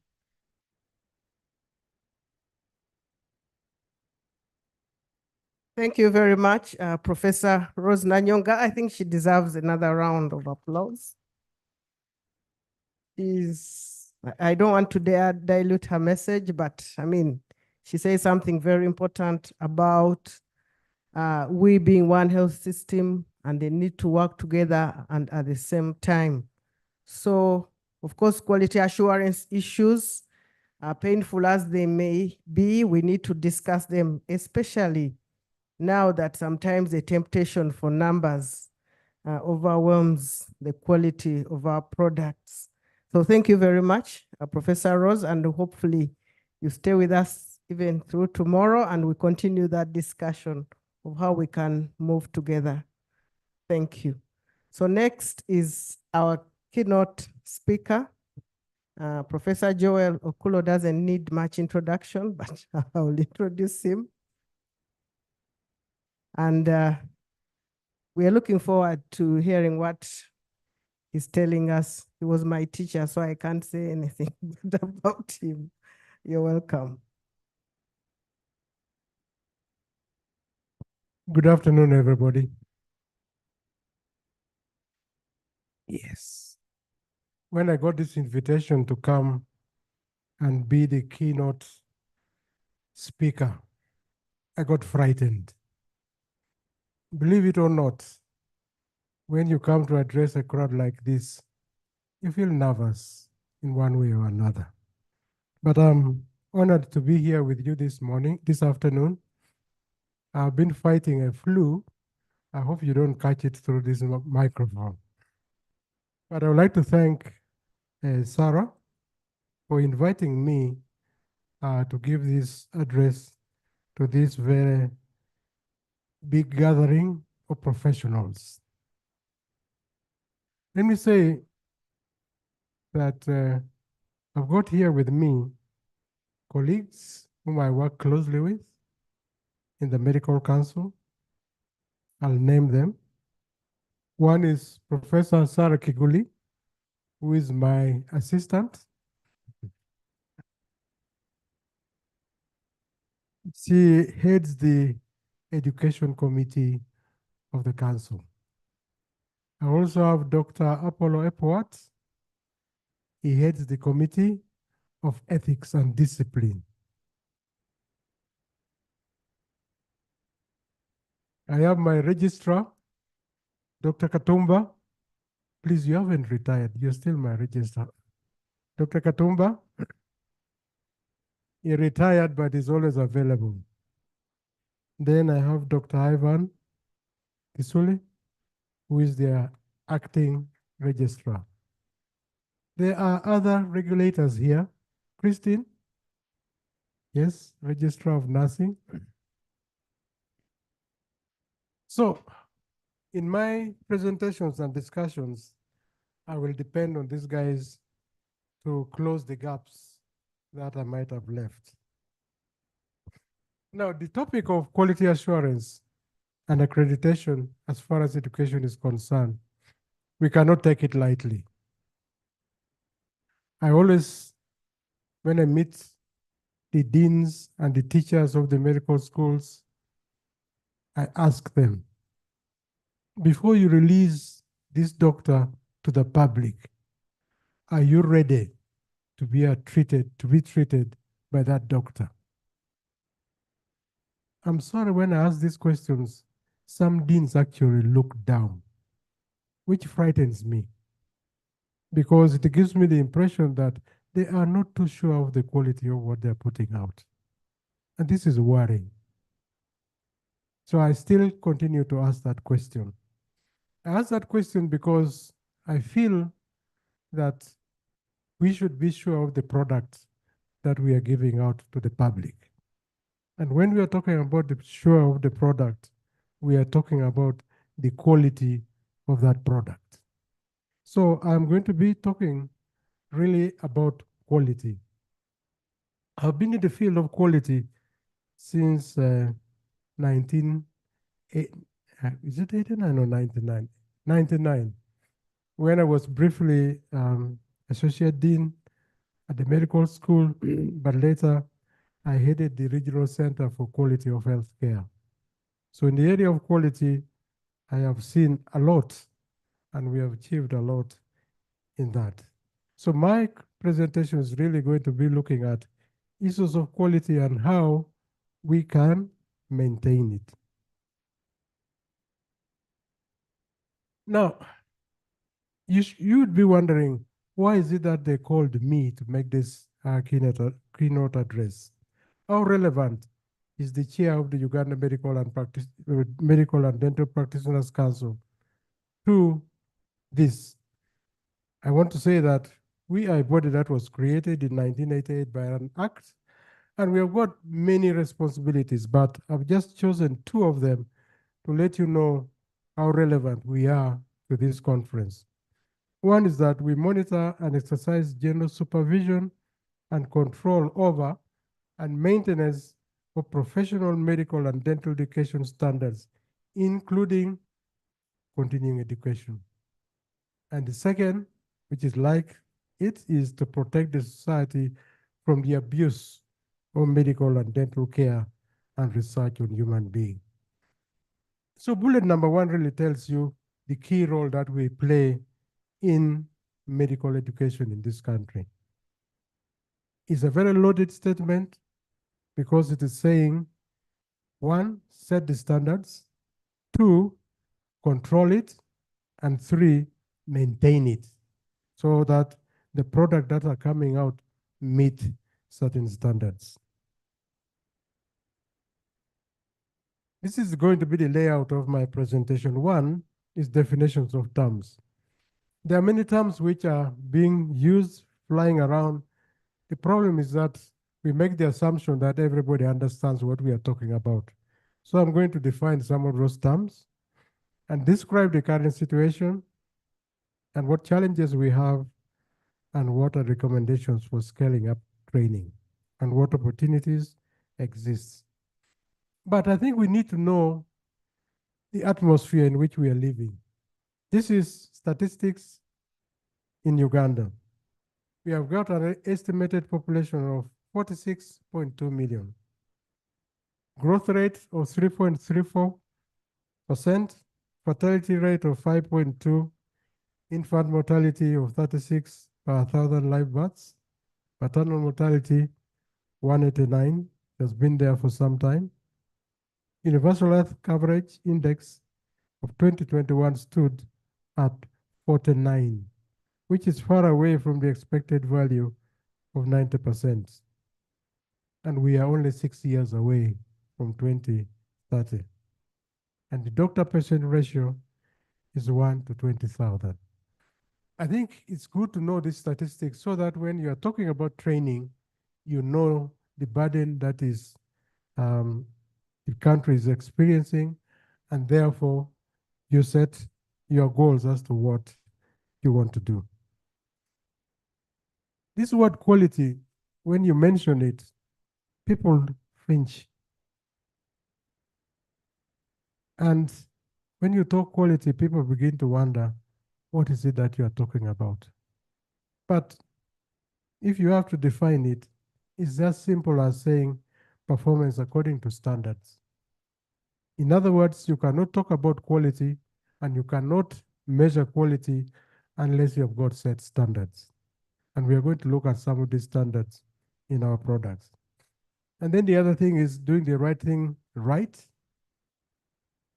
away, and all the time, not just some of the time.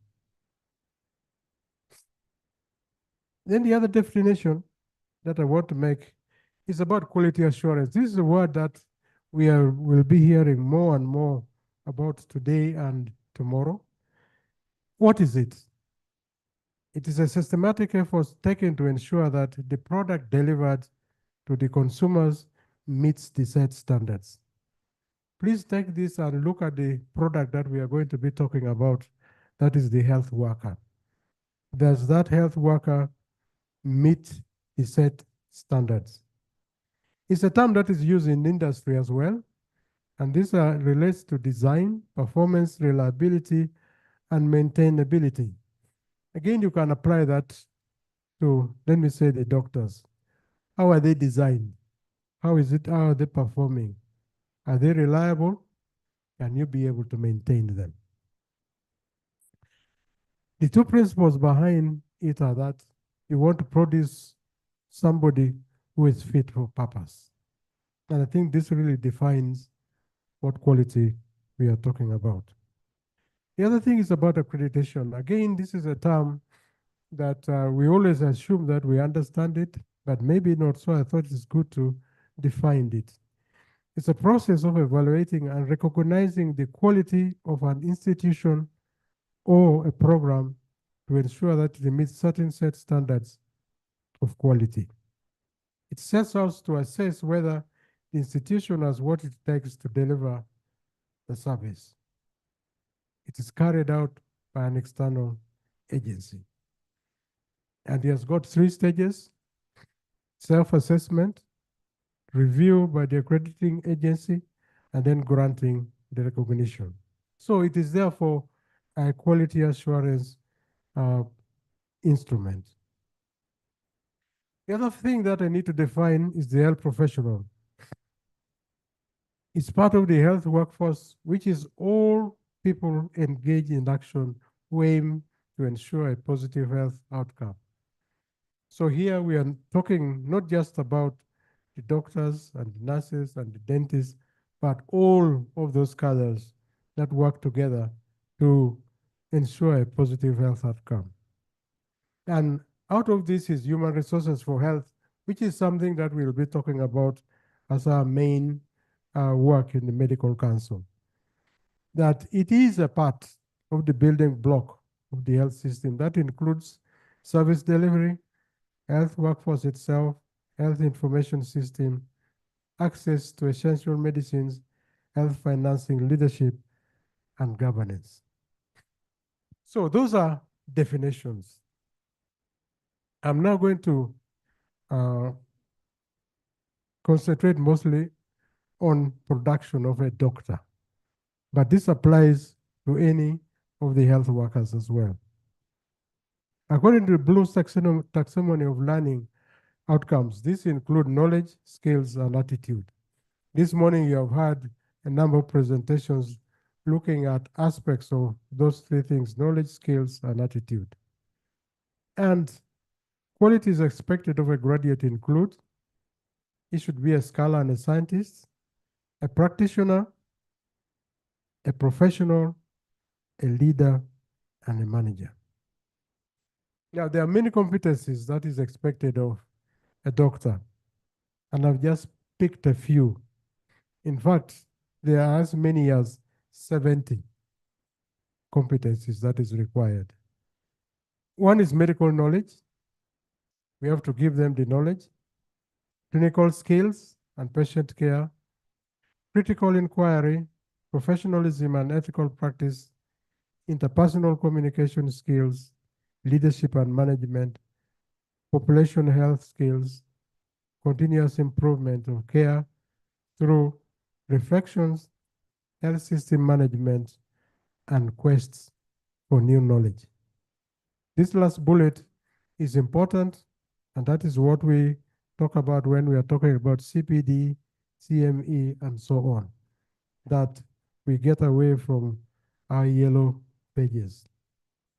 Now, the East African community, through the Inter-University Council, set up a quality assurance framework, which aims to maintain high and compatible standard in higher education. It sets up standards for institutional and national quality assurance systems, is linked to regional qualification framework, and harmonizes education and training systems, and thus promotes mutual recognition of qualification across the region.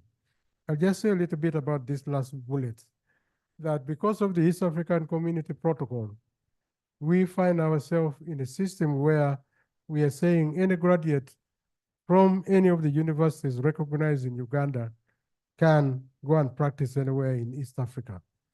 As a result of that, we have developed checklists which we have used in universities or medical schools throughout East Africa.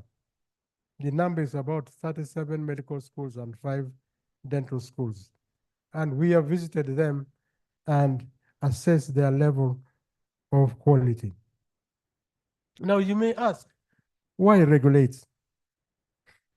You know, one of the things that we experience as regulators is that people sometimes equate us with policemen.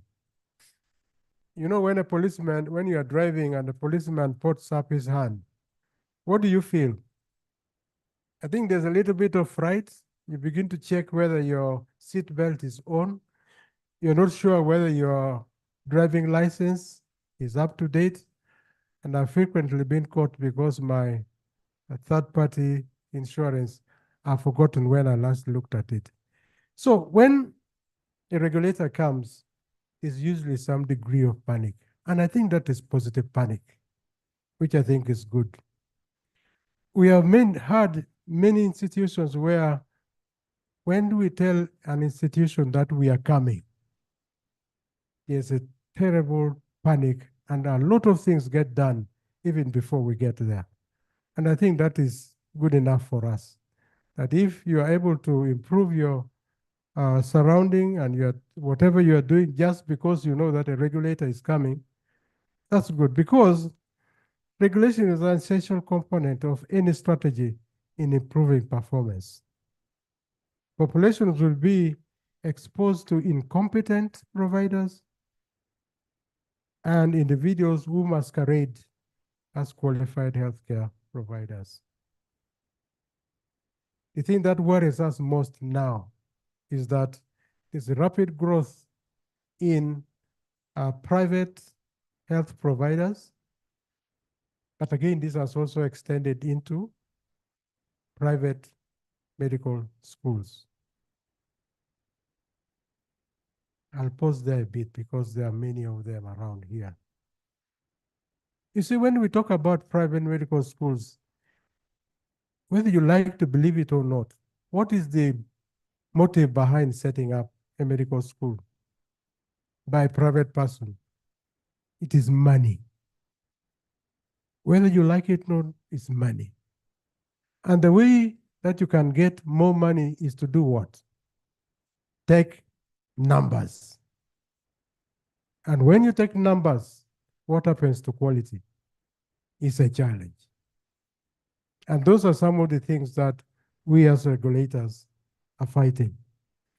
However, the state has a responsibility of ensuring that citizens are protected against poorly qualified or unqualified providers of health service. And therefore, they should, and it does, act as facilitator of the quality of education of health professionals, as well as ensuring that sufficient health professionals are being trained and that their training meets the needs of the community. Now, when you look at the statistics that I gave you, the doctor-patient relationship is still very, very poor. That means we still need more and more doctors. But as we increase the numbers, let us not compromise on quality. What are we currently doing as a council? We have got an MOU with National Council of Higher Education, which is another regulator that guides how we work. We work together with them, but our role as the council is in professional accreditation. So we have created a checklist that looks at various aspects and levels of preparedness to deliver what the expected product is. The checklist has got 8 parameters. One is governance. Let me tell you that a number of universities in this country and elsewhere are struggling with issues of governance.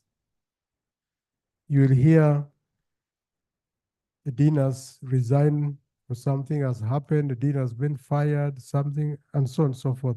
There is a lot of problems with governance and management.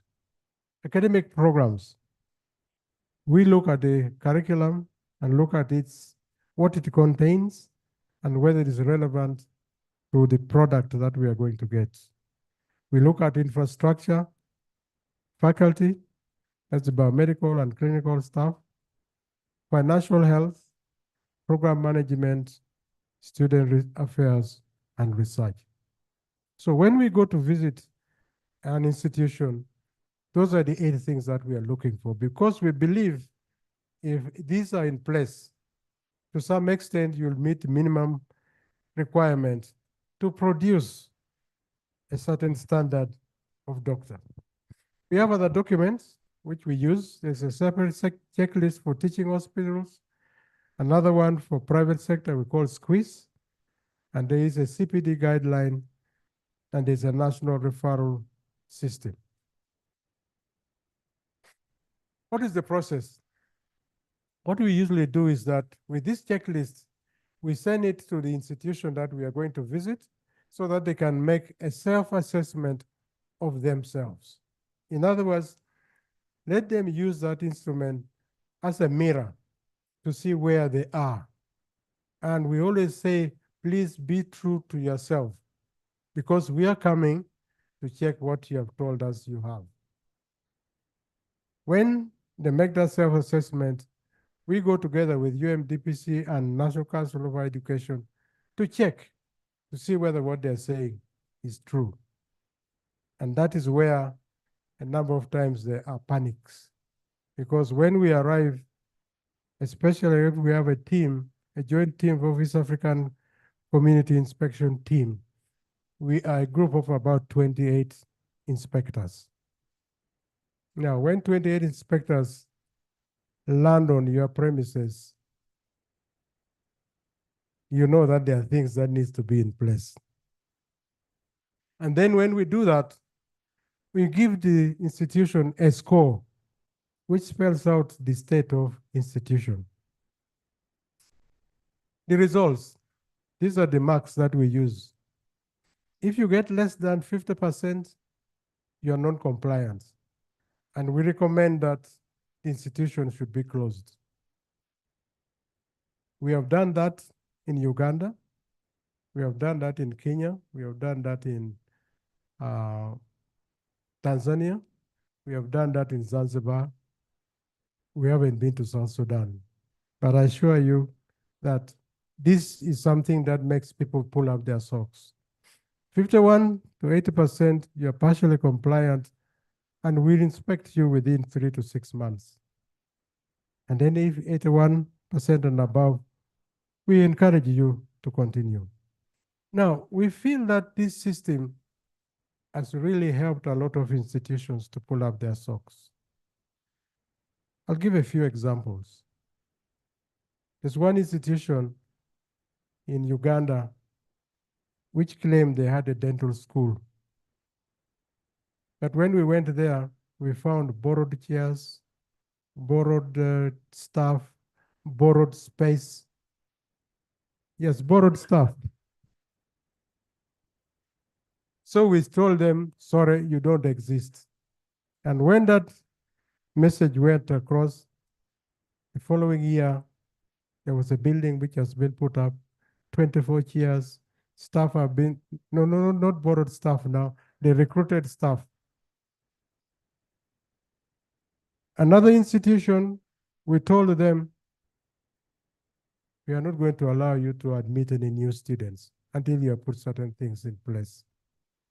Of course, if they tell you that you're not going to admit new students, especially if the life of that university depends on numbers of students, then there's something that you need to address. So through that, we have been able to wake up a number of institutions to improve on the quality of training. What challenges have we met? The challenges that I'm going to mention, we use it to assess it depending on the nature, magnitude, frequency of occurrence, and the effects. What gaps have we found? And these are very worrying gaps. And one is poor planning for human resources for health. This is not only at the level of the training institutions, but also at the level of the relevant ministry. We have got mushrooming unplanned or ill-planned, under-equipped, and at times poorly located training institutions. This applies to the medical schools, it applies to allied health professional schools, it applies to nursing and midwifery schools. These are challenges that we see across the institutions.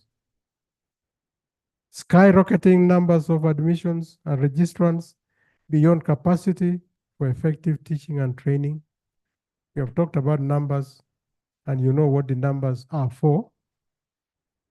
Inadequate capacity for training And there are some programs with doubtful roles which are being offered. When we did this, what did we find in this country?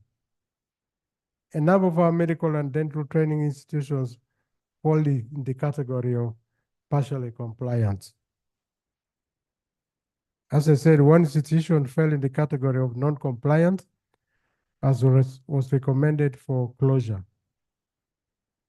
There's severe shortage of staff in biomedical sciences all across. What it means is that we have found that Okulo, who is supposed to be in Makerere as head of department in physiology, you find him also head of department in another university. And then another, he's a senior lecturer in another universities. And one wonders, how effective is that kind of arrangement? There's several gaps in the curriculum. We look at the curriculum very seriously. There's something that we find that unless the curriculum says what it needs to do, the product is going to be bogus. For example, we have got several gaps in the curriculum: geriatrics, physical medicine, leadership, public health. The one that depressed me most is one institution where public health is given very little time in the curriculum. And we have pointed out to them that this is something that must be corrected. I've told you about poor governance and management in a number of institutions. But what worries us is that there is a failure to understand the importance of regulation and accreditation. There was an institution which we wanted to go and visit, and they told us, please don't come. If you come, we cannot guarantee your safety. Surely, they completely misunderstand what we are for. So there is a failure to understand the importance of regulation and accreditations. Some institutions where we have pointed out the areas that needed addressing, they are reluctant to do that. Why? Because it costs them money. And why? Impunity. There's inadequacy of the ability to enforce compliance. There's one institution that we are recommended that it should not continue to exist, that there was no law enough to enforce that. And then the most and saddest thing is that when we as a council refused to register products which we thought was a product of an ineffective and efficient system, they went to court. And the court told us, you must register them. Now that is a worrying trend because it undermines the efforts of the regulators. I'm hoping that that is the last episode that we are going to get. There are challenges in internship training. This involves doctors, nurses and midwives, and pharmacists. The numbers are large. There are inadequate planning. Internship training centers are few. Supervisors are few. Policies and guidelines are lacking. Inadequate funding. Now, what does this mean? That public trust and confidence is lost. I know there is a day which is coming, and it's coming soon, where before a doctor sees you, you are going to ask, where did you train from? And that would be a very sad day, because I think it's already happening. In other words, the public trust and confidence is lost. This is a big blow to our profession. That if the people that you are serving have lost trust and confidence in you, then you shouldn't be where you are. So what am I saying about the need to improve training? That we need a transformational scaling up of health professional education and training. This was a WHO guideline which was adopted in 2013. It talks about a sustainable expansion and reform of health professional education and training to increase the quality and quantity and relevance of health professionals, and in so doing strengthen the country health systems and improve population health outcomes.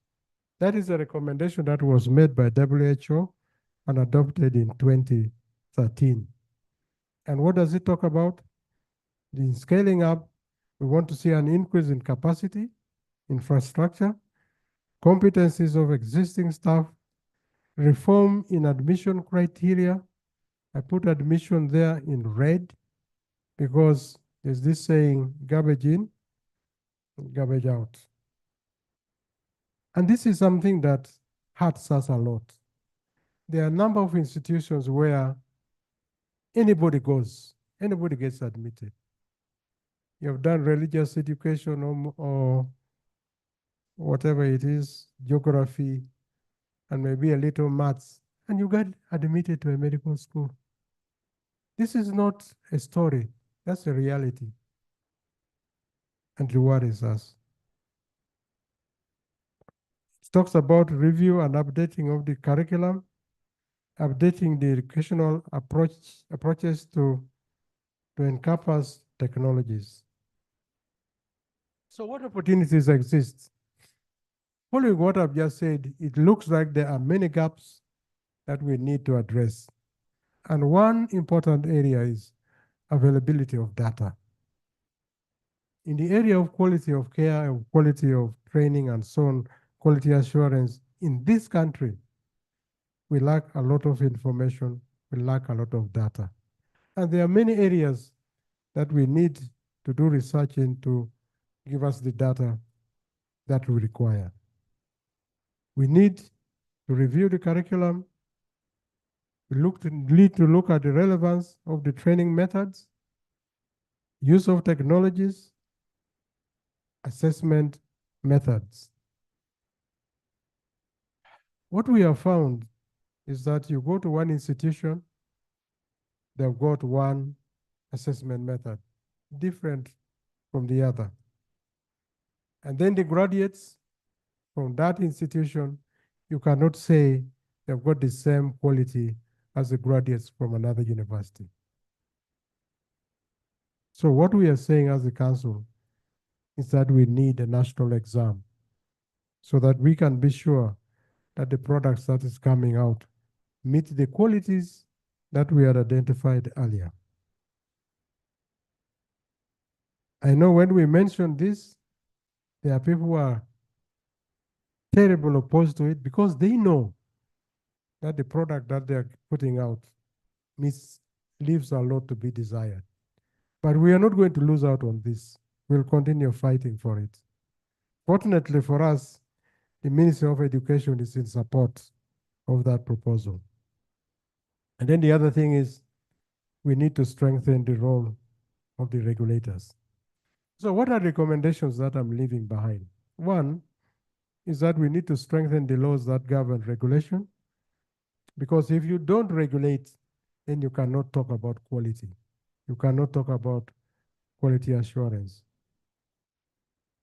We need to plan for and implement interprofessional training.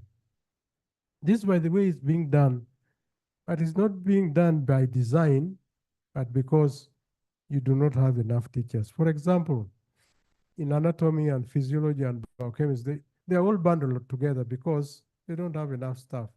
So you find nurses with dentists, with pharmacists, with who are the others? They all sit in the same class.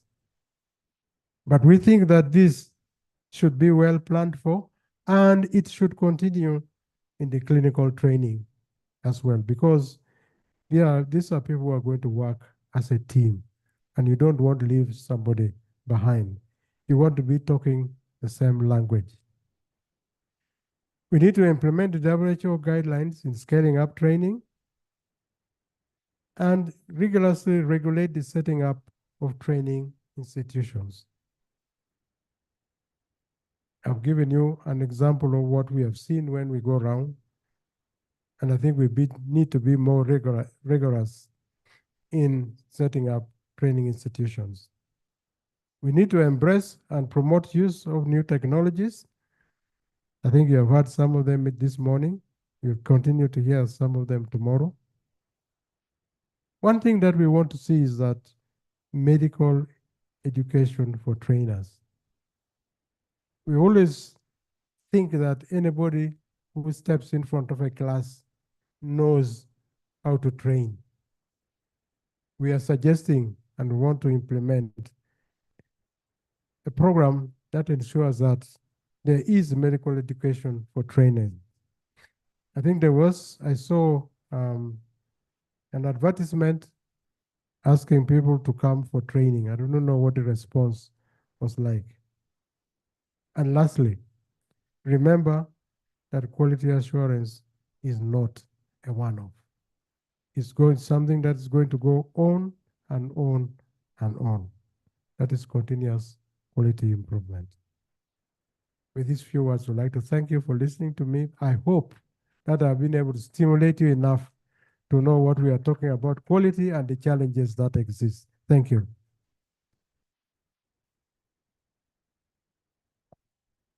Thank you very much, Professor Okulo, for that nice reminder to us of your role as a regulator, but also the challenges that you're facing, which we know we are part of, but also could be supposed to be part of the solution. So you really giving this message where it is very much needed.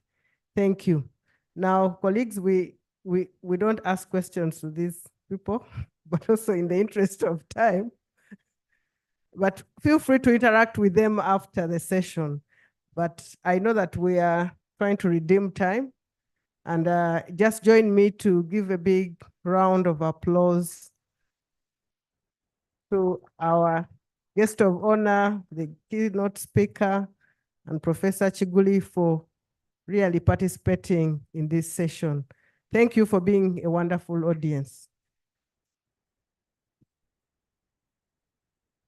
And it's my pleasure to hand over to the next session chair.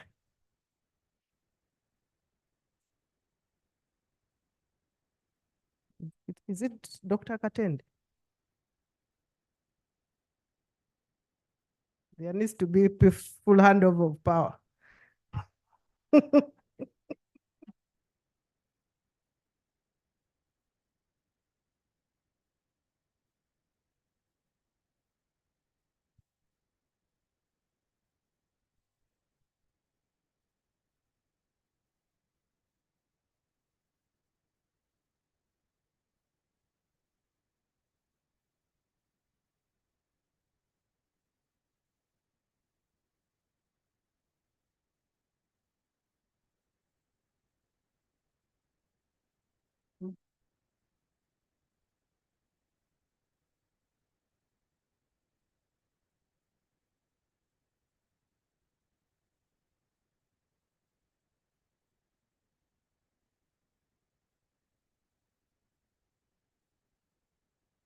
Thank you so much, previous chair of the session.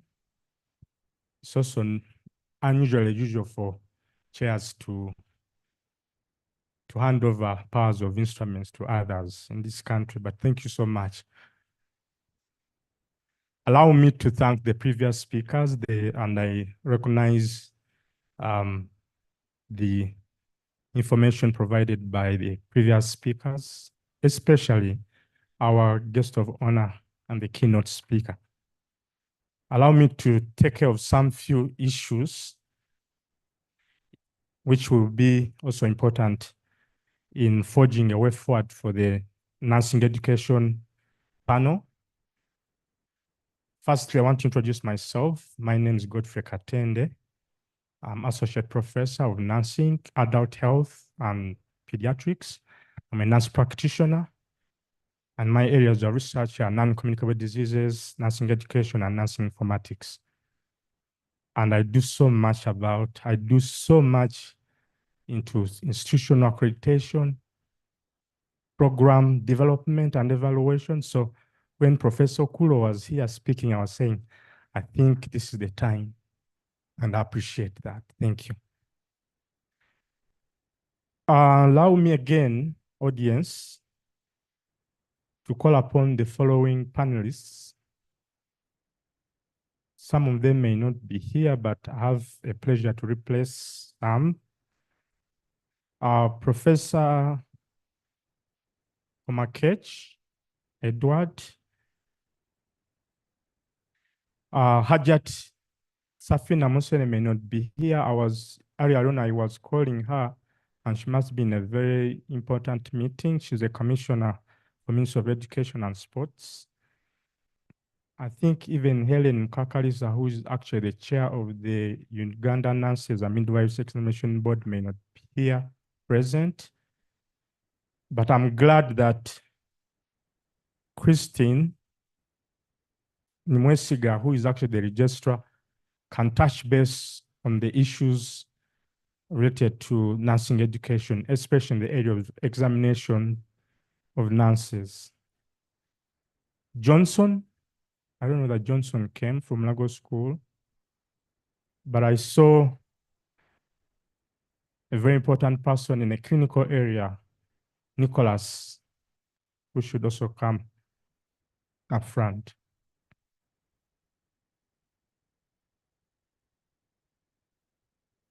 In this case, allow me to, Muhindo Richard, come. Saying no. Hey, men, well, yes, we are showing you that nurses can also be men. Richard.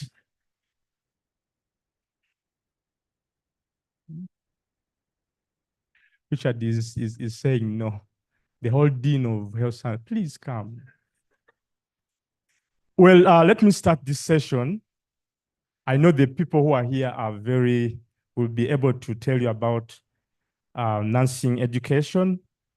And precisely, we want to see where nursing is, where we want to be, but also how then shall we get there? I have only a few questions for each one of them. Maybe from there, they will be able to extrapolate using the thematic area of where, why, what strategies. One of the question goes, how do you see nursing in the image of health professional education in this country? And the second question will be, what do you want to see nurses and midwives in view of nursing and midwifery education training in this country? And at least you have an overview of issues to do with accreditation, issues to do with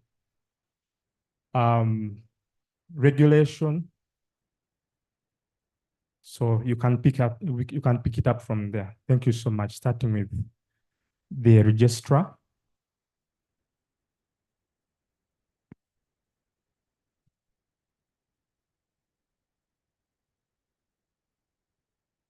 Thank you so much. Good evening, ladies and gentlemen. I hope we are with you since it is coming to evening hours where we are thinking of jam. Please come back. My discussion will be adding on what my senior has already presented, but in the perspective of nursing specifically. My name is Christine Nimwesiga. I am the registrar for Uganda Nurses and Midwives Council. I have been in practice. I've touched partly in education, and now I'm in regulation. I hope I have understood the question, but I'm reading that how do I see nursing in the image of health professional education? First of all, I want to say that nursing education has grown and nursing profession is steadily improving.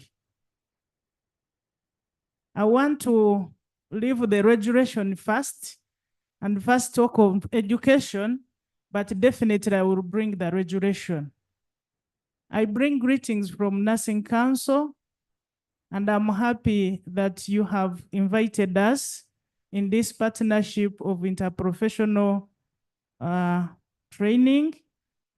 I want to start my discussion by saying that in the previous years, nurses and midwives were being seen basically as vocational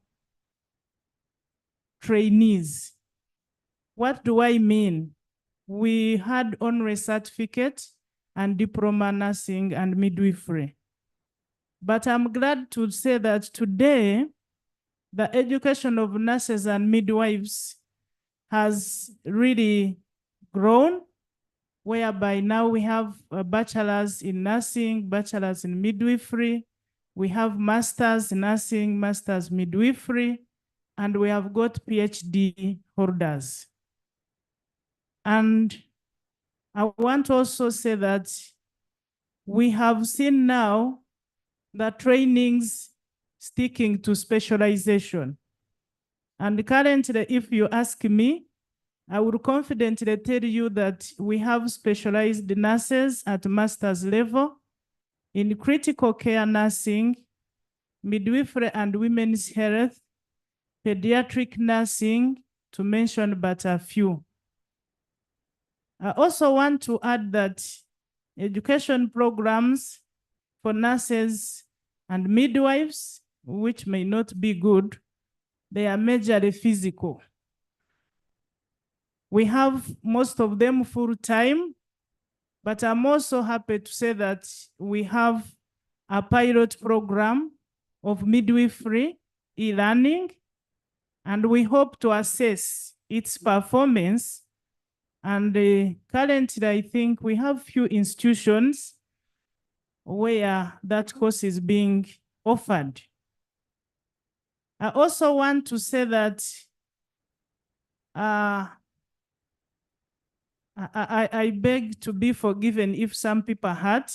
The entry requirements into the programs, mostly the certificate levels, we are looking at the people seemed to be failures with passes in English, mathematics, chemistry, biology, and physics. I've used the term that most people use. And I've been called several times as a regulator, what is your take? Why is everybody saying if my child failed to do any course, nothing will take them up? Can't you style up? But that is the current situation. I also must bring this one up, that the current training, we are seeing our pyramid is too broad at the bottom. We have got most of them training at certificate level. And the upper part is still too small, so which needs us to think. When I talk of regulation, which is the critical issue for us as regulators, whereas most people think that regulators are in charge of training, today I have a question and also information. As of now, education of nurses and midwives is regulated and implemented by the Ministry of Education and Sports. To be specific, National Council for Higher Education and Health Education and Training. The professional councils participate majorly and to a smaller extent, from my experience, in the accreditation of training institutions and programs. And allow me stop there for part 1. And I want to touch part 2. How do you want to see nursing and midwifery? Definitely, where we have reached with advanced technology, with the new disease burden and other things, nursing profession I would want to see it different from what it is today. Most importantly, I want to say that there is need for proper alignment of nursing and midwifery education and training to meet regional and international standards, specifically in areas of initial level of training. It is painful in the ears of most of our people, but I want to say that if we want to benefit from the regional and international market, our initial level of training for nurses and midwives, as regulators, we want to see it at diploma level. Number 2, it is also our wish to have specialization in nursing and midwifery. Because I want to assure you, here we are talking of interprofessional, but you find most of our highly specialized doctors are working with our certificate nurses and midwives. Are we balancing the boat? To me, no. So we need to consider graduate and postgraduate programs with the proper definitions and recognition of trainings in specialized areas at the lower level. The master's and PhD programs should be clear on the specialty being considered instead of broad programs. We need also to look at the mode of delivery, consider both full-time and part-time physical, branded, and online trainings to accommodate those who need to upgrade and yet have no opportunity for study leave. We have witnessed most of the completion students having challenges with meeting their obligations to be in class. So we are saying, can we have branded learning for the professionals? Then I'm also looking at the duration of the programs. Can we standardize durations for all programs, certificate to PhD, factoring in the mode of delivery? If we say branded, we do not want to hear that the diploma is 2.5 years. There is an implication in terms of time if you are not physical. So I want to look at how do we achieve that? And this should result in numerous national standard curricula. The entry requirements, it is our prayer that we standardize entry requirements without bias, knowing that nurses and midwives deal with lives. And when you put in garbage, it is garbage out. So we want to request that the entry requirements into nursing and midwifery becomes a priority for all of us and upgraded. We are also looking at standardizing assessment or examination for nurses and midwives. We have achieved this at a diploma and certificate, but we are now starting the move to have all our graduates do a national exam. And that one, we shall definitely start by saying we need a standard curricula, such that since we are not inside regulation, at least we are able to monitor the training and examination. So it is our move that at the next level, we have both bachelor's, master's, and PhD doing same things. And this one, we are doing it to enable our products compete favorably at regional and also international level. The deployment requirements, which is the most challenging part today. I would want, or I would wish, to see the alignment of training to existing positions, roles, diseases, and population trends, particularly in public protection. We do not wake up and say, I have a school, I want to train certain cadre. Where will those products be? MC or moderator, I want to stop there and allow others to contribute. But before I give you the mic, I have a question for all of us. Who are the players in regulation of education and training? This time, I want to wrap it all, of health professionals. Are we aware? And what are their roles? Can you have someone who is producing a product and also regulating its quality? It is a question for all of us, not the regulators. Thank you so much. Thank you so much, Registrar, Uganda Nurses and Midwives Council. I have here two people from the university programs. And I'll start with Komakech. Edward. Yeah, thank you so much, Professor Kaktende. My name is Edward Komakech. I am Associate Professor in the Faculty of Nursing and Midwifery at Lira University. I'm very happy to see my teachers who taught me at Makerere University when we were among the guinea pigs to test whether the nurses need a degree or not. So we were brought into the program at Makerere University. So the training, I must say, at the basic science level, we are very excellent. And we enjoyed it with the doctors, with the dentists, with the pharmacists. But when it reached the clinical, we were almost learning by rumors. We ascend on the wards. The clinical preceptors are the certificate and diploma practitioners.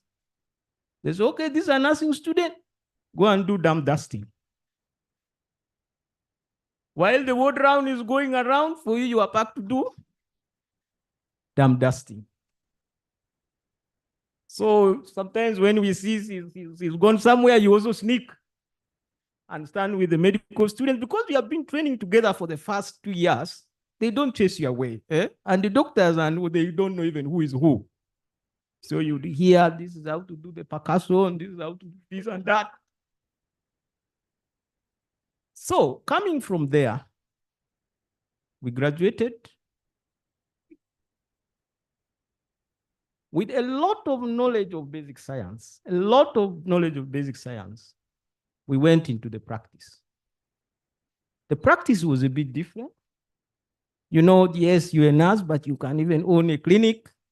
And therefore, no one even stops you from prescribing. And the patients don't know that you were actually learning by rumors. So this is the issue of regulation, right? And even today, I am seeing nurses running health center 2s, even health center 3s. We didn't train them in how to clerk. We didn't train them how to diagnose. They are just finding their own way, but they are the ones now diagnosing. They are the ones prescribing. They are the ones monitoring medication. So where are we today as far as nursing education is concerned? I will not repeat what my colleague said, since I have been in nursing education now for 22 years. I started as teaching assistant and grew through the ladders to where I am today. So I have seen the changes in the process of how nurses are educated now. So what I can say today is there is a very big improvement. nurses and midwives have taken charge of their own training. Many of the nurses who trained with the bachelor's degree, some of them went and acquired masters even in the basic sciences. You find those ones with masters in anatomy, those ones masters in physiology, microbiology, in public health, and so on. Our challenge had been getting master opportunities in the clinical nursing discipline areas.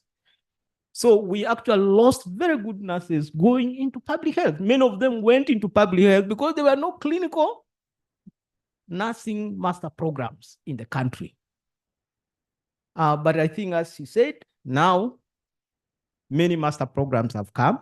And even when we see the teaching in the clinicals, we have the nurses who are now teaching the science and the skills. And not like, say, just go do dumb dusting. And incidentally, the health system has also evolved. The doctors and the Ministry of Health have started trusting nurses and saying, okay, we have these Uganda clinical guidelines. It's here. This is the condition, how it presents. This is how the drugs to prescribe. This is how to monitor, and you are in charge. So to me, that is also a very good gesture from our colleagues, the medical doctors, to give the nurses the opportunity to practice the science, which they learned at A level. Some of them came with very good grades. They are not really bad students. Some of them you find just a difference of 0.1 and so on. Even in class, they were good. So to me, this is a big improvement. Then the next question is, where do we want to go? I would like to say the future is in specialization.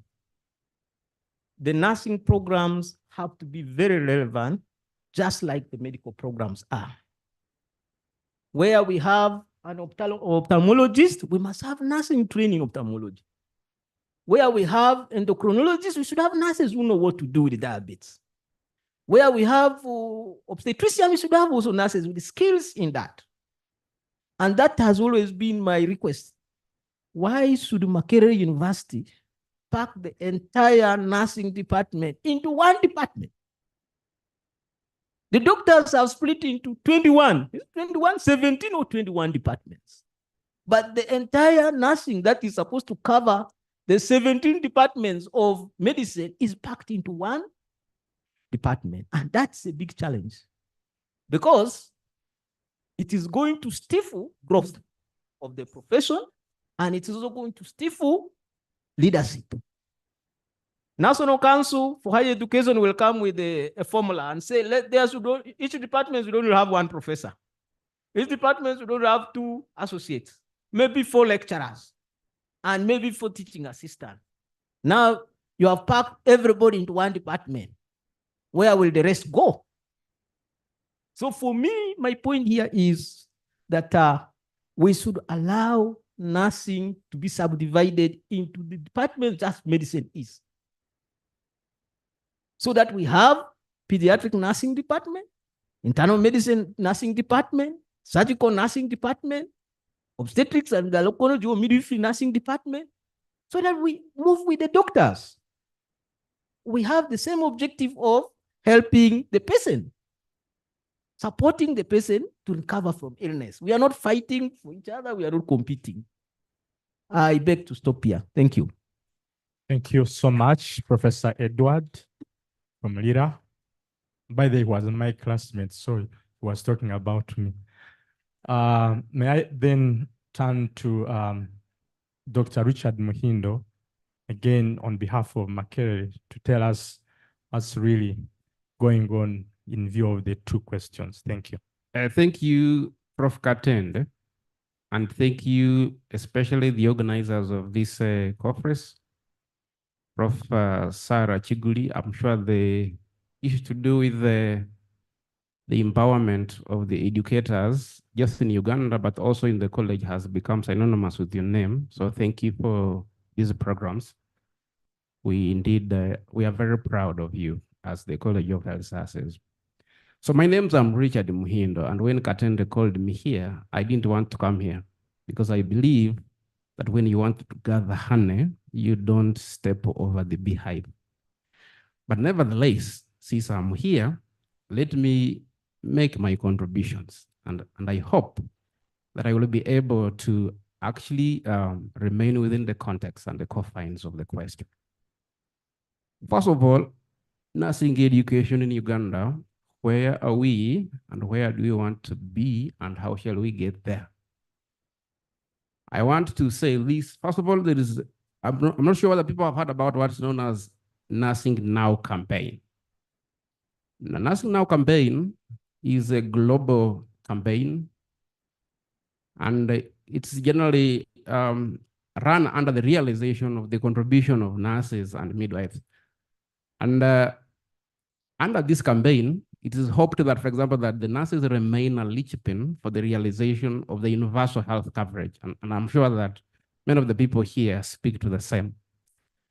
But key, Uganda, where we are, by the way, along with Singapore, were the two pilot countries for this campaign.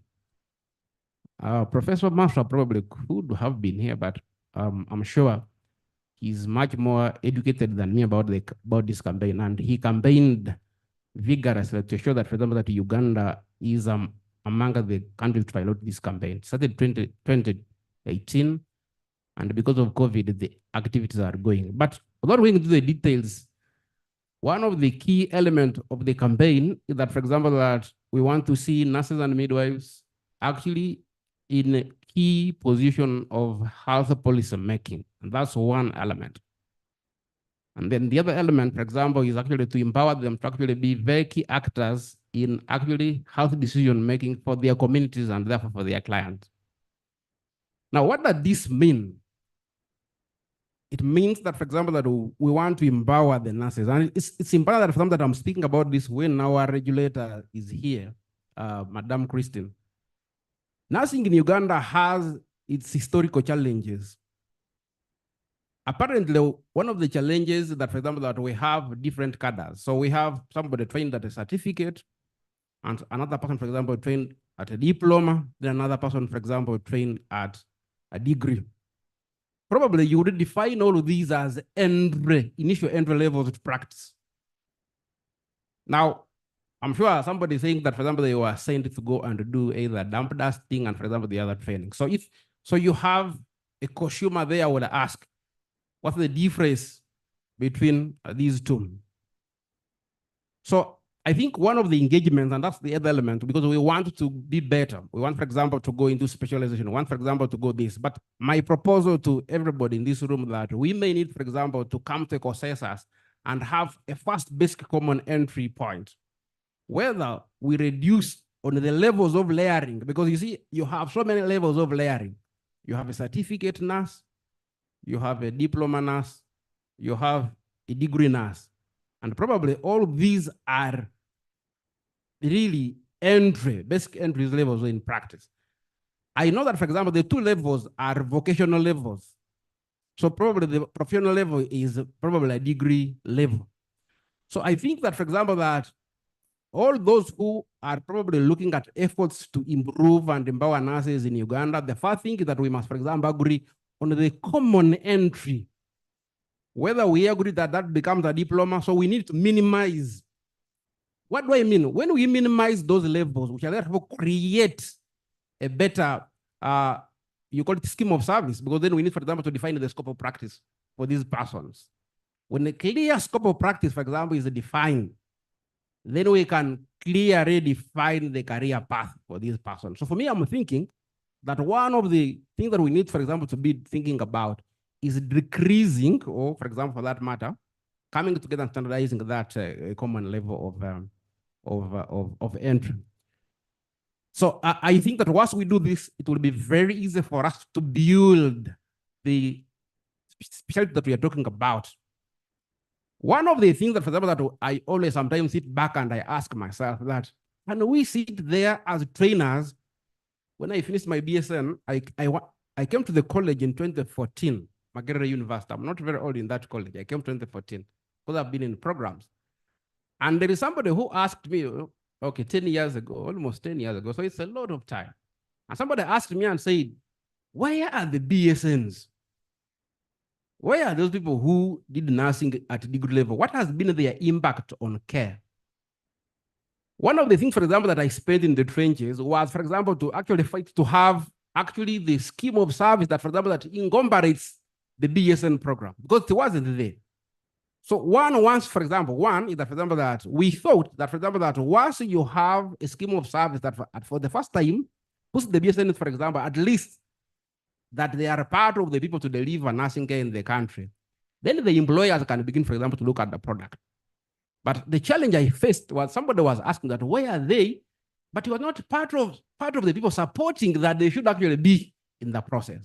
So I want, for example, to actually call upon everybody who is here that, for example, that let us support the utilization of the products, for example, that we produce actually into practice. We can do that by actually then advocating for their deployment. It doesn't matter whether, for example, even when you give them, for example, employ them in your private practice, give them and then see, for example, they actually be able to actually do. When we do that, it will be easy for us, for example, to begin to build the specialty that we are looking for. Because if we begin to argue here that, well, let us, for example, sometimes we are providing training, let us train, but we're not looking at, for example, the utility side, it could also be problematic. So I don't want, for example, to take you into a lot of debates about this. I think let us, for example, try to see if we can agree and have maybe a common entry point in nursing. Let us decrease those so many levels of entry. And then after that, I want to see a policy, for example, that, for example, defines the priority for nursing training actually in Uganda. So if, for example, Professor Komakachi said that let's divide the department. That's very true. Indeed, we know that, for example, that care is changing. Needs of people are changing. I know, for example, geriatric, for example, is coming. Let's, for example, have a defined priority areas for training that, for example, that comes from also our stakeholders. Let's say, for example, the Koshima as a Minister of Health. That's how I think somehow we will be able to get there. In 2013, we pursued to develop the first policy for nursing in this country. It's still in draft. We haven't yet been able to get people to think we should pursue it. And I think it's just because of the private players and the regulator, for example, are saying. And that's where, at least up to date, still, for example, first ever draft of nursing policy in Uganda, we haven't been able to go to make it, for example, signed. So again, I want to call upon everybody here that support us, so that it becomes signed, so that, for example, that we can then begin to hold people, the stakeholders, accountable within that policy. Thank you so much. Allow me to stop here. I didn't prepare for this, so I hope that I've been able to share some things. Thank you. Thank you. Muhindo is the Dean of Health Sciences. So you can again see that nursing is extending its arms into leadership. So thank you, Muhindo.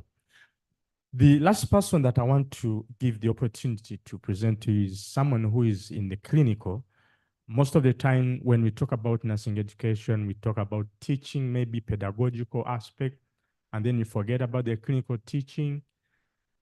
This person is very important. So we'll be telling you about training of nurses in the clinical area.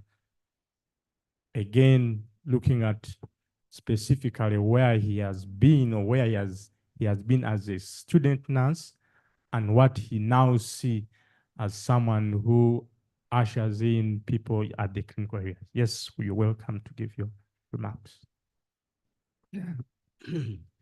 Protocols observed. Mwekwase Nicholas. I'm a nursing officer working at Kawempe National Referral Hospital with an experience of 20 years in clinical nursing.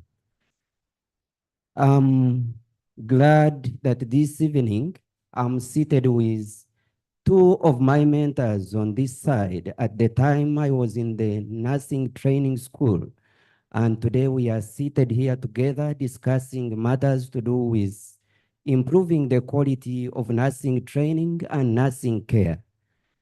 The previous speakers are basically in the training. For me, I'm from the clinical side. And having been in the clinical side for the last 20 years, I've seen it all. Yeah, so having asked me, first of all, to paint the picture of where we used to be, I can start by a statement that we are not where we want to be, but we are not where we used to be. We are somewhere. Yeah, and where we used to be, at the time we trained 20 years ago, you would actually hardly hear of a graduate nurse in a clinical area.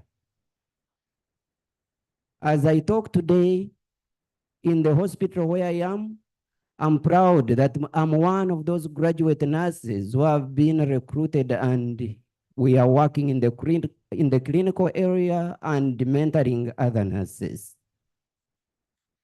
which is a plus. And still, when you do flashback at 20 years ago, you would enter the clinical area, you find the cadre mix of the nurses, as the people from the training side have already said. You would find that the majority were the lowest cadre of nurses. And today I'm glad to say that we see at least an increase in the number of at least the graduates, the diploma holders, almost matching the certificate holders. And having said that, I come from a national referral hospital, I'm proud again to submit that we see that at least the certificate level nurses are being actually taken to the lower health facilities, and we see that the national referral hospitals are being manned by the highly qualified nurses. That is from diploma, bachelor's, and master's level. When I flash back again during the training, you would see that there was no clear career path at the time we trained. And having joined the nursing as a male student, at that time where we were 119 students in a class, and out of the 119, only 14 were males. And somebody would ask, do males also do nursing? I'm glad to see that we are actually dominating the high table today. So I think that is again a plus. And by then, there were stringent rules that a male nurse cannot actually cross over to midwifery. You would actually get stunted when you qualify at the diploma level. You would still remain there. And even if you wished maybe to go for, by then there were actually no upgrading programs from diploma from diploma to bachelor's at that particular time. And you would find that for me as a male nurse, I was stunted in the clinical area. I would continue serving at that level. But the doors have been opened that male nurses now can actually have top up. They can actually upgrade, and they can even cross over to midwifery, especially in the university where one of the previous speakers come from. Yeah. And still looking back in the clinical perspective, you would actually enter the clinical area, you find that there was poor technology. And of course, the nurses would actually not easily access a computer. If at all, when the computers were introduced, you would find that the computers are reserved for the doctors. The nurse will do their work without the computer. It was not a priority. But we see that now in the clinical area, there is improved use of technology. For example, in the hospital where I am, we are transitioning from the paper-based patient data capture to electronic, which is the e-affia system.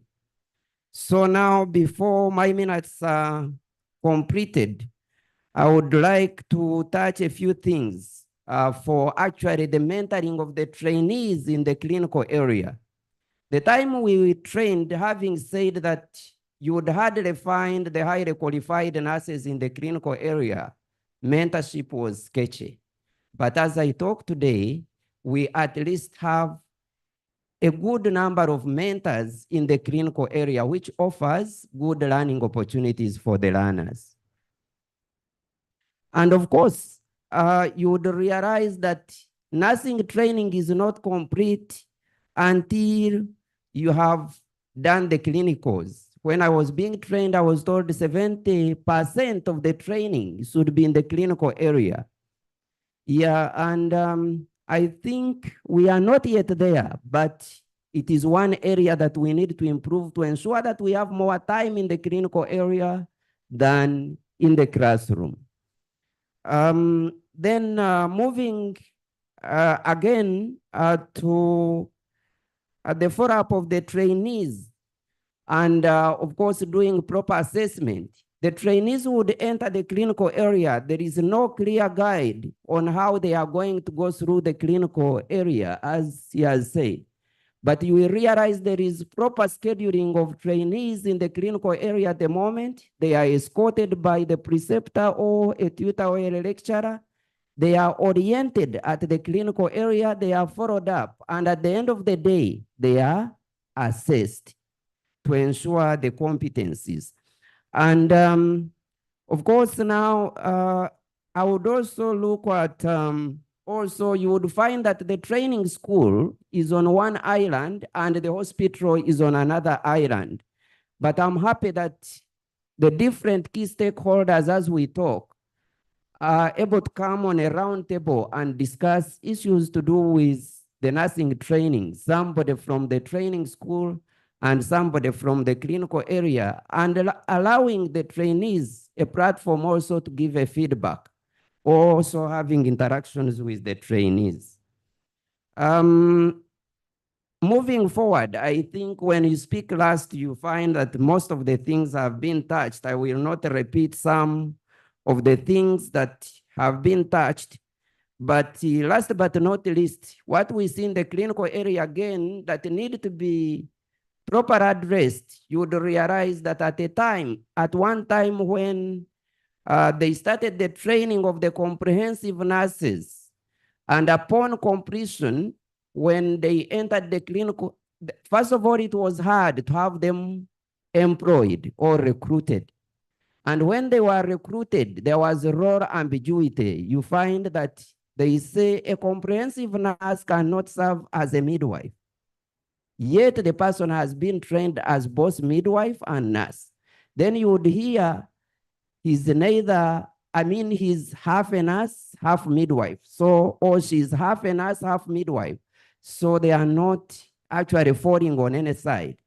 And I think it is something that we need to properly address. As we plan the training, then we should also plan the employment or the absorption. My last submission is on the schemes of service.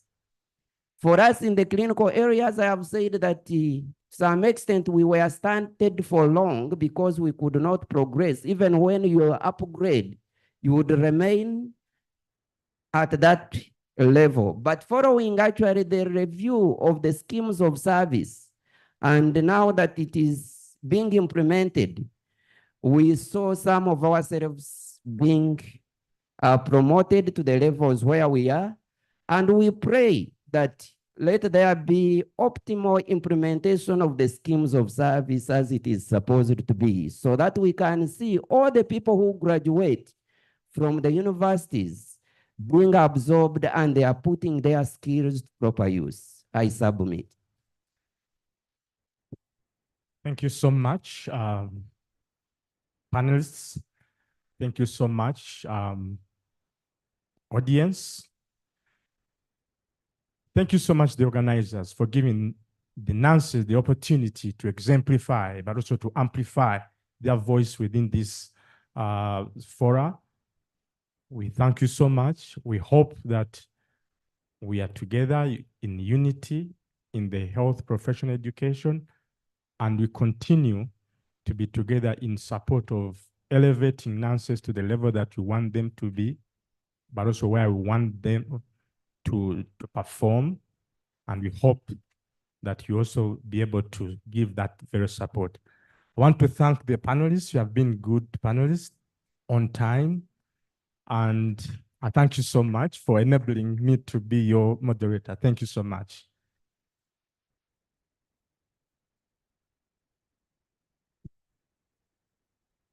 Back to the MC. I see there's evening tea.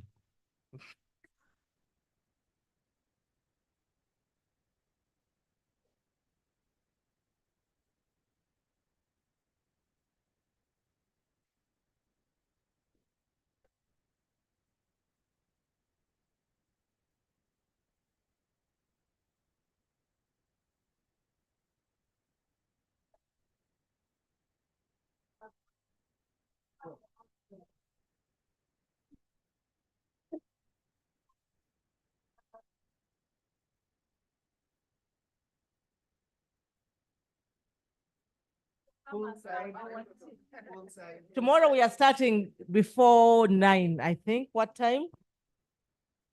8:30. We are starting early tomorrow. Let's keep time and let's have a good time. Thank you very much for coming.